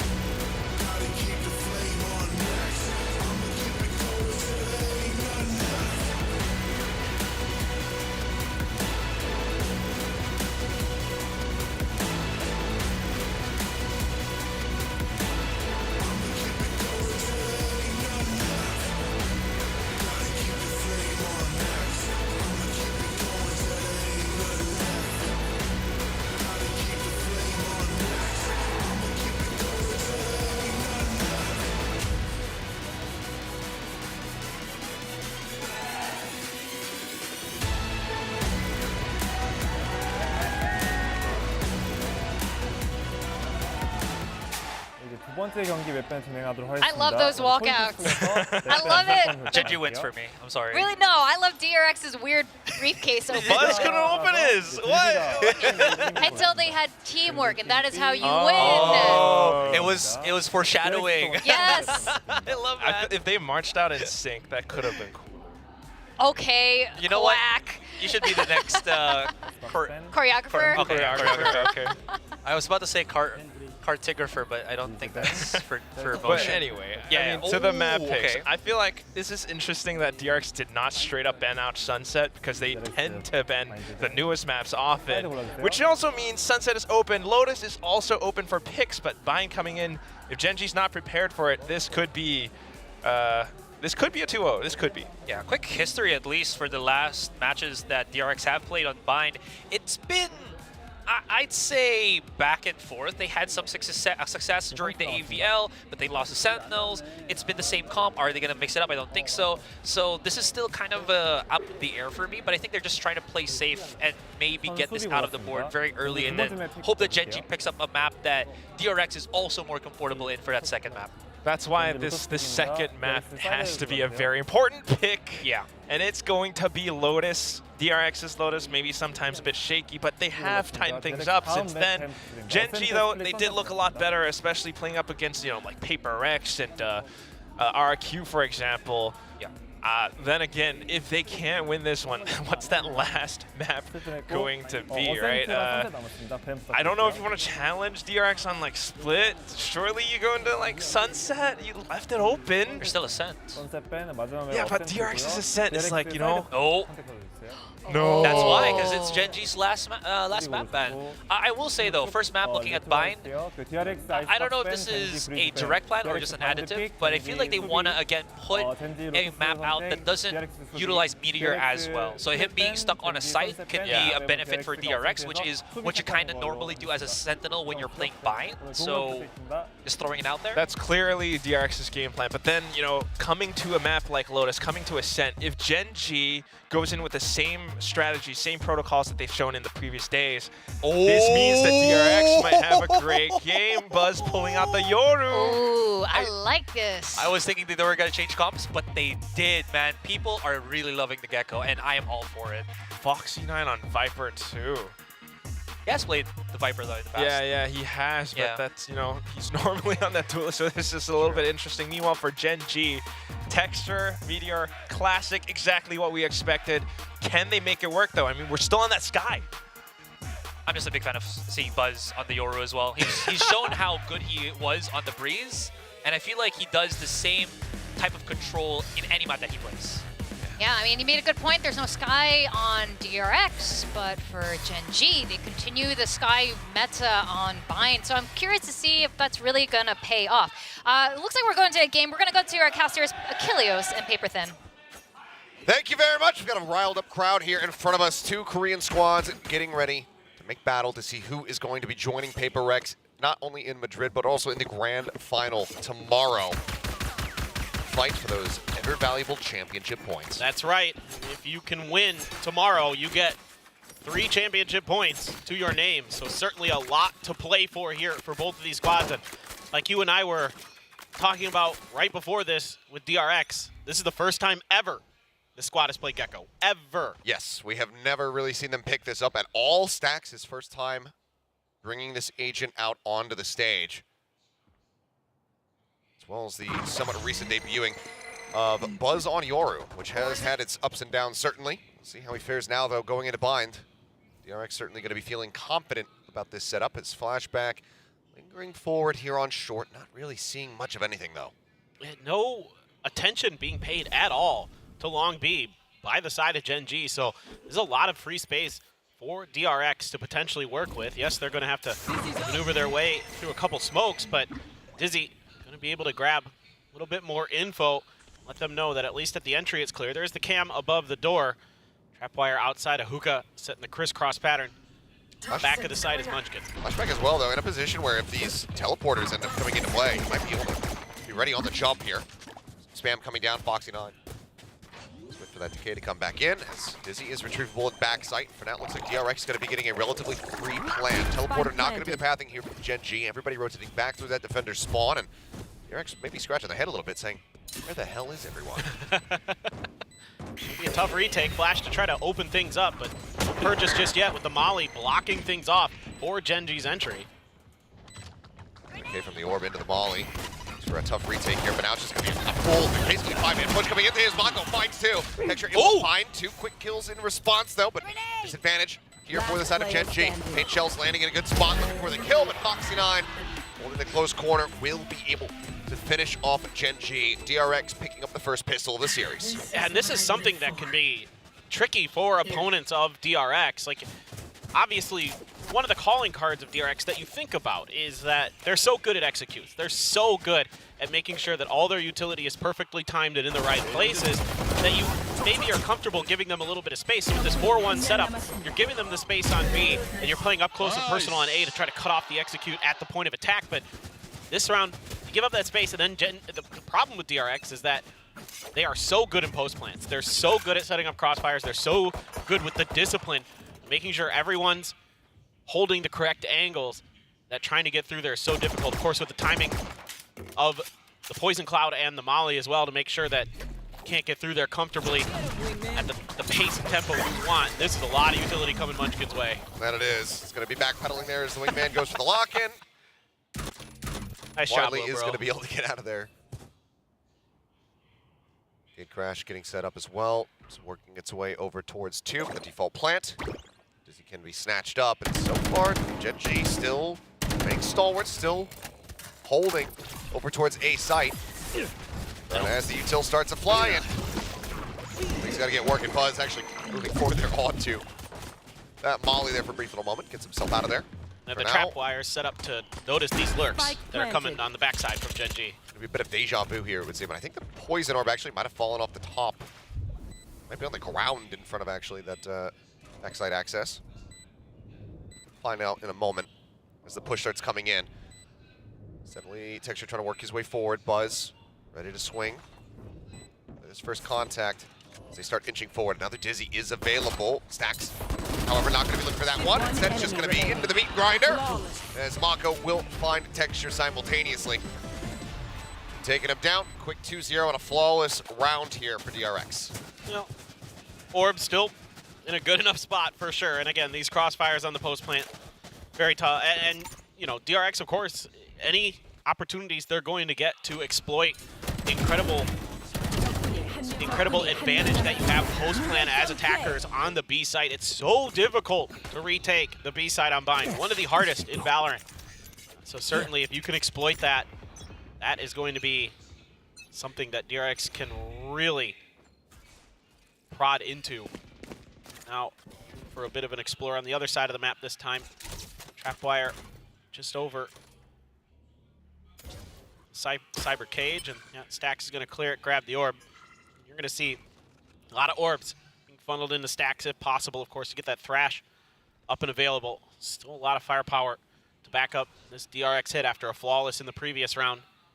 Flashback with that Vandal. We're going to do some damage. Oh boy, they're getting aggressive. The double face, he's backpedaling here, getting such a good read. Finds the punish. Heard that little hit there through the Cyber Cage. Knows that there was somebody else playing forward. Now the Dizzy connecting. On the 2. Texture trying to swing out. Can't stop the player nor that wingman. Does eventually find Flashback. However, now Mako and Buzz all going to be falling to the wayside. Texture picks up 2 kills. Boombot in towards Lamps. 2 players on the opposite side there. Stacks only holds on to a Spectre, but rotates back through short. Grabs himself a Bulldog. 1 snake bite. The post plant set up. Lakia approaching in from behind. And it looks like they are none the wiser to this one. And as he strikes, they will both fall. Just a singular kill going to be found as the defuse will come in, and Gen G will get themselves on the board. Yeah, it's a great recovery here for Gen G. Given just enough time to reset, allow the plant to go down. That's okay. And then find opportunities, good timings to make your swings. There's a really good combo here between the fake out and the Dizzy that catches Munchkin. He's just completely screwed over there, but Texture and company there to bail him out, and then he's able to find a kill of his own. Really good stuff there from Texture, who's now got a showstopper as well. Stax did find his Thrash in the death of that round. So looking interesting as Gen G did not take a ton of damage, able to bank up a decent amount of money on the backside of this. Yeah, I mean, just the one player lost. Sure, plenty of people having to rebuy armor, but aside from that, take sure, those. off the rim, spotting them, pounds them down, Fox 9, just completely blown apart. Thresh now checking forward, sits way up here towards Garden. Nothing spotted though. Calls it back to get the recovery on it. Lakia starting to rotate now over towards this B site to reinforce. You're one away from the dimensional drift for Buzz. If you can get that, really would be a nice feather in the cap to try to make these executes go. Looks like it's a similar kind of setup here. Rush been set, take out as well. Thrash chasing in towards the site, gets slowed up by that trap wire and can't dive far enough into the back line. Actually gets the kill there on the lock. Up flash coming through. However, and Buzz looking to find two. Picks him up. Different weapon, sets up the gate crash on the exit, spots Texture as well, tries to go in for the challenge, but Texture able to win out the fight. Plant is in, 3v2 with DRX in the lead as it's coming down, worry about somebody potentially being in the corner there. Paint shells, not finding much value there. Flashback jumping up, able to stop Texture from pushing in towards Hookah. Karen now, having already arrived in the site, says, well, I guess I'm going to try to play this one out and hope that I can find some heads. Molly sent, tap onto the spike, not ready for Stacks to be pushed up right alongside him, it would seem. And okay. A little shaky there for a moment, but still able to find the round win. DRX maintaining the lead. And Stacks uses Karon's own smoke against him there to sneak into the side of him with a good timing that Karon never sees. So really nice here from the side of Buzz, who gets that gate crash to go deep this time. Moved past the tube, so he's able to teleport to the back of the site. Things are a little chaotic at the front, he's in the back. And this is something that makes DRX so fearsome with their Yoru on this map. You saw it against Fnatic at Champs last year when they absolutely dismantled them. That Yoru so tricky to keep track of, and they're so good with the timings on the gate crash in particular, catch you completely off guard. Yep. You have been able to handle it. And that's where that series ended. There was nothing after the bind. That's all I remember. I thought it was a best of one, right? Yeah. Poison's off. Definitely didn't get absolutely blown to pieces. Smoke dissipating here over at B-Long. Check on the corner. Classic, I mean, we saw what damage you can in fact deal with a Classic in the previous map there. VC1 and PRX. Buzz now gonna up the pace, rushes forward, spots out Munchkin. So there's gonna be one within the tube as well. Can report that it's gonna be this guy. Where does he decide to pop out though? Flash being sent to Dizzy, connecting, draws out his weapon, it's good for one. Munchkin will find one there with the Sheriff Karen as well, getting involved as Meteor. Suddenly now brings this into a monstrous advantage for Gen G. Handle in hand. Flashback pulling back, one away from his own neural theft. Smoke going to be dissipating soon, knows that both players are here on the site. The tap coming in, Flashback finding the kill. Robot chasing, has to clear it, 8 bullets remaining as the flashbacks go his way, and Texture is able to get the kill. Gen G not letting DRX streak ahead. They keep it close. Thrifty. Nice piece of work here from Gen G. Really solid hold against all this utility. Buzz gets so deep, gets so much information, and you start to think that this round should just be DRX is in the bag, but somehow, some way, Meteor just going absolutely bonkers with these sheriffs. Him and Munchkin and Karon all getting involved. This is something that. What are you doing, guys?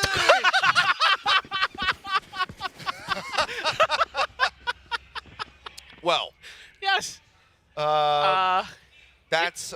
It's a good question. That's Korean for I'm having fun. How about you guys? Yes. This is a good match. I respect our opponents. Let's all of us just have fun. Oh, I am enjoying. Ooh, well, I'm enjoying that. Certainly is having fun, but not when Buzz swings back in like that. So it's just going to be a 1-for-1 as Hoopy gets opened up. And Meteor, did he catch a glimpse? Well, he certainly has now. Flashback looking to push him back out of the shower and narrow miss there. On sightlines on Buzz. As he's just, I mean, Texture, you can see, he's just watching right now to see if he can just maybe barrel stuff that gate crash. So he destroys it in the end. Love to get a neural theft going here if you're DRX, but it's Meteor stepping in, and he finds one, Karen gets the other. Flashback taking it down, Buzz trying to send out the flashes, and Locky does manage to straight right into that one as Buzz continues to open things up. Spike now on the ground. At least Carolina's going to be here. That Texture should be rotating back over. So now the plant going to be coming through. He's got the gate crash. It's taken back down short. Uses it. Orbital strike available here from Caron. Sets up another gate crash. Flash remaining. Oh, he takes it to the box. He gets the finisher. Buzz now on for the ace. I believe the third that we've seen today in total. And he also has a dimensional drift. He's just going to pop it. Into the drift he goes, but Texture, he's got more than enough time to try to peel off of this one.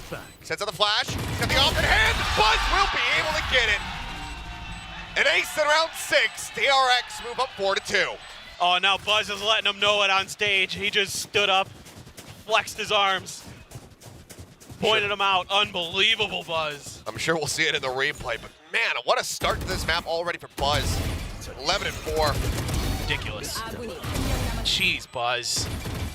And the way he's utilizing his utility here, I mean, he has everything in the kitchen sink to throw at him, and he uses it to perfection. The gate crash is set up, gets the dimensional drift. Just brilliant from Buzz. And this is one of the things that I was having qualms about coming into this series, as far as thinking who was going to have the upper hand. Because Texture and Meteor, they've both been so incredible throughout this tournament run. But this core of DRX and Buzz in particular, it's just always been good at stepping to hyper-aggressive, crazy duelist players on the opposite side. I mean, you think back to so many of the matches that DRX has played that Buzz always goes out, goes down fighting if DRX falls. He is constantly rising to the level of his opponents. And he is just tremendous in so many regards. And now this year, showcasing. Oh, he got the ding. My God. But he's showcasing a lot of variability in his agent pool. Very lucky to be alive there as Meteor down to 17 HP. Lakia really in a fantastic position to try to offer up heals. None of these drop down into the site proper, perhaps make it happen, but now Lakia himself is going to be taken out of the picture here.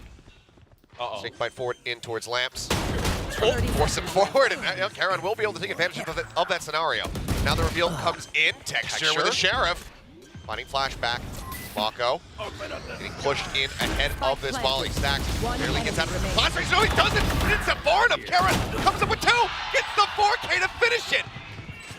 And oh man, some major mistakes here as well as some great shots coming through to get Gen G this round. Gen G is just now Munchkin's getting involved. They are really jawing on stage. Yeah, they are talking some smack up there. Thrifty. Start turning this into some like wrestling commentary. Yeah, right. About trash talk and showmanship we got going on here. That ain't right. Unreal. I mean, their sheriffs are disgusting on Gen G. I mean, we've seen it, but today already, two of their round wins are on the backs of just ridiculous sheriff shots. I mean, helps that the orbital strike happened there. That was a little bit of a whoopsie-daisies from DRX, but it all started with Texture starting to pop heads. Now Mako's got an orbital strike of his own. I mean, you have so many ults for DRX. You have a couple to counter, though, with Gen G. I mean, you have the Seekers. You have decent utility to potentially clear that Viper's Pit if it comes down. Monster on the loose. Gate crash, Thrash to clear sight. Gate crash goes into U-Haul. Buzz in alongside. A spot there gives Meteor a kill onto Foxy. Foxy taken down. Stacks on. Okay.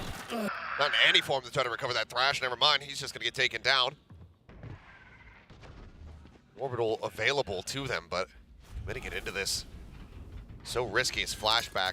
Drifting away into the corner there. Just moments before that smoke would dissipate and Texture the opening shot. Munchkin, however, will still be able to find him. Now Texture swinging out. They got Mako. That's the spike carrier killed off. It's just a bucky in hand for Buzz, and at that range, not going to be able to do much of anything. We are tied up at 4-4. Good hold here from Gen G. Meteor getting a lot of value out of that camera. Getting so much info there for Gen G and setting himself up nicely for a couple kills. Texture so solid, so sturdy with the operator throughout his long tenure as a professional Valorant player. So for Texture and Lakia here, back in those DK days, I mean, getting just brutalized by DRX. you know, time and time again, that's revenge has got to be on their mind. You know, of course, Solo and Lakia were able to best DRX back in 2021 to get themselves to Reykjavik. Now, a lot of history between these players. Oh, flashback. Flashback. A nice reply there. Let's get a bit of damage there from the paint shells. Minor scrapes overall, though, as oh my, well, find Lakia as well. What a kill as Meteor now. Last one left here on the site. Here within two, but Buzz just rushing forward. Almost gets clipped by their own mosh pit, but comes up with a kill. Texture still with an operator in hand. Love to swap that out. It does have a showstopper, but given that it's a 2v5, seems like this is just going to likely result in a save in the end here from Gen G. Especially with that orbital strike in play, it's just so difficult to get this retake going. Yeah, this is absolutely the right call. You just have... Buzz will push this. Okay, never mind. Just a quick check on the corner. I was going to say, money's a little bit weak for you there, Buzz. Maybe take a step back. But if he gets a kill, that's one step closer to another dimensional drift. True. You're not wrong. 2.5 so far. We'll try to keep track of those. Trying to pull a Forsaken there. So in the end, Spike will go off. And DRX narrowly keeping themselves in a lead here. 5-4. I mean, so many ults right now I know. in play. There's another neural theft available here for Meteor as well. Just thinking about that. A lot to work with for both sides. But if you get DRX in these post-play, I mean, it helps when Flashback is just really crispy with his aim to break things open there on that site. And Buzz is a nuisance on this Yoru. He'll be all over. You never know where those gate crashes are going to end up. Stacking a few members here at the op, along with Lakia, trying to set up for a pick, potentially. Here he goes. Oh, the Dizzy, though. Really nice check. Being watched for, but quick exit. Flashback actually taking a little bit of spam damage back over here towards Showers. Pushes up, clears out the cam.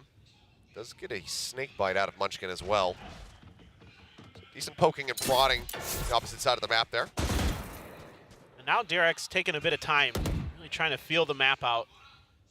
Gen G, they're content to right there.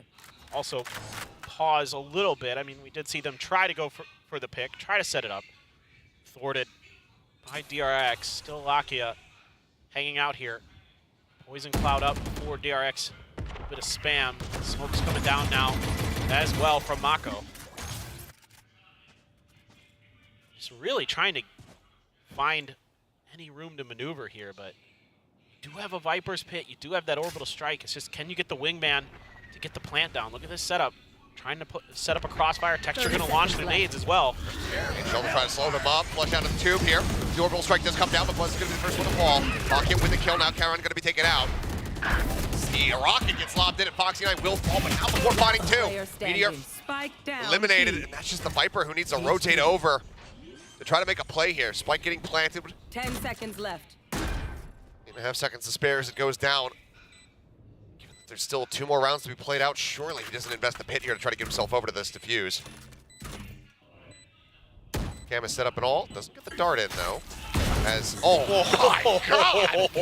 The Munchkin's saying, I know exactly where you're at. I'm going to flush you into the open. And Flashback says, I'm going to flush you down the drain. What a shot from him. That's we've seen some filthy shots these last couple rounds from Flashback. Foxy9 fully blinded up, got that kill, and then is ready for the second. The peek out the smoke from Lakia. Nice. Just absolutely nasty stuff. And yeah, you need to take a bit of timeout. You don't want to give DRX any breathing room. Start running away with things.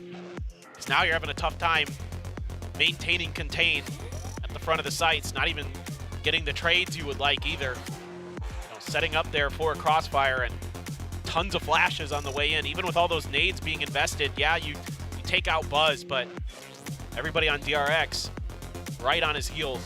Start clearing players out. It's going to need a little bit more in terms of the layers there. Because the initial attempt to stop that didn't really work. What you doing with your hands there? It's like Coach Cam.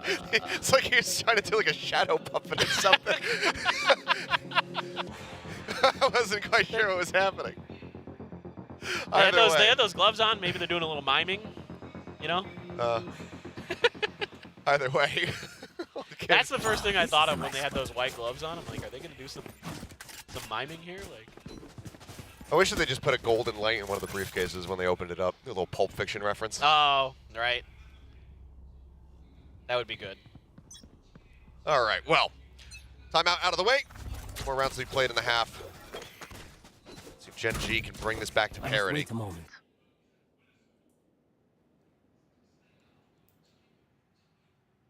Stacks just checking again. Trapwire has been in that place before. Foxy not going to win that. No, he's not. Munchkin getting the better of him and actually not even taking any damage for his efforts. Fake teleport. I mean, Foxy was pretty well aware that that could be a possibility, just could not find the aim. Munchkin swung just a little bit wider than he expected maybe, and Spray eluded him. Flashback does have a neural theft, so does Meteor. So you could look. You can find a kill for either side in a place where you can get to it. Trailblazer sent through the teleporter, but DRX nowhere near. Here.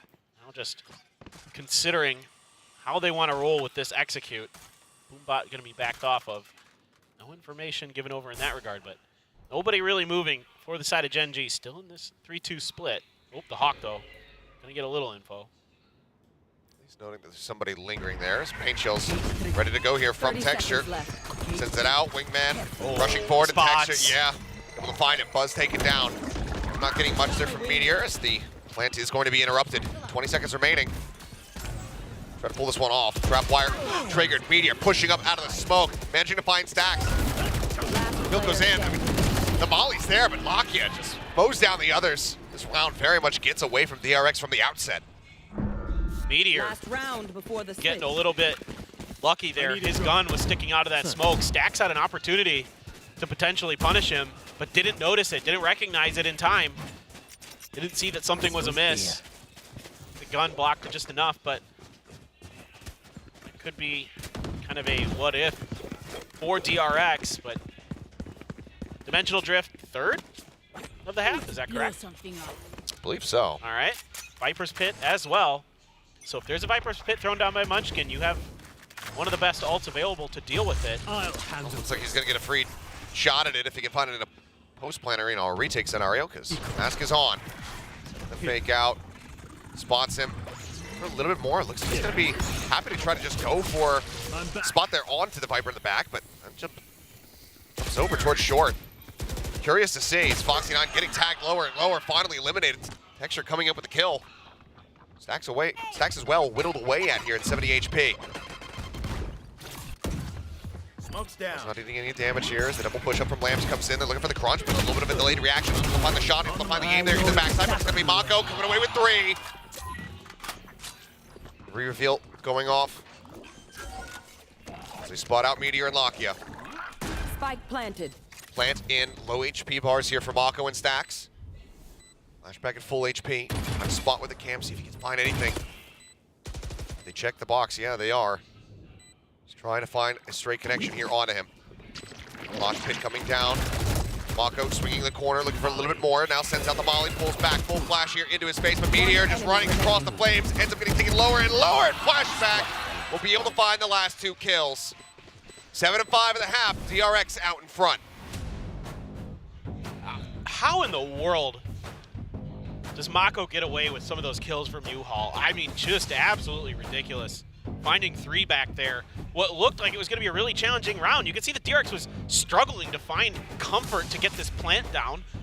Like you said, Stacks had taken a bunch of damage.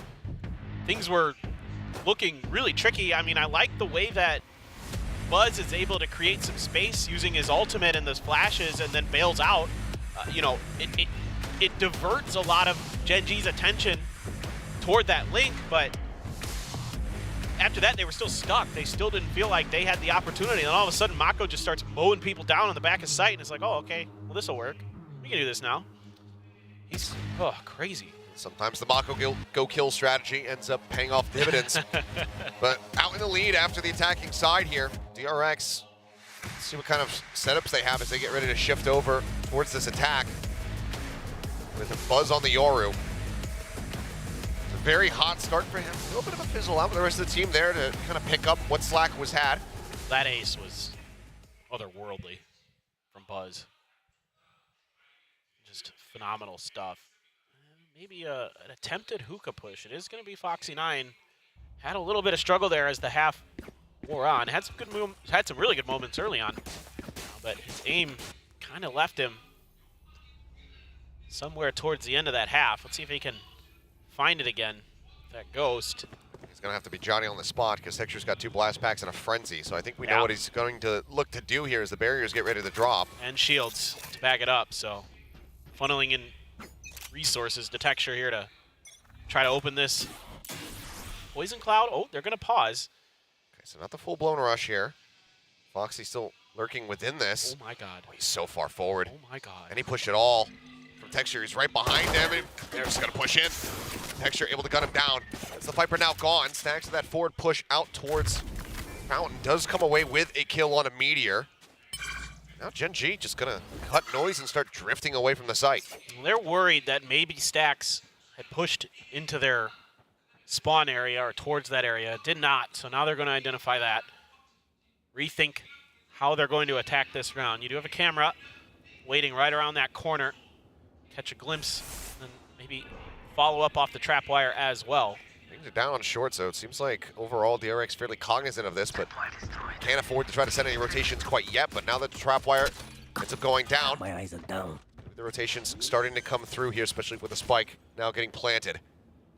Spike planted. Looks like DRX widely just happy to sit back, wait for all 4 players to get over here towards A before they start the retake. So for now, they've just got really just a wingman and a Dizzy to try to make this happen. One smoke from Mako, that's it. Karon's got the molly. He's going to send it out. Pick up the approach here as Buzz goes pushing on the back of the Dizzy. Timing looking great. Managing to find the 1 kill. The fuse getting started. Buzz stabilizing the aim. Takes down Texture. Snakebite now invested here from Munchkin. Has them all so very low. Buzz will be able to go ahead and take them out. And it's so tricky with that wingman still in play there. That frees up an extra gun to keep track of Munchkin. Really nice timing here off the back of the Dizzy. The Dizzy goes up and immediately Buzz is pushing the corner to follow up on it. Getting huge impact right on site. Then able to keep Munchkin doing any more damage. And a judge now for Foxy, but he's not over at Hookah this time. He's shifted over towards the front of short A. Then it's going to be Mako actually maybe needing to deal with some of this. Orb going to be an easy claim for Stacks. No contestion, Spectre in hand. Just doing a little bit of checking, but slow push up. Mako somewhat aware that there is danger. Oh, well, you certainly spotted it now. Texture trying to flip it back onto him there. Couple Sheriff shots through the wall. He's got that potential smoke, I was going to say. You can cut this off. Make things difficult for Gen G to get any info. Not seeing anyone on the back of sight yet. Judge awaits. They'd love to funnel people over into this and get some easy kills here in U-Haul.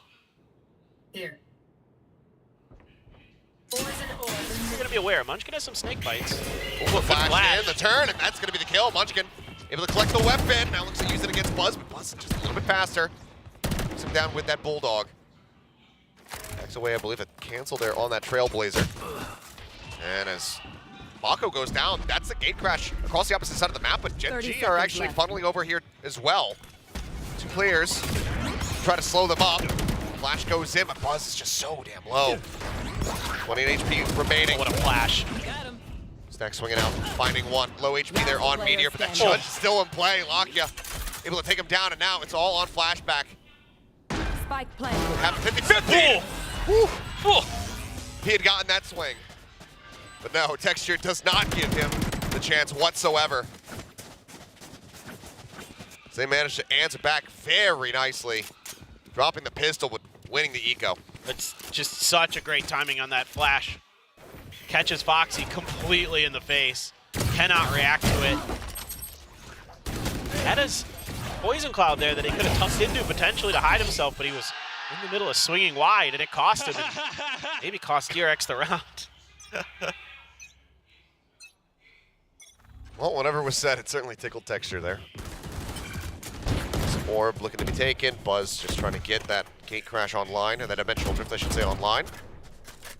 Already Does take some damage, though. Thrash for stacks, so if things maybe go a little bit sideways for Gen G, if there's a gun or two gain, who knows? Might be able to find a way to use it, but right now, kind of a Cypher duel over at Showers, trying to out-info each other here, but you can see Meteor well aware of his opponent's tricks. Gonna clear it. Nothing a Flashback can really do with just a classic in hand. So far, just cam for cam as the creep up comes through now. Up short, Texture. Flashback up here onto the high ground. Is Foxy Non going to be able to just out-duel Karen with that classic? Texture finding another one, pushes in from behind, finds the cleanup onto Foxy as well as Buzz. Maybe an opportunity here for another ace to come through, depending on how much he wants to push for this one. Smoke dissipating, not going to spot much of anything. Trailblazer. Sure how much it saw, if anything at all. He's hungry for it, that's for sure. I know that he's one away from having a showstopper. So denying him that ult going into the next round is pretty paramount here for DRX. Still pushing though. Hungry for it. Up close on the left. Spots one. Now ult online. Looking for the ace. Stacks will be able to deny it. He's going to try to rotate back into the site and go down to the spike, but no, Munchkin down from short will be able to take him out. Gen G. Very nice rally back thus far here in the second half. Themselves within touching distance, tying us up. Yeah, it's really good awareness here from Texture. After Foxy gets that kill, he's just pre-firing the corner with his Bulldog. Even though Buzz is there, not much Buzz can do. He gets taken down pretty quick. He'll get up and over, find that first one. Oh, he came around the backside. Enemy remaining. Yeah, just looped all the way through. Yeah, looped all the way around, off the top.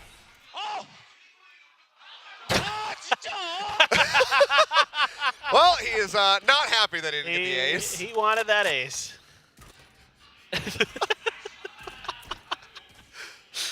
Oh, this has been boy. a good day for player cams. Yeah. I'm having the best day. Gift makers are going to have a whale of a time. It's going to be so fun. Well, now, like you said, Texture is rolling with a showstopper and a few guns. I should say only one Bulldog, 4 assault rifles for Gen G, so a lot of damage to be done. Foxy taking a scrape as he tries to go for the jump peek, and pays the price. Now he's gonna have to start moving back towards the car, probably afraid to play that hookah right now as he's been bullied in there. Oh, the trap wire. Denying the entry. Texture fully blinded up. Didn't know what the hell he was doing. He gets taken out. Foxy 9. Get some revenge for that little scrape coming in. Now he's going to be full flash. Oh, flashback at backside. Able to find one, but Locky comes up with 2, and Mako will be there for the finisher. So still bloody. Not clean at all here for the side of DRX, but they do manage to stop Gen G from chaining together 3 rounds in a row here in this second half. That trap wire, once again, worth its weight in gold. We saw it with Monyet on Ascent earlier. Now this time around, Texture falls victim to it. Oh, the double reveal. The double reveal, so good. And then they line up nicely for Mako. Good timing, good assist from everybody on DRX to bail each other out there. He's setting it up a little bit further forward. Now, thinking about a B hit is still enough money for rifles for Gen G. Able to get a bit of an economy going. On the other side, DRX is a few players pretty low on the cred situation. Trying to play off the one-way there. Yeah, it's such a narrow little bit of space. Trying to work off of here as the wall comes in, and he saw the gun barrel. Just knew, yeah. Foxy getting the kill, the snake bite, stopping Meteor down in his tracks. In the meantime, back over here on the B side. However, Locky and Texture one apiece. Now Karen as well getting involved, takes out Stacks, and that breaks open the site. Flashback, rotating around. The up comes in and chases immediately on the back end, taking down Meteor. Foxy 9 in the meantime, trying to hold things down. 2 HP remaining on him, and Texture clears the one angle, has the reveal. Spike stuck at backside. He's so low. He's got a pit. But that would be so damn boom! But he's got the headshot as well! 2 HP, no problem. Foxy gets it done. Unbelievable from Foxy there. That is so difficult. Texture had read that initial setup so well, but he's just so ready for that angle is Foxy, just anticipating it the whole way. Flashback, saying, nah, cannot teleport there. Oh boy. Now things starting to get a little bit dire for Gen G. It's one of those rounds that does not feel good to lose at all. No, that's a painful one. Really feel like you should have had that one, no doubt about it. And now you're lacking in ults compared to your opponents to make matters worse. Dimensional Drift, Viper's Pit, Thrash. Makia does have Seekers. Doesn't want to commit them just yet. Stax has swung out so wide here. Obviously does have that backup from Buzz. They can, because the smoke goes down though. They can double flash this. They very well may. Oh, that works too. Because you can gate crash. Fake out, and he's just gate crash right back up into heaven. Clear on the Dizzy, recovered however. Texture makes his way forward. Molly at the ready here in the hands of Mako. Spray just spamming across.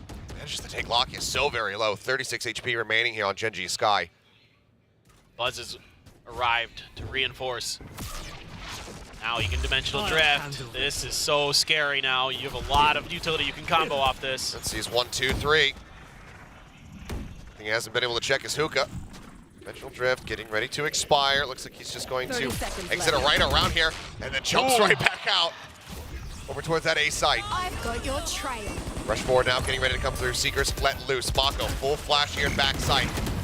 Dizzy connecting on the multiple players. So far, somehow nobody dying. But as I say, that's Zax managing to find 2. Heron will be able to take him down. Munchkin getting the enemy Gecko. Mako will fall as well. Jump forward, Foxy Knight now arriving as the pit expands.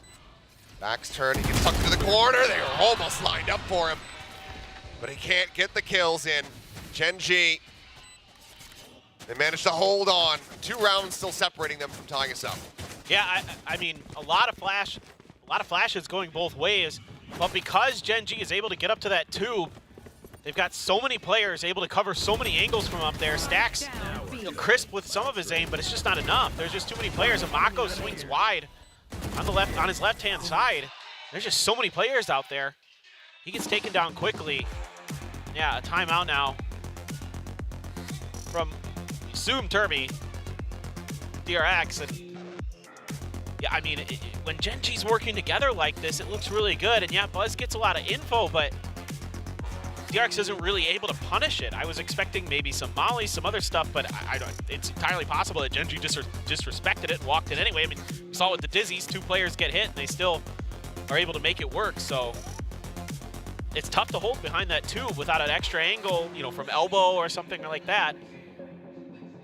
And Gen G's able to bulldoze their way through. Keeping it close, keeping it very competitive here. And just 2 more to go to try to tie this up and then maybe take the lead for themselves. DRX seeking some stability, but likely not going to be found here in this round, barring a somewhat miraculous Thrifty. Then again, we've had tons of them here today. Yeah. Well, and I mean, this is just another map in this kickoff story for Gen G. It's hard fought. It's so difficult all the way through. You know, they've been fighting tooth and nail. Every single match has been a best-of-3 that's gone the distance, right? And so they have played max maps for the most part, except against Zeta. But they have been just fighting tooth and nail to get here. And their aim is, you can see it's so good. And against an opponent like DRX that is well known for their setups, Munchkin just eliminates Mako at the back of sight. There's the opener. Buzz, he wants to try to get over there, recover that Sheriff, who's 1 of 3 that they brought into the round. He's able to find it. His Texture goes up on top of the box here. Flash is coming through, not able to find too much of anything there. Buzz will be able to get Meteor. The Texture cleaning him up. Stacks and Flashback now. Last 2 alive for DRX. 2v3. Sheriff's in both of their hands. Just trying to swing out a little bit wider, see if they can get the catch onto anyone here. The wingman is available to potentially cause a distraction. Gets him through the box, but it's not good enough for the kill yet. Flashback swinging. Eventually goes wide enough. Able to find him. Gets himself a second. This is now ball on Karan. They line up, but he cannot get it. Flashback with 3 on the Sheriff. Will get the defuse. They will get the round win. They move up to 11. As I'd like to issue a formal apology to Gen G. I think I might have spoken this one into existence. What have you done? I mean, one of the other really interesting storylines coming into today's match, right, is the rookies. It's Flashback versus Karan. And Flashback is really, really good, folks. And you can see it in the player cam down in the bottom after that round. He was pointing at it, pointing to himself like, that's right, I'm the one. I'm the rookie you should be looking out for. Eyes on me, folks. Well, they certainly are. And obviously subjects of much scrutiny coming into the season here, we're DRX. Yeah. But so far, very strong efforts to just re-inspire hope for the squad. It has a lot of that similar feel to the old DRX squad. It's just, it feels like it has a little bit more explosiveness. It feels like they're willing to go for some more kind of risky but high reward plays. I remember that Rolling Thunder with Stacks and Flashback on Split. That really made me think, okay, these guys are pretty confident, not just in their ability to read the game and do the things that they normally do, but also their ability to win odd man fights like we just saw. And the timing there between Flashback and Stacks is brilliant. They wait together. Stacks never over-aggresses the angle. Flashback is right there to punish Stacks' initial damage onto Lakia. So comms are good. Everything seems to be pretty solid for DRX, but Gen G, don't count them out just yet, folks. They can pop, and especially with these Sheriffs in hands, we've seen it a lot here already on this map. It's been a lot of time spent here. Spike for a while was just 30 seconds drop left. back a connector, brought forward in towards Hookah, but not liking the amount of util that they're seeing dumped here on this B site, so it's going to be a full pivot from Gen G. Camera taken out. Flashback spots Munchkin. Gate crash actually expiring as well here for Buzz, who cannot have a fast join in. Here. Low time remaining. Spraying through, Flashback able to find one. Meteor with a headshot, taking him down. The Earl down, and Karan gets a piece as well. Orbital strike to try and delay. And it has. The plant did not come through. The round could not be theirs. DRX will move up to 12. But my God, what another insane effort from Gen G. Yeah, they're cracked with the Sheriffs. But that is absolutely a fact. Seen it so many times. If it just wasn't for time, I mean, Stacks getting that initial kill to drop the spike, and then Mako quick to rotate over to get that orbital strike into play to make sure that they guarantee themselves around. But God, if there's 15 more seconds in that round, This is a nice spot.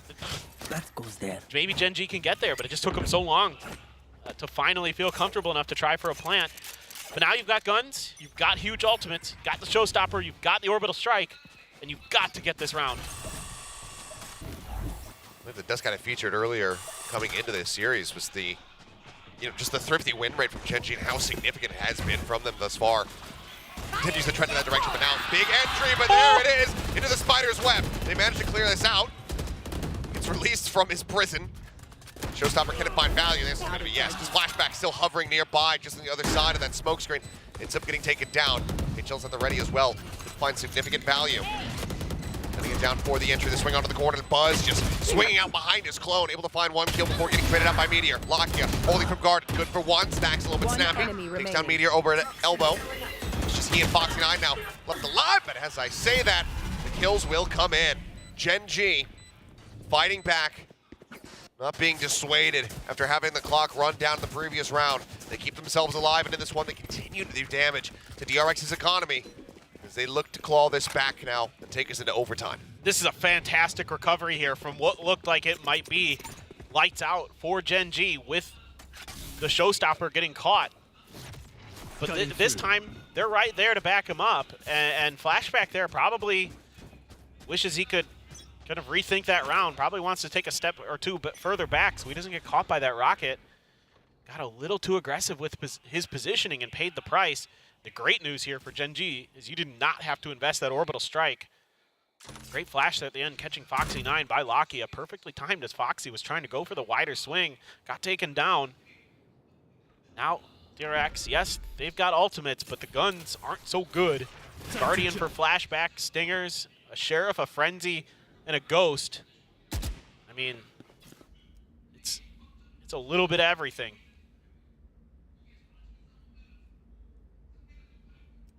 Gate crash ready at backside, but just dead quiet. Until the walls come up. Cage just popped.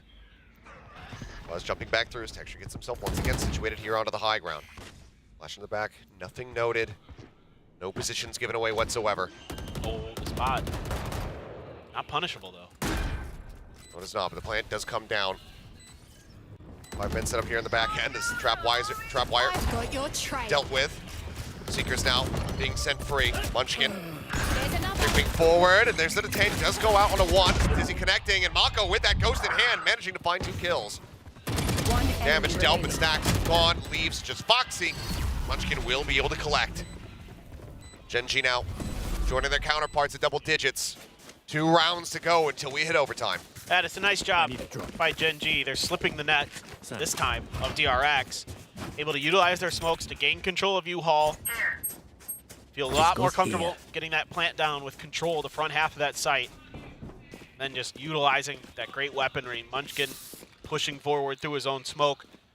Try to gain some space, gain some ground on Gen.G, make things a lot more complicated. And yet again, you're still holding on to that orbital strike. It hasn't had to be used. You do have the dimensional drift from Buzz. So, gate crash out. Let's see if he wants to invest it early, or it's going to be more of a wait and see.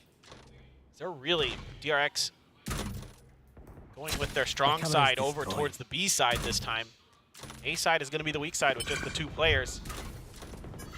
Given Gen.G have been, widely running down the clocks here. Yeah. I think holding that dimensional drift for later information probably going to be a lot more valuable, but Flashback is in a pretty rough spot if they decide to just full shove out of the showers here. Yeah, he's Foxy, crossfire. Try to save him as he goes with the cyber cage. He readjusts the aim, and Texture is able to get him. Kill comes through, and Lockya can get over here towards his raise. They will be able to clear it up as Foxy now tries to retake that former position. Ends up getting spotted by the boom bot. Buzz just taking the TP, snaps back over towards that defender spawn. That was an attempted sort of crunch play there from DRX. They had a couple angles holding outside the showers. Buzz trying to get in there just a little bit too late. They lost Flashback just a little bit earlier. They would have liked. Foxy 9, oh, what a shot. The Dragon Cross finds the headshot now. He's just trying to escape the orbital strike. Does so, but he's out into the open. Buzz able to come up with 2, however, before Karen trades it back. Mako still situated here. Backside goes for the jump peek. Have noted him. There's the cleanup though. Now the Dizzy going in. Karen trying to hold it down, and he does! 1 by 1 they swing into him, and 1 by 1 they fall. Karen stands tall and gets Gen.G up to 11. He got hit by that Dizzy. Not sure how much it worn off there, but man, oh man. It looked like he was dead to rights. It looks like it was going to be map over, and now we're 1 away from overtime. Insane. The economy's not great here for DRX. There might be a timeout coming, indeed. Wowzers. I would love to see that from Karon's angle. Here's the question, is it DRX or is it Gen.G? Because I think there's a pretty solid argument for both. To call a timeout right here in this moment. Looks like it is going to be DRX. Ones who are at least a little bit faster. But man, what an absolutely unreal clutch from the young gun. So, I mean, we were talking about Flashback earlier, some of his insane plays. There's Karon answering right back. Just disgusting. The way that these players for Gen.G and DRX, these rookies, have stepped in this year has been just absolutely incredible. I mean, they both look like they belong. Oh, yeah. There's been very little. I mean, yeah, Flashback. Okay, you think back to the off season during one of the early events, he looked a little shaky. Since then, he's been very good. Hey, both he and Foxy. Yeah. And it was because of some of those shakier performances that we saw in the off season that it was a little bit more difficult for people to buy into, this major changeup from DRX. So whether or not it was going to end up holding water for the team. But since Pacific started, it's been looking better, but Gen G right there alongside him. And Gen G spamming here because they know there are 2 big ultimates that are 1 away. And Foxy does grab the other one on the other side of the map. Mako. Timing there. Oh, Mako. Stacks backs off the angle, then Mako getting punished for it. He needs to try to stay alive, try to find a kill. That would be that orbital strike coming into play. Texture clearing out the Dizzy, but now it's going to be full flash. Stacks finally able to find that headshot, gets the kill. Takes out Mako's Karon again, looking to do it once more. 2 quick kills, 2 more players remaining. Spam shots coming through. I know exactly. Poison Orb gets lobbed in, and that's going to be a neural theft. Invested here from the side of Meteor. Flashback, holding on to his own. Oh. It's still revealed, still standing in position. Flashback able to find that elimination. Foxy worried about the approach there from main. Spots one. One enemy remaining. But now it is all on Foxy. Can he get Fatal the pit in down? hand. The time running low, swings out the pit, has it in his hands, draws back down to the rifle. Get a little bit scattered here, and even though they line up for him, he's not going to be able to find the shot. 12-12, we once again go to overtime. Oh, switching sides. Amazing stuff. Overtime. Amazing stuff. You just gotta love what you're seeing today. These opening maps, both have been just absolutely insane. Karon, ooh, great turn there. And then the shorty to soften him up. And the finish from Meteor. I mean, just crazy how back and forth these were, but Foxy could just never get in a position where he felt comfortable to throw that pit down. Was just never allowed to do so by Gen G. And they rattled off 4 in a row, 12-8. And you thought, well, all right, GG go next. Nope. So much of that has, in these last several rounds especially, been Karon. Yes. Insane clutch potential from him. As Flashback drifted away. And he's going to be lucky to only take the amount of damage that he received there. Fake out, lock in as well. Spraying wildly, getting some damage across. Dizzy not going to be finding too much of anything there. Mako down so very low. 2 HP for him. That's a huge win for Lakia there. Did a ton of damage. Ooh, Karon taking a smidge. Nothing too serious. Flashback though. He's trying, and it's be a major pick to find here if you break things open for the team. Open up Hookah. But Munchkin is just watching it like a hawk. Sees the gun barrel, takes a shot. It's the first one, but the follow-up is going to be good. Now the ball is going to be thrown down. Karon spamming in towards guard, and Foxy9 eliminated, and things starting to very much spiral out of control here for DRX. Munchkin out for blood, shifting position, gets himself right up in front of the entryway as another smoke comes down. Just keeping things obfuscated, just keeping things damn near impossible for the side of DRX. And yep, full send TP, but now you're being ushered over towards Meteor, towards Texture, who have been lying in wait. Cage trigger. The push starting. Cage coming down. The wingman. Cage His head right on the entry. The spray through. Buzz taken out. Meteor looking for 3. He will have them as Gen G get a flawless start to overtime. Get themselves up to map point. It's just tremendous cagey play from Lakia, who's just so good about making sure that he's able to get out of his potentially tricky situation, takes no damage, does a ton of damage. They're able to just lock down the B site, give no purchase to DRX's attempted attacks. And then Meteor with the great one-way setup right on top of that shower door. Has a phenomenal angle. Doesn't even give the wingman a chance. Doesn't give anyone a chance. Okay. That's the Meteor we've come to know and love so far. Oh, Mako. Mako just cannot have a healthy start to any of these rounds. Down to 10 HP now. Trailblazer instantly cleared here from Stacks. Trying to see if anything budges over here at Long. There's no healing anymore with DRX's comp since they switched to the Gecko. Snake bite lobbed in. They know. Buzz just trying to get some shots in, trying to get some damage. Still has that gate crash to take it back over towards Haven. Munchkin finds Foxy9. He gets blind on a 1, but Buzz had already been out of that location, so can't swing to try to find a punish. For now, just needs to very much help reinforce this A site where Gen G are making their way over. A lot of pressure over towards Flashback and Buzz. They are pushing so far forward. They are. That's going to be the contact coming through, and they are not ready. Flashback now trying to tuck into the corner, but Meteor swings ahead of his crosshair, takes him down, and it seems like that should just about be it. Stax and Mako need an absolute miracle to keep them in this, to try to find a reset. The Dizzy moving forward, not going to find much of anything, and Stax has been taken down. Mako would have to ace clutch with 10 HP, and it is not going to happen whatsoever. It's in the name, GG. Gen.G take map 1, 14-12. 6 rounds in a row at the end to take it down. When it looked like all hope was lost, this squad came together and once again bounced back. We saw it against Team Secret on Icebacks, the just unwillingness, the perseverance of this Gen.G squad has been outrageous so far in Kickoff, and it is happening once again. Well, that's Bind out of the way. We, of course, have Lotus coming up next, but first we'll have the Analyst Desk break down the action from map 1. Oh, and I think there is a lot to break down. That was an unreal performance from Gen.G, closing it out on Bind, 14-12 against DRX. And this was DRX's map pick.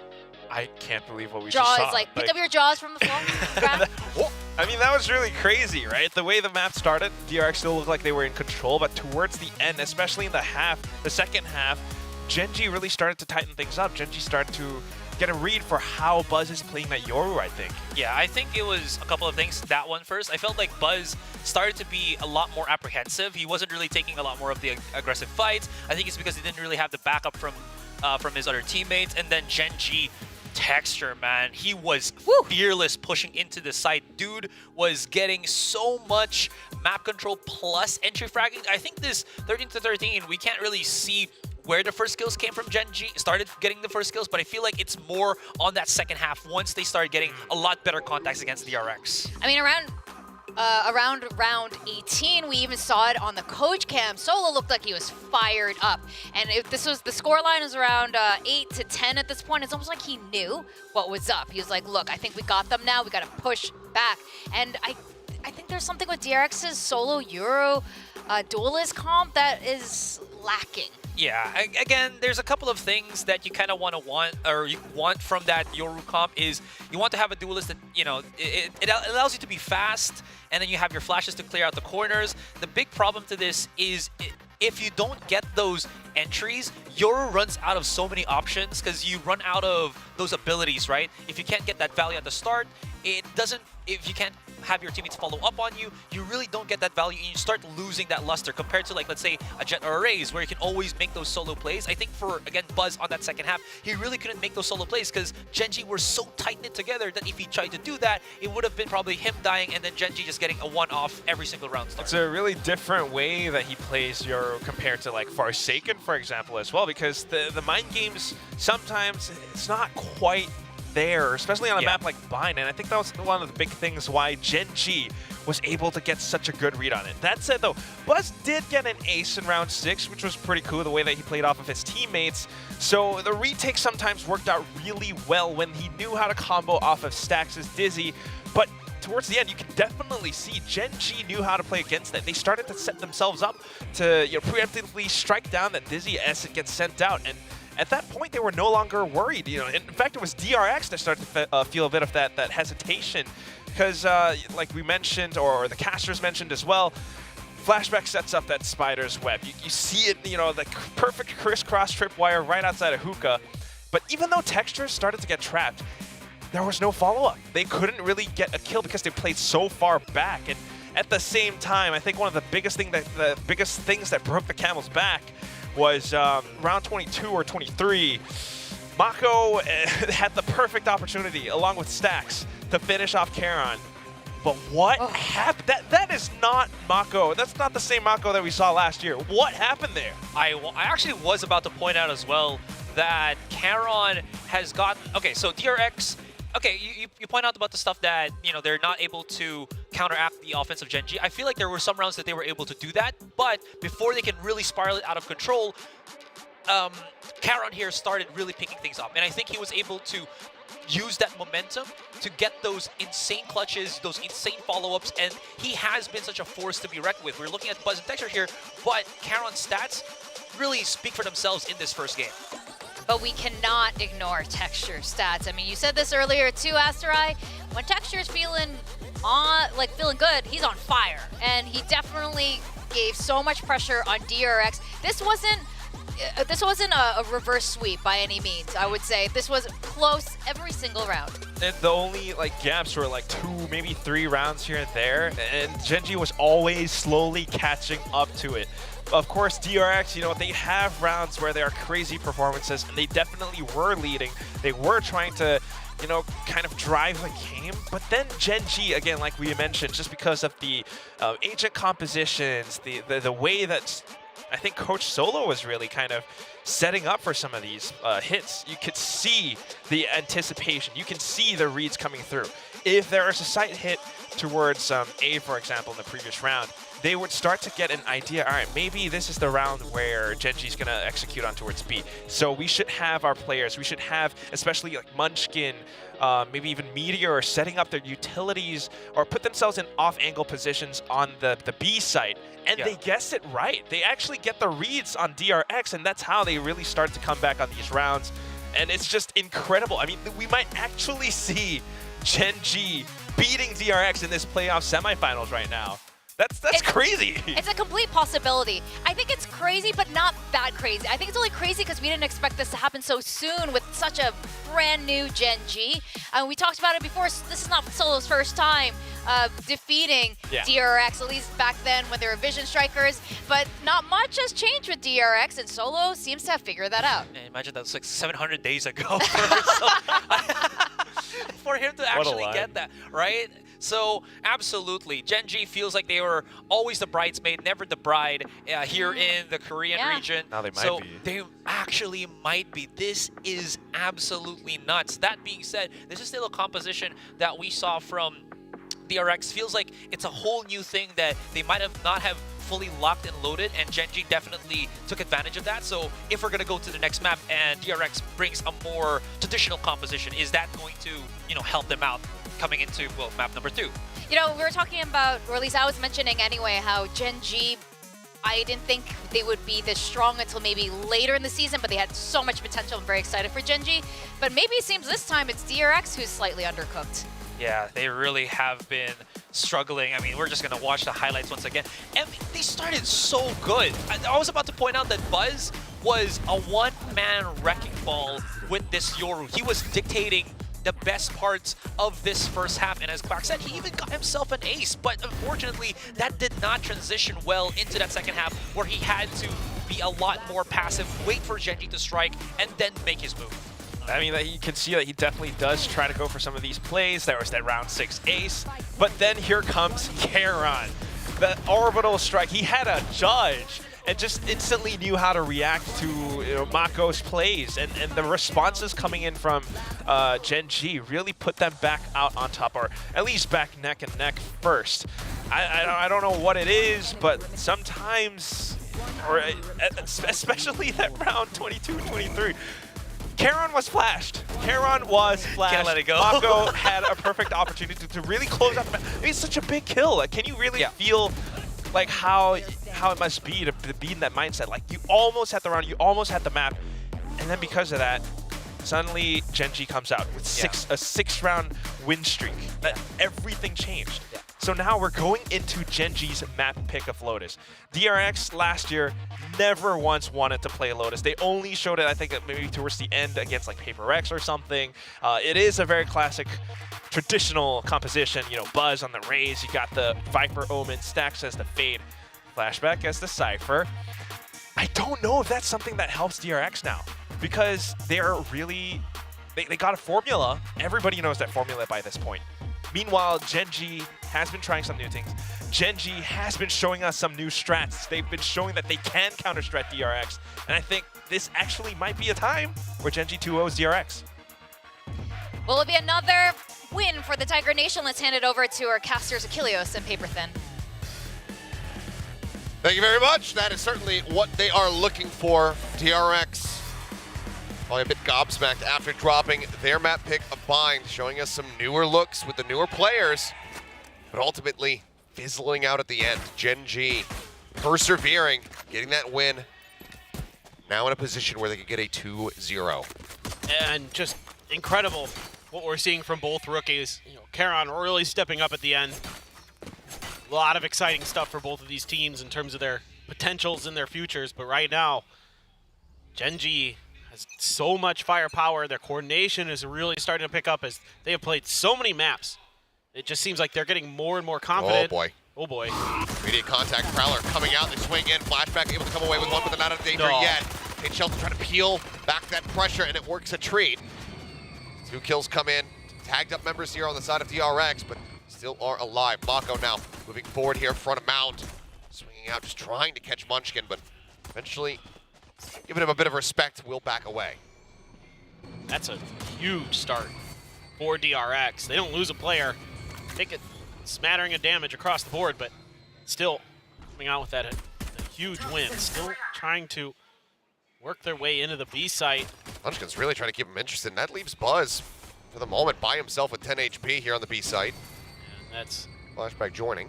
still that Viper utility covers that front door, so gonna be a little bit tricky. Ooh, shoulder spotted. And it's gonna be Mako taking the fight, winning it. As the one goes into the back, pushing forward here into B. Lock in Karan, able to find one apiece. There's 2 members standing, but I mean, look at these HP bars. It's only Foxy9 that hasn't taken any damage. Stack's about to make contact here versus Lakia. He's able to win out the fight. Shot goes through, bit of Caterpillar smoking here from Karan. Manages to slink his way down in towards stairs. Unpunished, Paranoia still in hand. This is gonna be monstrous. Last player standing. Let's go though. Foxy. One enemy Here, remaining. dead. Lakia picking up his 3rd. The Prowler goes checking over towards stairs. Nothing spotted. The drop down. Mako finds himself on side, and Lakia! He's got it clutched. The 4K to kick it off. 3 to go for a Nightfall already. Gen.G, they take the pistol on Lotus. It's just brilliant heady play from Gen.G. Knowing that Stax was going to swing wide into spawn, it was pinged out, and Lakia was just waiting for him to come around that corner. Had him just dialed in. And then he's able to swing back to the side. I mean, just what an entry they had onto the B side as well. Finding those crucial kills, using that C's to clear Stax's angle so they could isolate the battles on the other side. Now DRX is going to try to push in towards Rubble. They've got control, but Gen.G isn't going to bite on any of that bait. They're just clear enough to be able to rush Buzz forward, have him grab that orb. Now he's hightailing it over towards C. Nothing but classics for DRX. An outlaw for Meteor. He's, as we kind of expected, leaning into that gun quite a bit this year. Locking with a Vandal, 2 Guardians. I mean, there's so much firepower here for Gen.G to work with. As Buzz spotting one, backs away. Foxy9, however, almost gets 2. Takes him low, and Mako does get the finisher there. Mako finding a 2nd before getting dropped, and that leaves now just Stax on its lonesome. Munchkin with 21 health. Meteor, that outlaw. Spike planted. In a way, a significant amount of damage dealt here for the side of DRX. Does he want to send out the Haunt? Does he want to reveal it?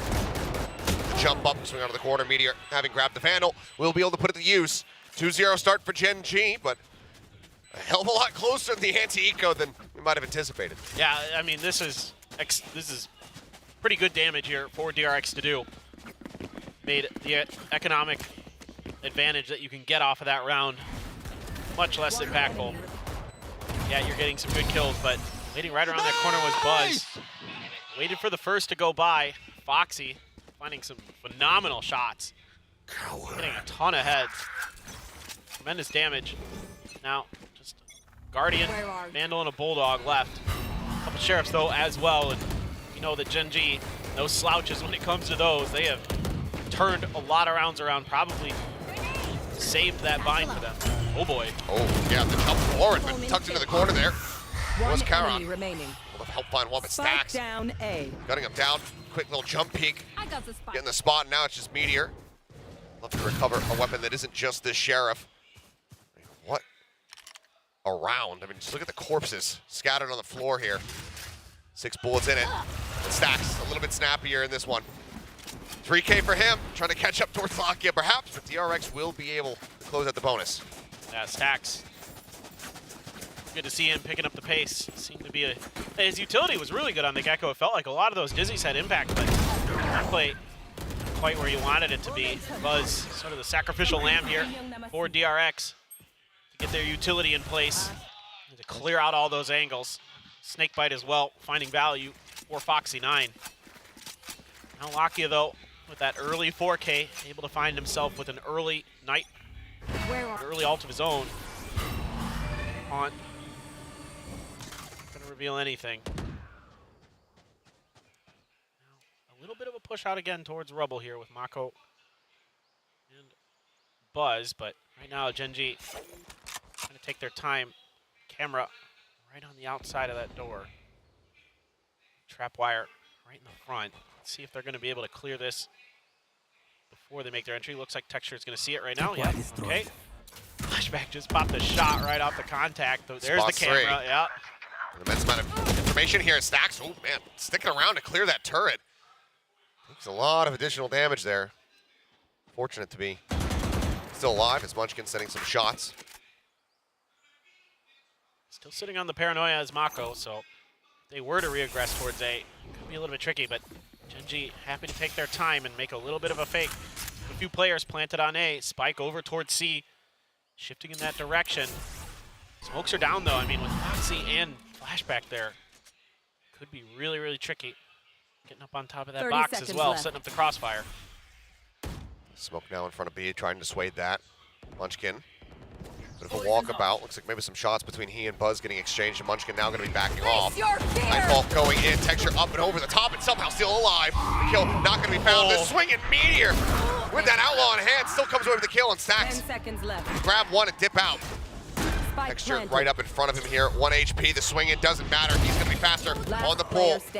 Buzz sits on the paint shell, swings in. It's met with death. Gen.G not allowing for DRX to pick up 2 consecutive. Right back into the driver's seat, 3-1. As the money continues to dwindle. That entry had to be dealt with by Foxy9 from Texture, landing right next to him. We saw shots earlier. That one right there. Texture just able to get deep enough and not able to keep pace. It's Foxy. Buzz swings into 2 different gun barrels. Texture is in it to win it, no doubt. It's been fired up, very animated this season. Haunt reveal there. Let's catch 2, but everybody from DRX not really in a position for any kind of punish at the moment. Your rifle here in the hands of Flashback as Meteor looking to watch from behind. There it is. Can be recovered. Picked up swiftly by Foxy9. But now looking for the repeat, trying to see if anyone comes in, and there's Mako. One shot set, but swings. Tries to catch him off guard while being up close. He cannot do it. Right clicks now covering fire from Lakia as well. Mako grabs the gun. Let's see what kind of damage he can deal here. But so much attention now from the side of Gen.G. Paid towards these back lines. Stacks, again, barely able to just grab this gun. But he can't get away with it. It's a flawless. There's a Meteor putting up figures of the Outlaw. You might need an early timeout here from DRX to stop this. This is looking really clean from Gen.G. Covering each other really well, reacting to things really nicely. Meteor with an Outlaw.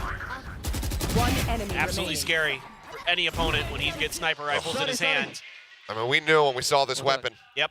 First thought was Meteor. This is going to be one of the guys. First thought was not Meteor. the guy. Yep.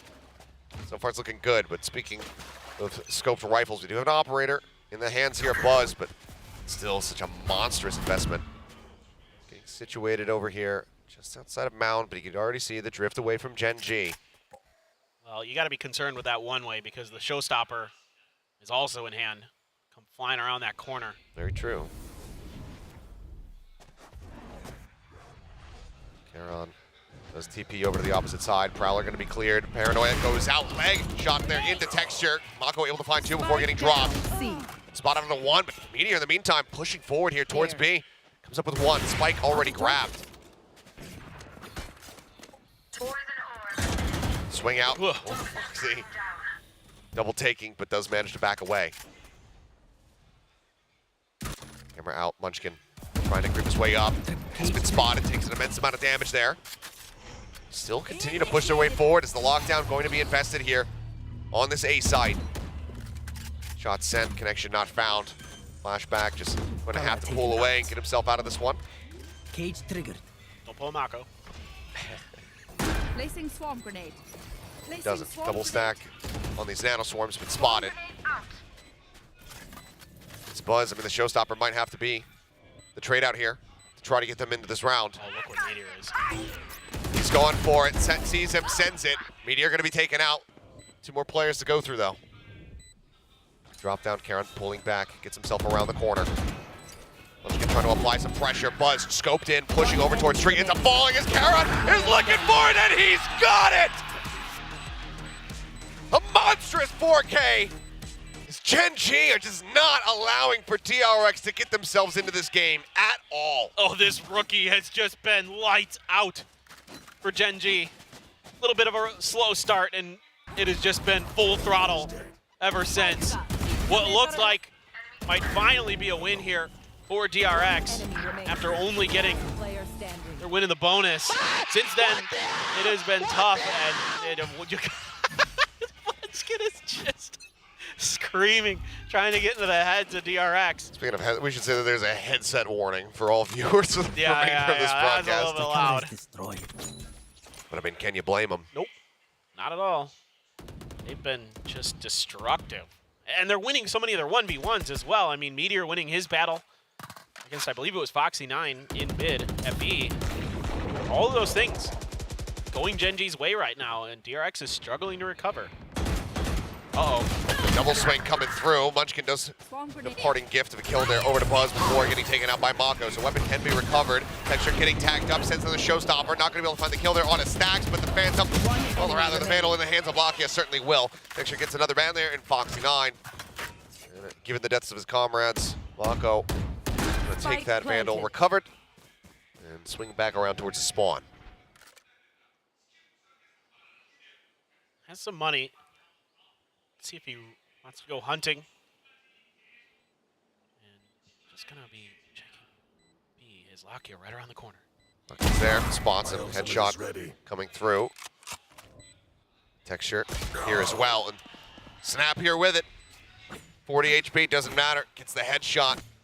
Takes away all of that weaponry. And the onslaught continues. But looks like we will have that timeout coming through. I was wondering when it was going to happen. Yeah, it is needed. It's difficult right now. One enemy remaining. For the side of DRX, Gen G is beating them at almost every twist and turn.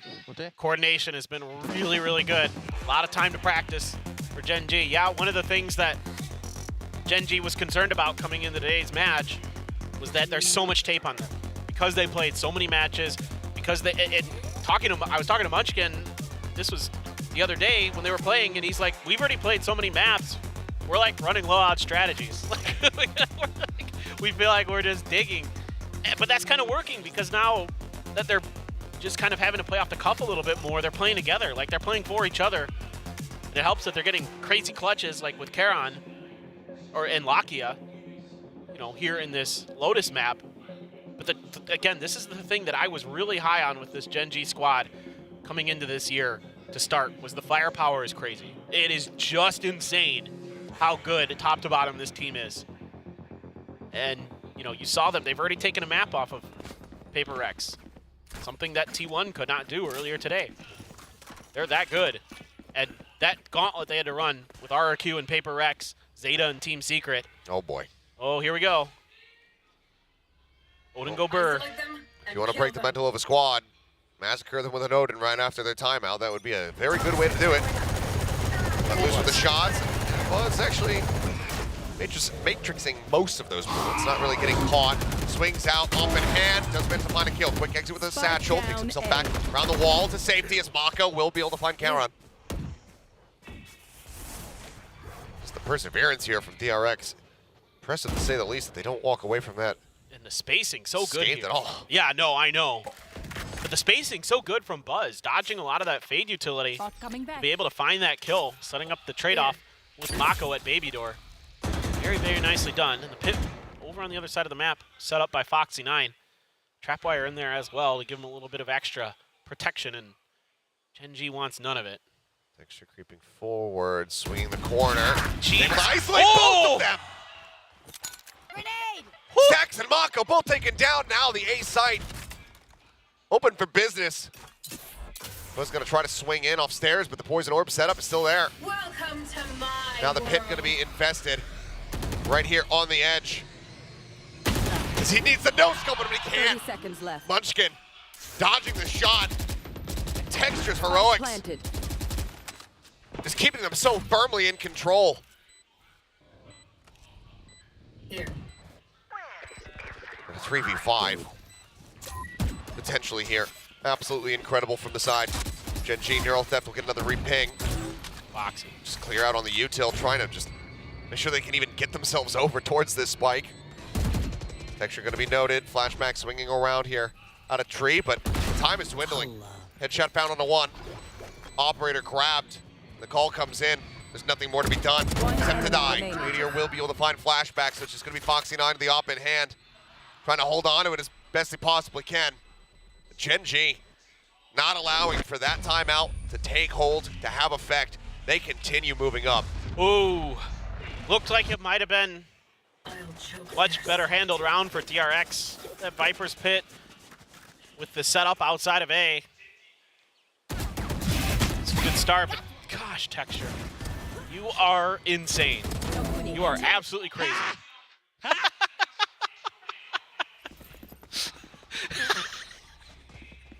He knows it. Oh boy. He knows it. Kill them. Having a whale of a time up there. Yeah, I would be too. What a round, too. It's widely, it's been a lot quieter for Texture. He hasn't really had to be that tip of the spear so far in the map. As Buzz swings out wide on Rubble, does catch Munchkin off guard. Yeah, Munchkin trying to use his util to get behind the Rubble, but never allowed to get there. Caught off guard there, Lakia. The utility. Buzz again, though. Finds another with the op. Walking forward in towards B, finding one. Texture going for the entry. Comes in up over the top, vulnerable out on everybody. Just a little bit of damage taken. They get themselves onto the site. The plant now starts coming through. Always just taking some pot shots into the smoke. There's a swing out. Foxy 9 going to be taken down. Mako moving forward, trying to reinforce this position. But Texture, this is such a hard angle to clear. Mako swinging forward, trying to get it done. The shot goes wide. Texture finds another 2K, and Flashback going to be taken down. Now it's all on Stacks, the 1v2. The approach, swings in, finds Lakia, but 20 HP. He'd have to one-shot Texture here. Ooh. Works him a little bit lower. Boombot has to be cleared. Swing back in, and Stacks is good for it. The defuse will come in. DRX can get themselves a second round win. Can the operator be held? You can't kill a nightmare. Gonna try to run for it, and should just about miss it. So close. Again, good start here for Buzz. 2 early op kills, but it doesn't translate into success. I mean, these executes, these hits onto the C site, there is nothing Flashback and Foxy have been able to do about it. And I love the way that Gen G gets aggressive towards Waterfall, because they know the Nightfall is somewhere and potentially coming, likely to crash across that C site, so they want to try to get ahead of it. Now, they have no idea that Stacks is wrapping all the way around the back of the map, but still, I like what they did there, and that's why Texture can pick up those big kills and almost take another round away from DRX. This hot lineup again, sent out of B, continuing to catch Gen G off guard from time to time. Not that it's translated much into DRX being able to run away with the rounds. Now, a little bit of presence noted. Another smoke going to be sent in. And a ton of space acquired here by Gen G over towards A, but also from DRX, pushing their way all the way out of C. So can funnel this information over and let them know, okay, it's either going to be an A hit or that B pivot. And Foxy 9 managing to find an opening kill. And there's no utility on the backside here for Gen G to watch for this other than the eyes of Meteor himself. He just finally put down the alarm bot. Open the cover from behind. Mako about to encounter it, does so, clears it. Seems like for now, Gen G, the call is going to be to try to just keep eyes focused forward as Showstopper at the ready, wrap around the back. Foxy not ready for it. The punish not found yet. Stacks eventually is able to take down Texture, but the Gallant's right behind him. Immediately getting the follow-up punish. Showstopper at the ready. Swings the corner and just domes Buzz. The up with no value. Now into the hands of Mako. Spike planted. the economy in such a dire position, DRX are going to have to call to save this once more. It's just amazing the way that Gen G can find the timings and the weaknesses in sort of the pauses that DRX is taking to set up for their retakes. And it's so good because you know that DRX is such an execute-heavy team, and don't give them the opportunity to go for those coordinated hits. And you catch them sleeping a little bit towards spawn with that showstopper. They don't seem to be able to recover quickly enough, and that's something that Gen G can do. They seem to recover very, very nicely. It's that individual skill on Showcase and the decision-making and the play calling from Munchkin and company. Assuming it's Munchkin still. It keeps changing on me every time I ask. It's somebody different. But I think it's Munchkin right now with some side calling from Lakia's, the last I heard. That was my last update. Whoever's doing it, yeah, it's working. Yes. That's the most important thing here. I mean, Texture going untraded for so long there, really costing them. And I misspoke earlier, you know, not the op, but the showstopper finding no value for Buzz. Just absolutely catastrophic here for DRX. Nightfall. The Shadow to work with. It's Buzz again. Creeping forward. On. Cleared. Continues to inch. He spots one. Texture going to be taken down. Mako covering fire with a classic. Finishing to come up with one, but now Munchkin. 2 for him. Locky as well. Getting away with a kill.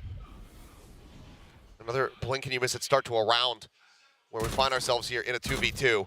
Flashback. Holding forward. Back rubble. Snake bites available as well as a Prowler to scout his position though. Do they think about it? Last player They do. They absolutely do. As the dart comes in, Lakia turns his sights in that direction and instantly shuts it down. Alarmbot not a concern here. Deactivated, but now Munchkin just holding this angle while the plant comes in, and Buzz swaps off the weapon. He's got the knife in hand, redraws the rifle, snappy. Jeez. Manages to take down Munchkin with thanks to the low HP bar. But where does he go from here? Sees available from Lakia. He works his way up the rope. Looks like he's going to wrap around over to stairs. Was now pushing forward. No util to speak of. Blast pack's gone. The paint shell's gone. Tap onto the spike. Expecting him from coming out wide on the left. He swings in close on the right.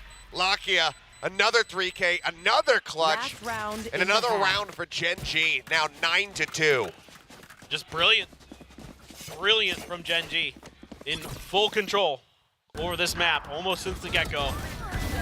Munchkin is so good. Been winning so many of these battles. 1v1s. Now, yes, some of the weaponry much weaker for DRX in that round, but still, I don't know, man. Lakia on his feet. Yes. And we have to remind ourselves, how sweet would it feel for him, not only to return to international competition, but to eliminate DRX and force them to miss their first international since the first international. Yep. They've been at every single tournament, aside from the one that Lakia went to on New Turn. Buzz taken down. Quick reply, though. Mako able to find Munchkin here. And just what a story it is for Lakia. What a journey he's taken. It's been a rough couple years. Nightfall available. ready. You got a couple ults.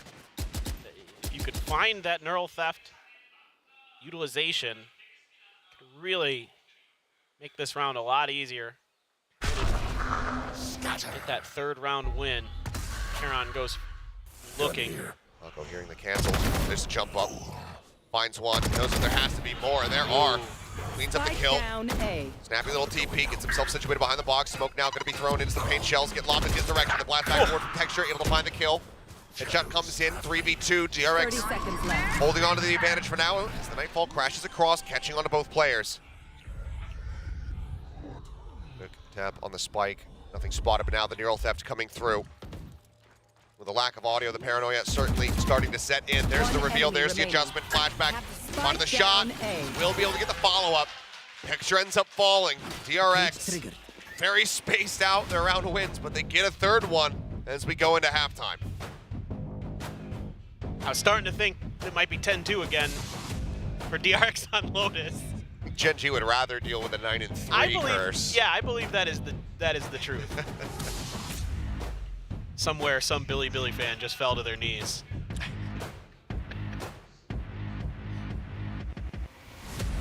Oh boy. Well, Gen G, 4-round wins away from punching their ticket to Madrid as well as their first grand final. And just, again, I mean, playing more maps, more matches than anybody else so far. And it doesn't seem to phase them. They're just time and time again finding ways to get wins, finding these incredible individual clutches. And no doubt some DRX fans, but some Lakia fans as well.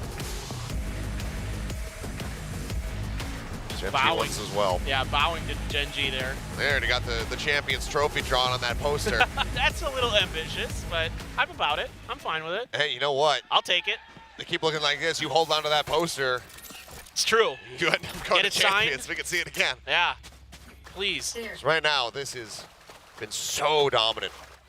Get that laminated. 9-3. DRX. 2-1 in pistol so far. And this is one that they certainly need to win. They want any hope.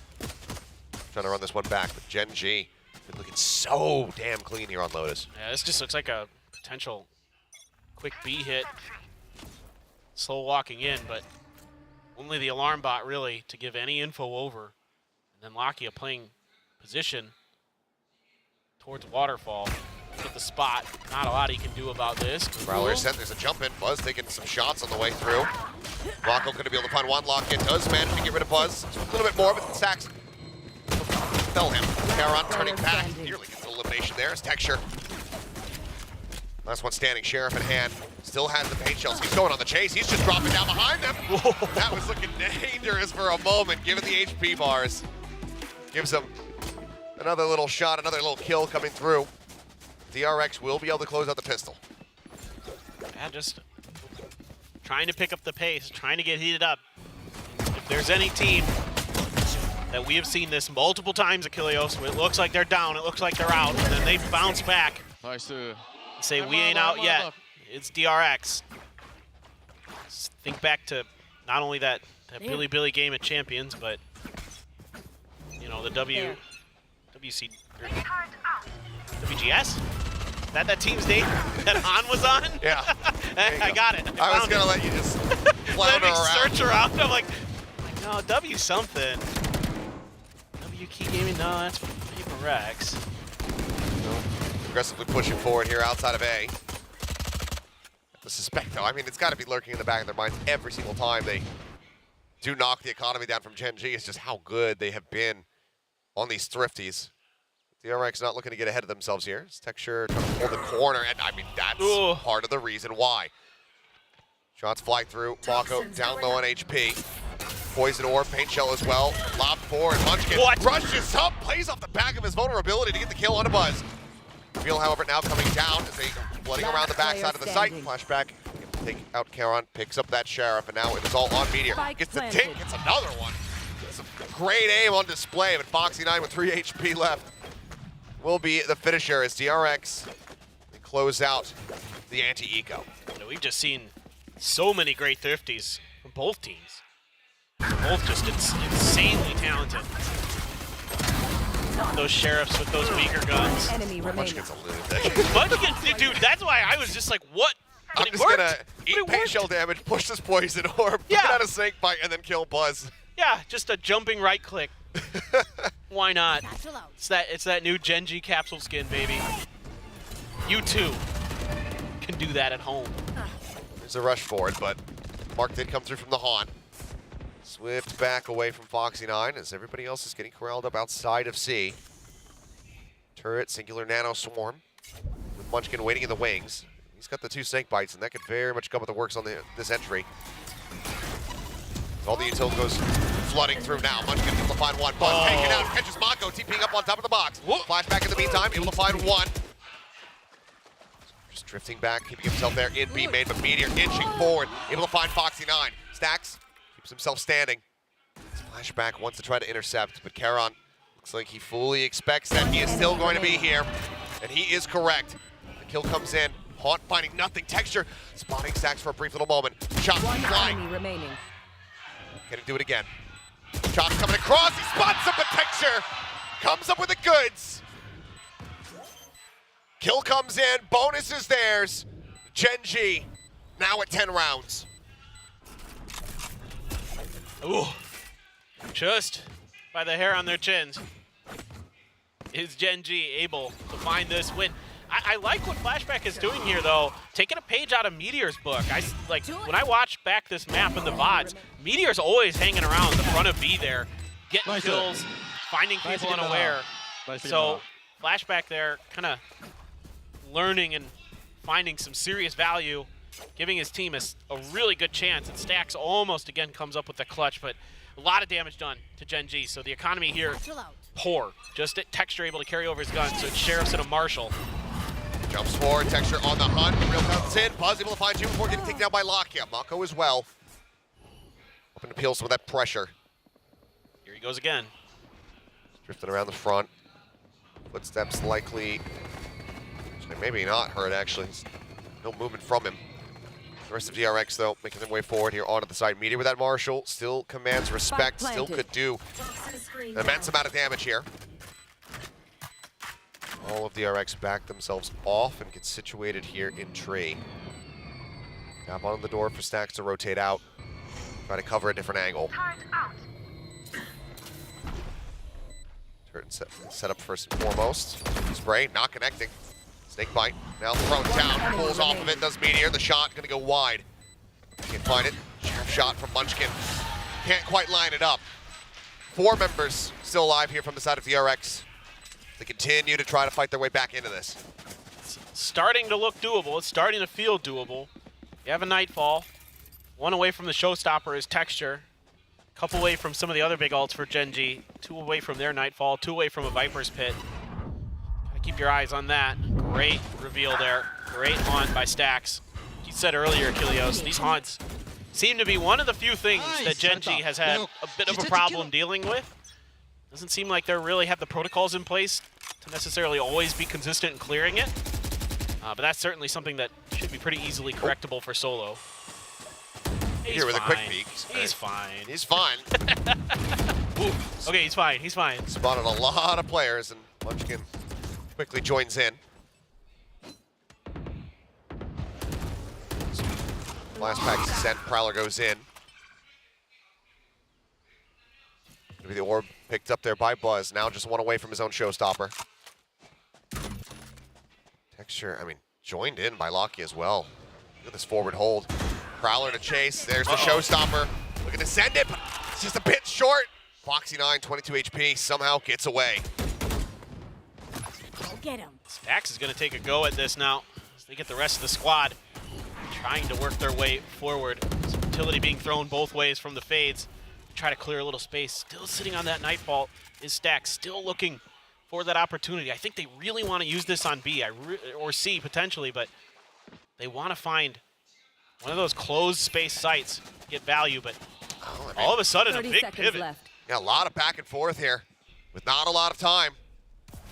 Any value the Texture finds here could be the undoing of DRX in this round, but he's going to get dropped. Stacks able to find that opening kill. Lakia still hovering around Baby Tor, but Stacks, I think he's getting fired up, pissed off, rushing forward, breaking open the side. Spike gets planted. Paranoia goes across. They get ready to go for maybe the double drop down. There's Karon managing to snap on the Buzz. What a reaction from him. Stacks continuing to swing out, now falling. Have they overstepped? Mako going to be noted. Foxy9 staying flush within the poison orb. Mako pushing into the smoke.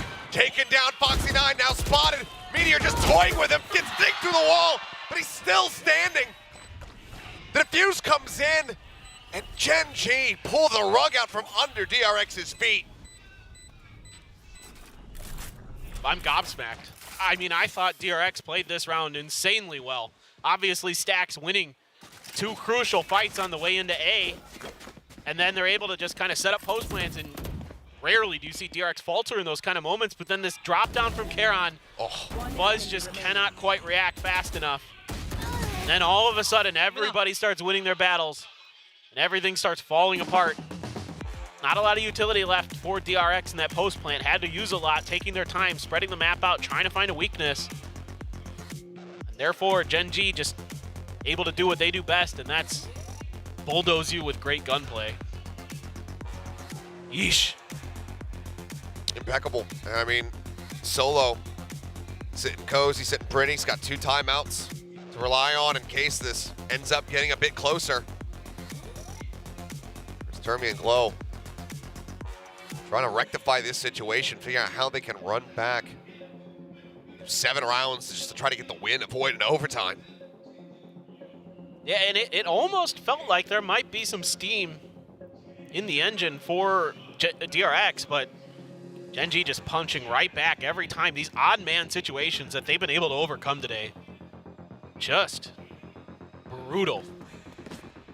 And that's something obviously you'd like to work on, something you'd like to avoid in future matches, wherever they may be, but still, there's no doubt that this Gen G squad can frag out, that they are capable of insane amounts of multi-kills. Just so many of their matches, you look at all their players, and they're just putting up huge 2K, 3K rounds constantly throughout this kickoff in VCT Pacific. Showstopper for Buzz. He's got to be a little bit careful, and Gen G respecting the hell out of it, just way back there on A. Not even trying to contest in front of Rubble. The problem for DRX is they need to try to get these round wins without using the ults, but just given how things have gone, that seems impossible. Yeah. The ult economy right now for Gen G is so stacked. Yep, exactly. I mean, you just have to throw everything in the kitchen sink at it for DRX and hope it works. That's where you're at. You're in a situation where you can't give any extra rounds over to Gen G. Showstopper and the Nightfall both going across. Texture spotted it, Rocket's going. Buzz able to find the kill with his, swings back around, takes down Lakia. 2 HP remaining for him. Karon still noted. Stuck here at tree, ends up falling. 2 ults for the round win, it would seem here, as Munchkin left scattering back over towards the C site. I have the spike. That can now come in. That's going to be a pit available here for the side of Foxy 9. 30 seconds left. Seems like DRX holding on for at least a bit longer. Shouldn't be a lot that Munchkin can say about this because his credit situation is not great, to say the least. So he is just going to have to wait this one out on the other side of the map, which is the Vandal left. Save it over for another round, scrape together. Should be most of a buy for Gen G. DRX, finally, a little bit of breathing room. Nobody going down just yet unless somebody goes hunting towards the C site. Flashback considering angles, but not going to get super close to Munchkin, I don't think. Yeah, I mean, he's the only one with the financial viability to really try to go for the hunt, but they also know if he gets a kill, that's a pit going into the next round for the defenders to use. Ultimately, it is just not worth it for them. So they won't over-pursue. DRX bringing the gap now to just 4 rounds separating, but again, these ults that Gen G have, even if that retake comes in, lockdown Nightfall, great combo. Yep, absolutely.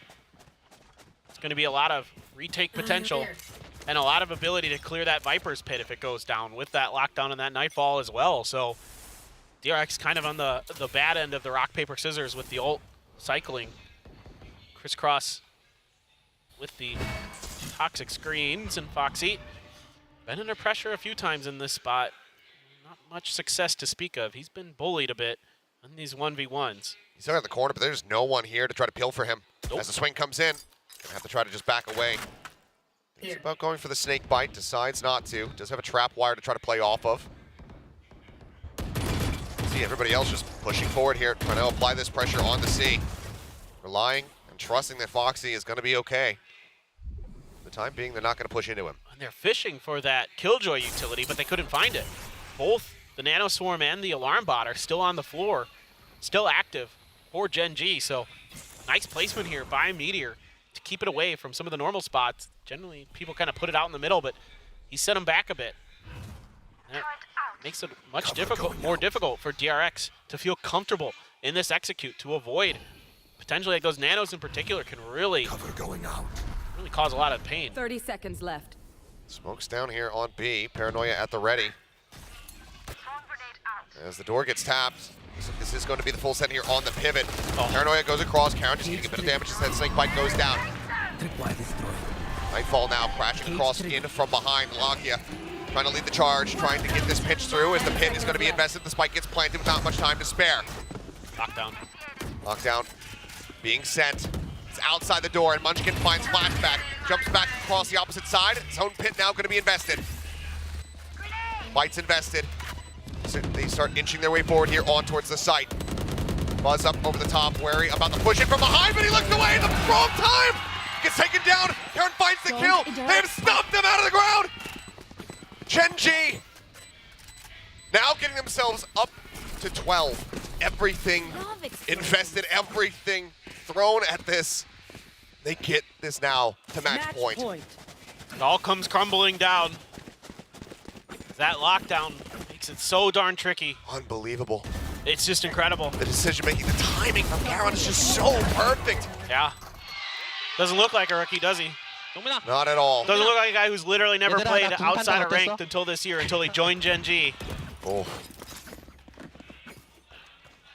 Stay focused. Well, DRX need to be strapped in for 5 consecutive rounds to take us into overtime yet again. There. Otherwise, Gen.G looking so poised, so dialed in right now. This texture will end up falling. Decent spray check. Mako finding the headshot. Takes him down. They look for a little bit more. Very suspicious about Lakia being just on the opposite side of that wall, and they would be correct, but they're not able to apply too much damage. Munchkin now also getting picked off. There. Flashback and Meteor clashing here at B. Still coming through, and it seems like DRX not going to be finished yet. Lakia and Karen have something absolutely crazy to say about it. Yeah, probably going to shift over towards B, as that has been fully claimed by Flashback. So over they go. That has been given over to them for a little bit of extra work from Flashback. Once again, is winning some of his individual battles. I mean, there have been some times where it feels like Gen.G is just so good in their 1v1s, yeah. One enemy But Flashback has the shot. Ridiculous. With the spike planted, Lakia. See if he can do anything here. Was making plenty of noise. Swinging in, Lakia able to take him down. Flashback approaching. Lakia so privy to all of this, though. But just doesn't check drop. So he will get finished off. Flashback, Neural Theft online. DRX close out round 20. That's just one step of so many that they need to take. Yeah, well, it just got done to them by Gen.G on the previous map. It's 12-8. Gen.G was able to swing it back and then win an OT. Certainly not out of the realm of possibility. All business for DRX now. Trying to see if they can figure this out, see if they can keep their hopes alive for going to Madrid. Let's go around the corner. Some sheriffs, Buckies, judges. Again, another variety pack for Gen.G and their weaponry. Munchkin. Skirting with this one, he has a Guardian. Crosshair a little bit high here from Flashback, and Munchkin is able to collect. That's the Neural Theft gone. Out of this round. Bucky held first shot, only getting a little bit of damage there on his stacks, but Meteor with the Sheriff, able to find his head. Uh-oh. Considering dropping down, but no texture. Over at tree! Picks up all 3 to put them 6 feet under! Gen.G, a 2-0 victory over DRX to punch their ticket into the grand final to Madrid. They are going the distance. And finally, we get to see the black and gold at the international stage. Masters Madrid welcomes Gen.G. Unreal performance here today. An unreal performance throughout this entire kickoff. So many tough matches, so many close calls, so many overtimes, and yet still, they fought back and they got here. Unreal. And what a road here for Karen. As the players, I mean, you can't even fathom how they're feeling right now on stage. Unbelievable. Solo as well. Welcome back to the international stage. To you, to Lakia. It has been so damn long. And for DRX, their first absence since the first ever International Masters tournament. I mean, with how fast this team came together, it is truly impressive. I mean, so much credit to these players and the Gen G staff for getting themselves in this spot, for never giving up, Some hugs there. Friends, players who played on teams together before. A lot of respect between both of these Korean squads, but now we have another one. Last year it was T1 and DRX. Now Gen G get their turn. What an unbelievable journey and story for this team. From the head-scratching moments of last season to a rebuild where Meteor is the only holdover, to this squad that is now going into a grand final to try to take on PaperX once more.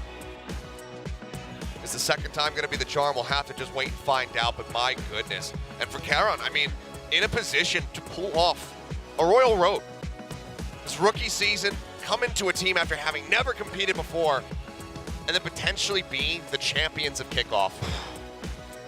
Can you imagine? I think they certainly can right now. Yeah, no doubt. And against a team like PaperX, who just seems like, with Monyet coming in for Jing, it felt like shouldn't be too different. Shouldn't be that like a PaperX team that you are going to consider less. You might even consider them more in some people's eyes with Monyet coming there. Insane. Absolutely insane. Well, that does it for myself and Paper Thin. We'll throw over to the stage, though, and hear from Gen G.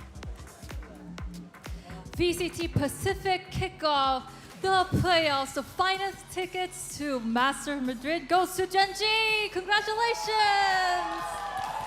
네, 플레이오프의 두 번째 매치 마드리드 가는 마지막 티켓을 젠지가 거머쥐었습니다.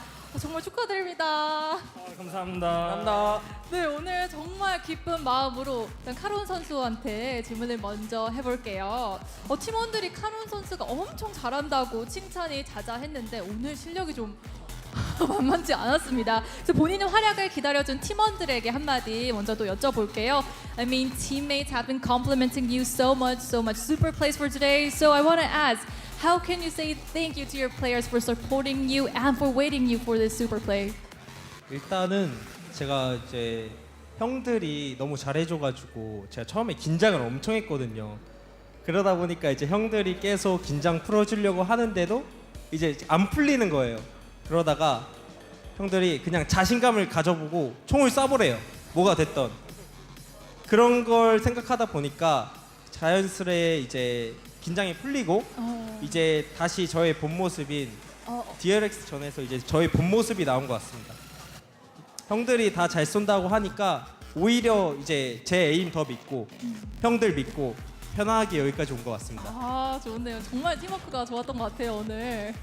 I mean, it was the other teammates that really held my mentality because I was really nervous at the first time. But the player said, "Don't be nervous, just shoot. We are right behind you." And then by believing what the player said, I just felt confident and believed in myself too. So I think that was the way that led us to the win. 정말 오늘 잘하셨습니다. 감사합니다. 네, 축하드리고요. 또 다음 선수한테 또 넘어가 볼게요. 이번엔 저기 있는 텍스처 선수 여기 있었군요. 네, 텍스처 선수로 또 이어가 보겠습니다. And for texture, I have a question. I mean, 버즈와의 맞대결이 정말 인상적이었거든요. 또 킥오프 기간 동안 최고의 모습을 보여준 본인의 이유가 무엇인지 생각하는지 또 여쭤보겠습니다. I mean, it was an impressive duel with Buzz. You lead best moments throughout the league. So, how do you think was the secret for showing so much super plays? 그냥 뭐 연습만 하루 종일 한 것 같아요. 솔직히 연습만 하고 사실 저희 팀원들이 되게 잘한다고 생각을 많이 했었어가지고 그리고 저희가 모자란 것들을 이제 강코팀에서 너무 잘 챙겨주고 해주니까 이제 그냥 저도 제 게임 플레이 그냥 좀 되게 편하게 하려고 애썼던 것 같아요. 그래서 좀 이번 시즌은 좀 저의 시즌이지 않나 좀 생각하고 있습니다. I mean, prepping for a long time and filling out the weakness. Our teamwork made the best work. So I think this match it was my turn to show the players what I was worth it. And next we have Meteor. 또 메테오 선수에게도 질문을 이어가 볼게요.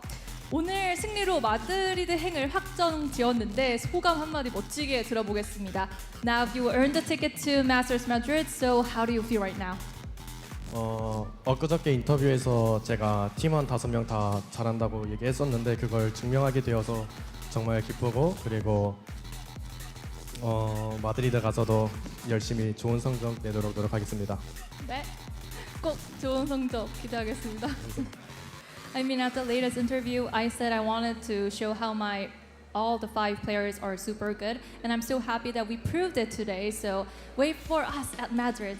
오케이, 또 다음 키아 선수도 이어가 볼게요. 이제 첫 번째 바인드 맵에서 승리하면서 분위기를 가져왔는데 그 흐름을 탈 수 있었던 이유가 이 절약왕 덕분이 아닌가라고 생각이 드는데 절약왕을 많이 하는 젠지의 비결이 무엇인지 여쭤보겠습니다. I mean, winning by you completely turned the table. A lot of thrifty rounds. So, what do you think was the reason for the thrifty rounds? And is there a secret for it? 일단 저희 팀이 진짜로 말도 안 되는 샷을 보여주는 것 같고요. 그것뿐인 것 같아요. 그것도 마찬가지고 그리고 이제 저희의 리딩으로 해서 그런 콜이 나오면서 그런 샷이 나오는 것 같은데 일단 저희 팀원의 리딩 실력 플러스 샷이 합쳐진 결과가 많은 절약왕이 나오는 것 같습니다. I mean, it was a combination of our shots, perfect aims, and by reading the map, those two strategies were really well done in our map and our match for today. 네, 정말 축하드리고요. 또 다음 원치킨 선수도 인터뷰 이어가 보겠습니다. 원치킨 선수 어디 있나요? 안 보여요. 저 여기 있어요. 네. For Munchkin, we have a question for you. 이제 또 그 인원이 밀리는 상황에서 좀 가장 이렇게 막 조금밖에 없는 상황에서 이렇게 뒤집는 결과가 나왔어요. 그래서 그런 상황에서 어떻게 이길 수 있었는지 그리고 그때 키 플레이어는 누구인지 여쭤볼게요. I mean, while it was a tough round, having only a few players left, you completely turned the table. So, who do you think was the key player for it? 일단은 키플레이어를 뽑자면 거기서는 카론이랑 텍스처가 이제 변수 창출이 되게 뛰어나다고 생각을 하고요. 그리고 저희가 5명 다 숫자가 불리할 때 2라운드를 어떻게 하면 이길 수 있는지를 잘 알고 있어서 그것까지 잘 연결되는 것 같아요. I mean, we all know what we have to do when we have only few players. And for the key players, I think Karen and Texture was the best two that supported us. 네, 정말 또 축하드린다고 말씀 전해드리고요. 또 솔로 코치님? 네, 또 여쭤보겠습니다. 네. 네, 코치님 이제 마스터즈도 감독님 이제 마스터즈도 중요하지만 먼저 내일 결승전이랑 과제도 남았잖아요. 그래서 선수들에게 어떤 말을 전해줄 수 있는지 여쭤보겠습니다.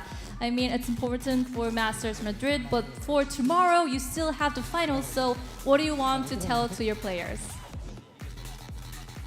다시 한 번만 내일 결승 못 들어가지고. 내일 결승전을 앞두고 네. 선수들에게 한마디 부탁드립니다. 상황에서 결승에서 한국 팀 2팀이 올라갔으면 좋았을 텐데, 네, 저희 선수들한테 T1의 복수를 하자. 네, 그렇게 하겠습니다. I mean, it would have been really good if 2 Korean teams went to Madrid, so we'll take the revenge for T1. 네, 또 감독님 또 이어가 보겠습니다. 네. 코치님도 이어가 보겠습니다. 오늘 어제부터 정말 오랜 시간 동안 젠지가 이기면서 오늘 결과를 이뤄냈잖아요. 또 좀 어려운 점은 없었는지 있었다면 어떻게 극복해 나갔는지 여쭙겠습니다. I mean, from yesterday they were like playing 14 hours straight for the game, winning every match. So how was it for the team to overcome some hardships? Can you tell us some details? 사실 중간중간에 많이 위험이 있었지만 네. 저희가 그걸 다 극복해냈기 때문에 오늘까지도 이길 수 있었던 것 같아요. 그래서 그게 경험치가 됐었고 그걸로 인해서 이만큼 성장한 것 같습니다. I can say there were some barriers in the middle, but we have overcome each barriers, and then we grew up from it, and that led us to a win. 네, 오늘 정말 다시 한번 축하드리고요. 오늘 인터뷰도 감사합니다. 네, 화이팅입니다. 감사합니다. 감사합니다. Thank you, Genji. It was a phenomenal match for today, but we have two teams that is now going to Masters Madrid, but we have the finals left for tomorrow, so don't miss that, and we will come back tomorrow. And now I'll toss it to the desk. Bye.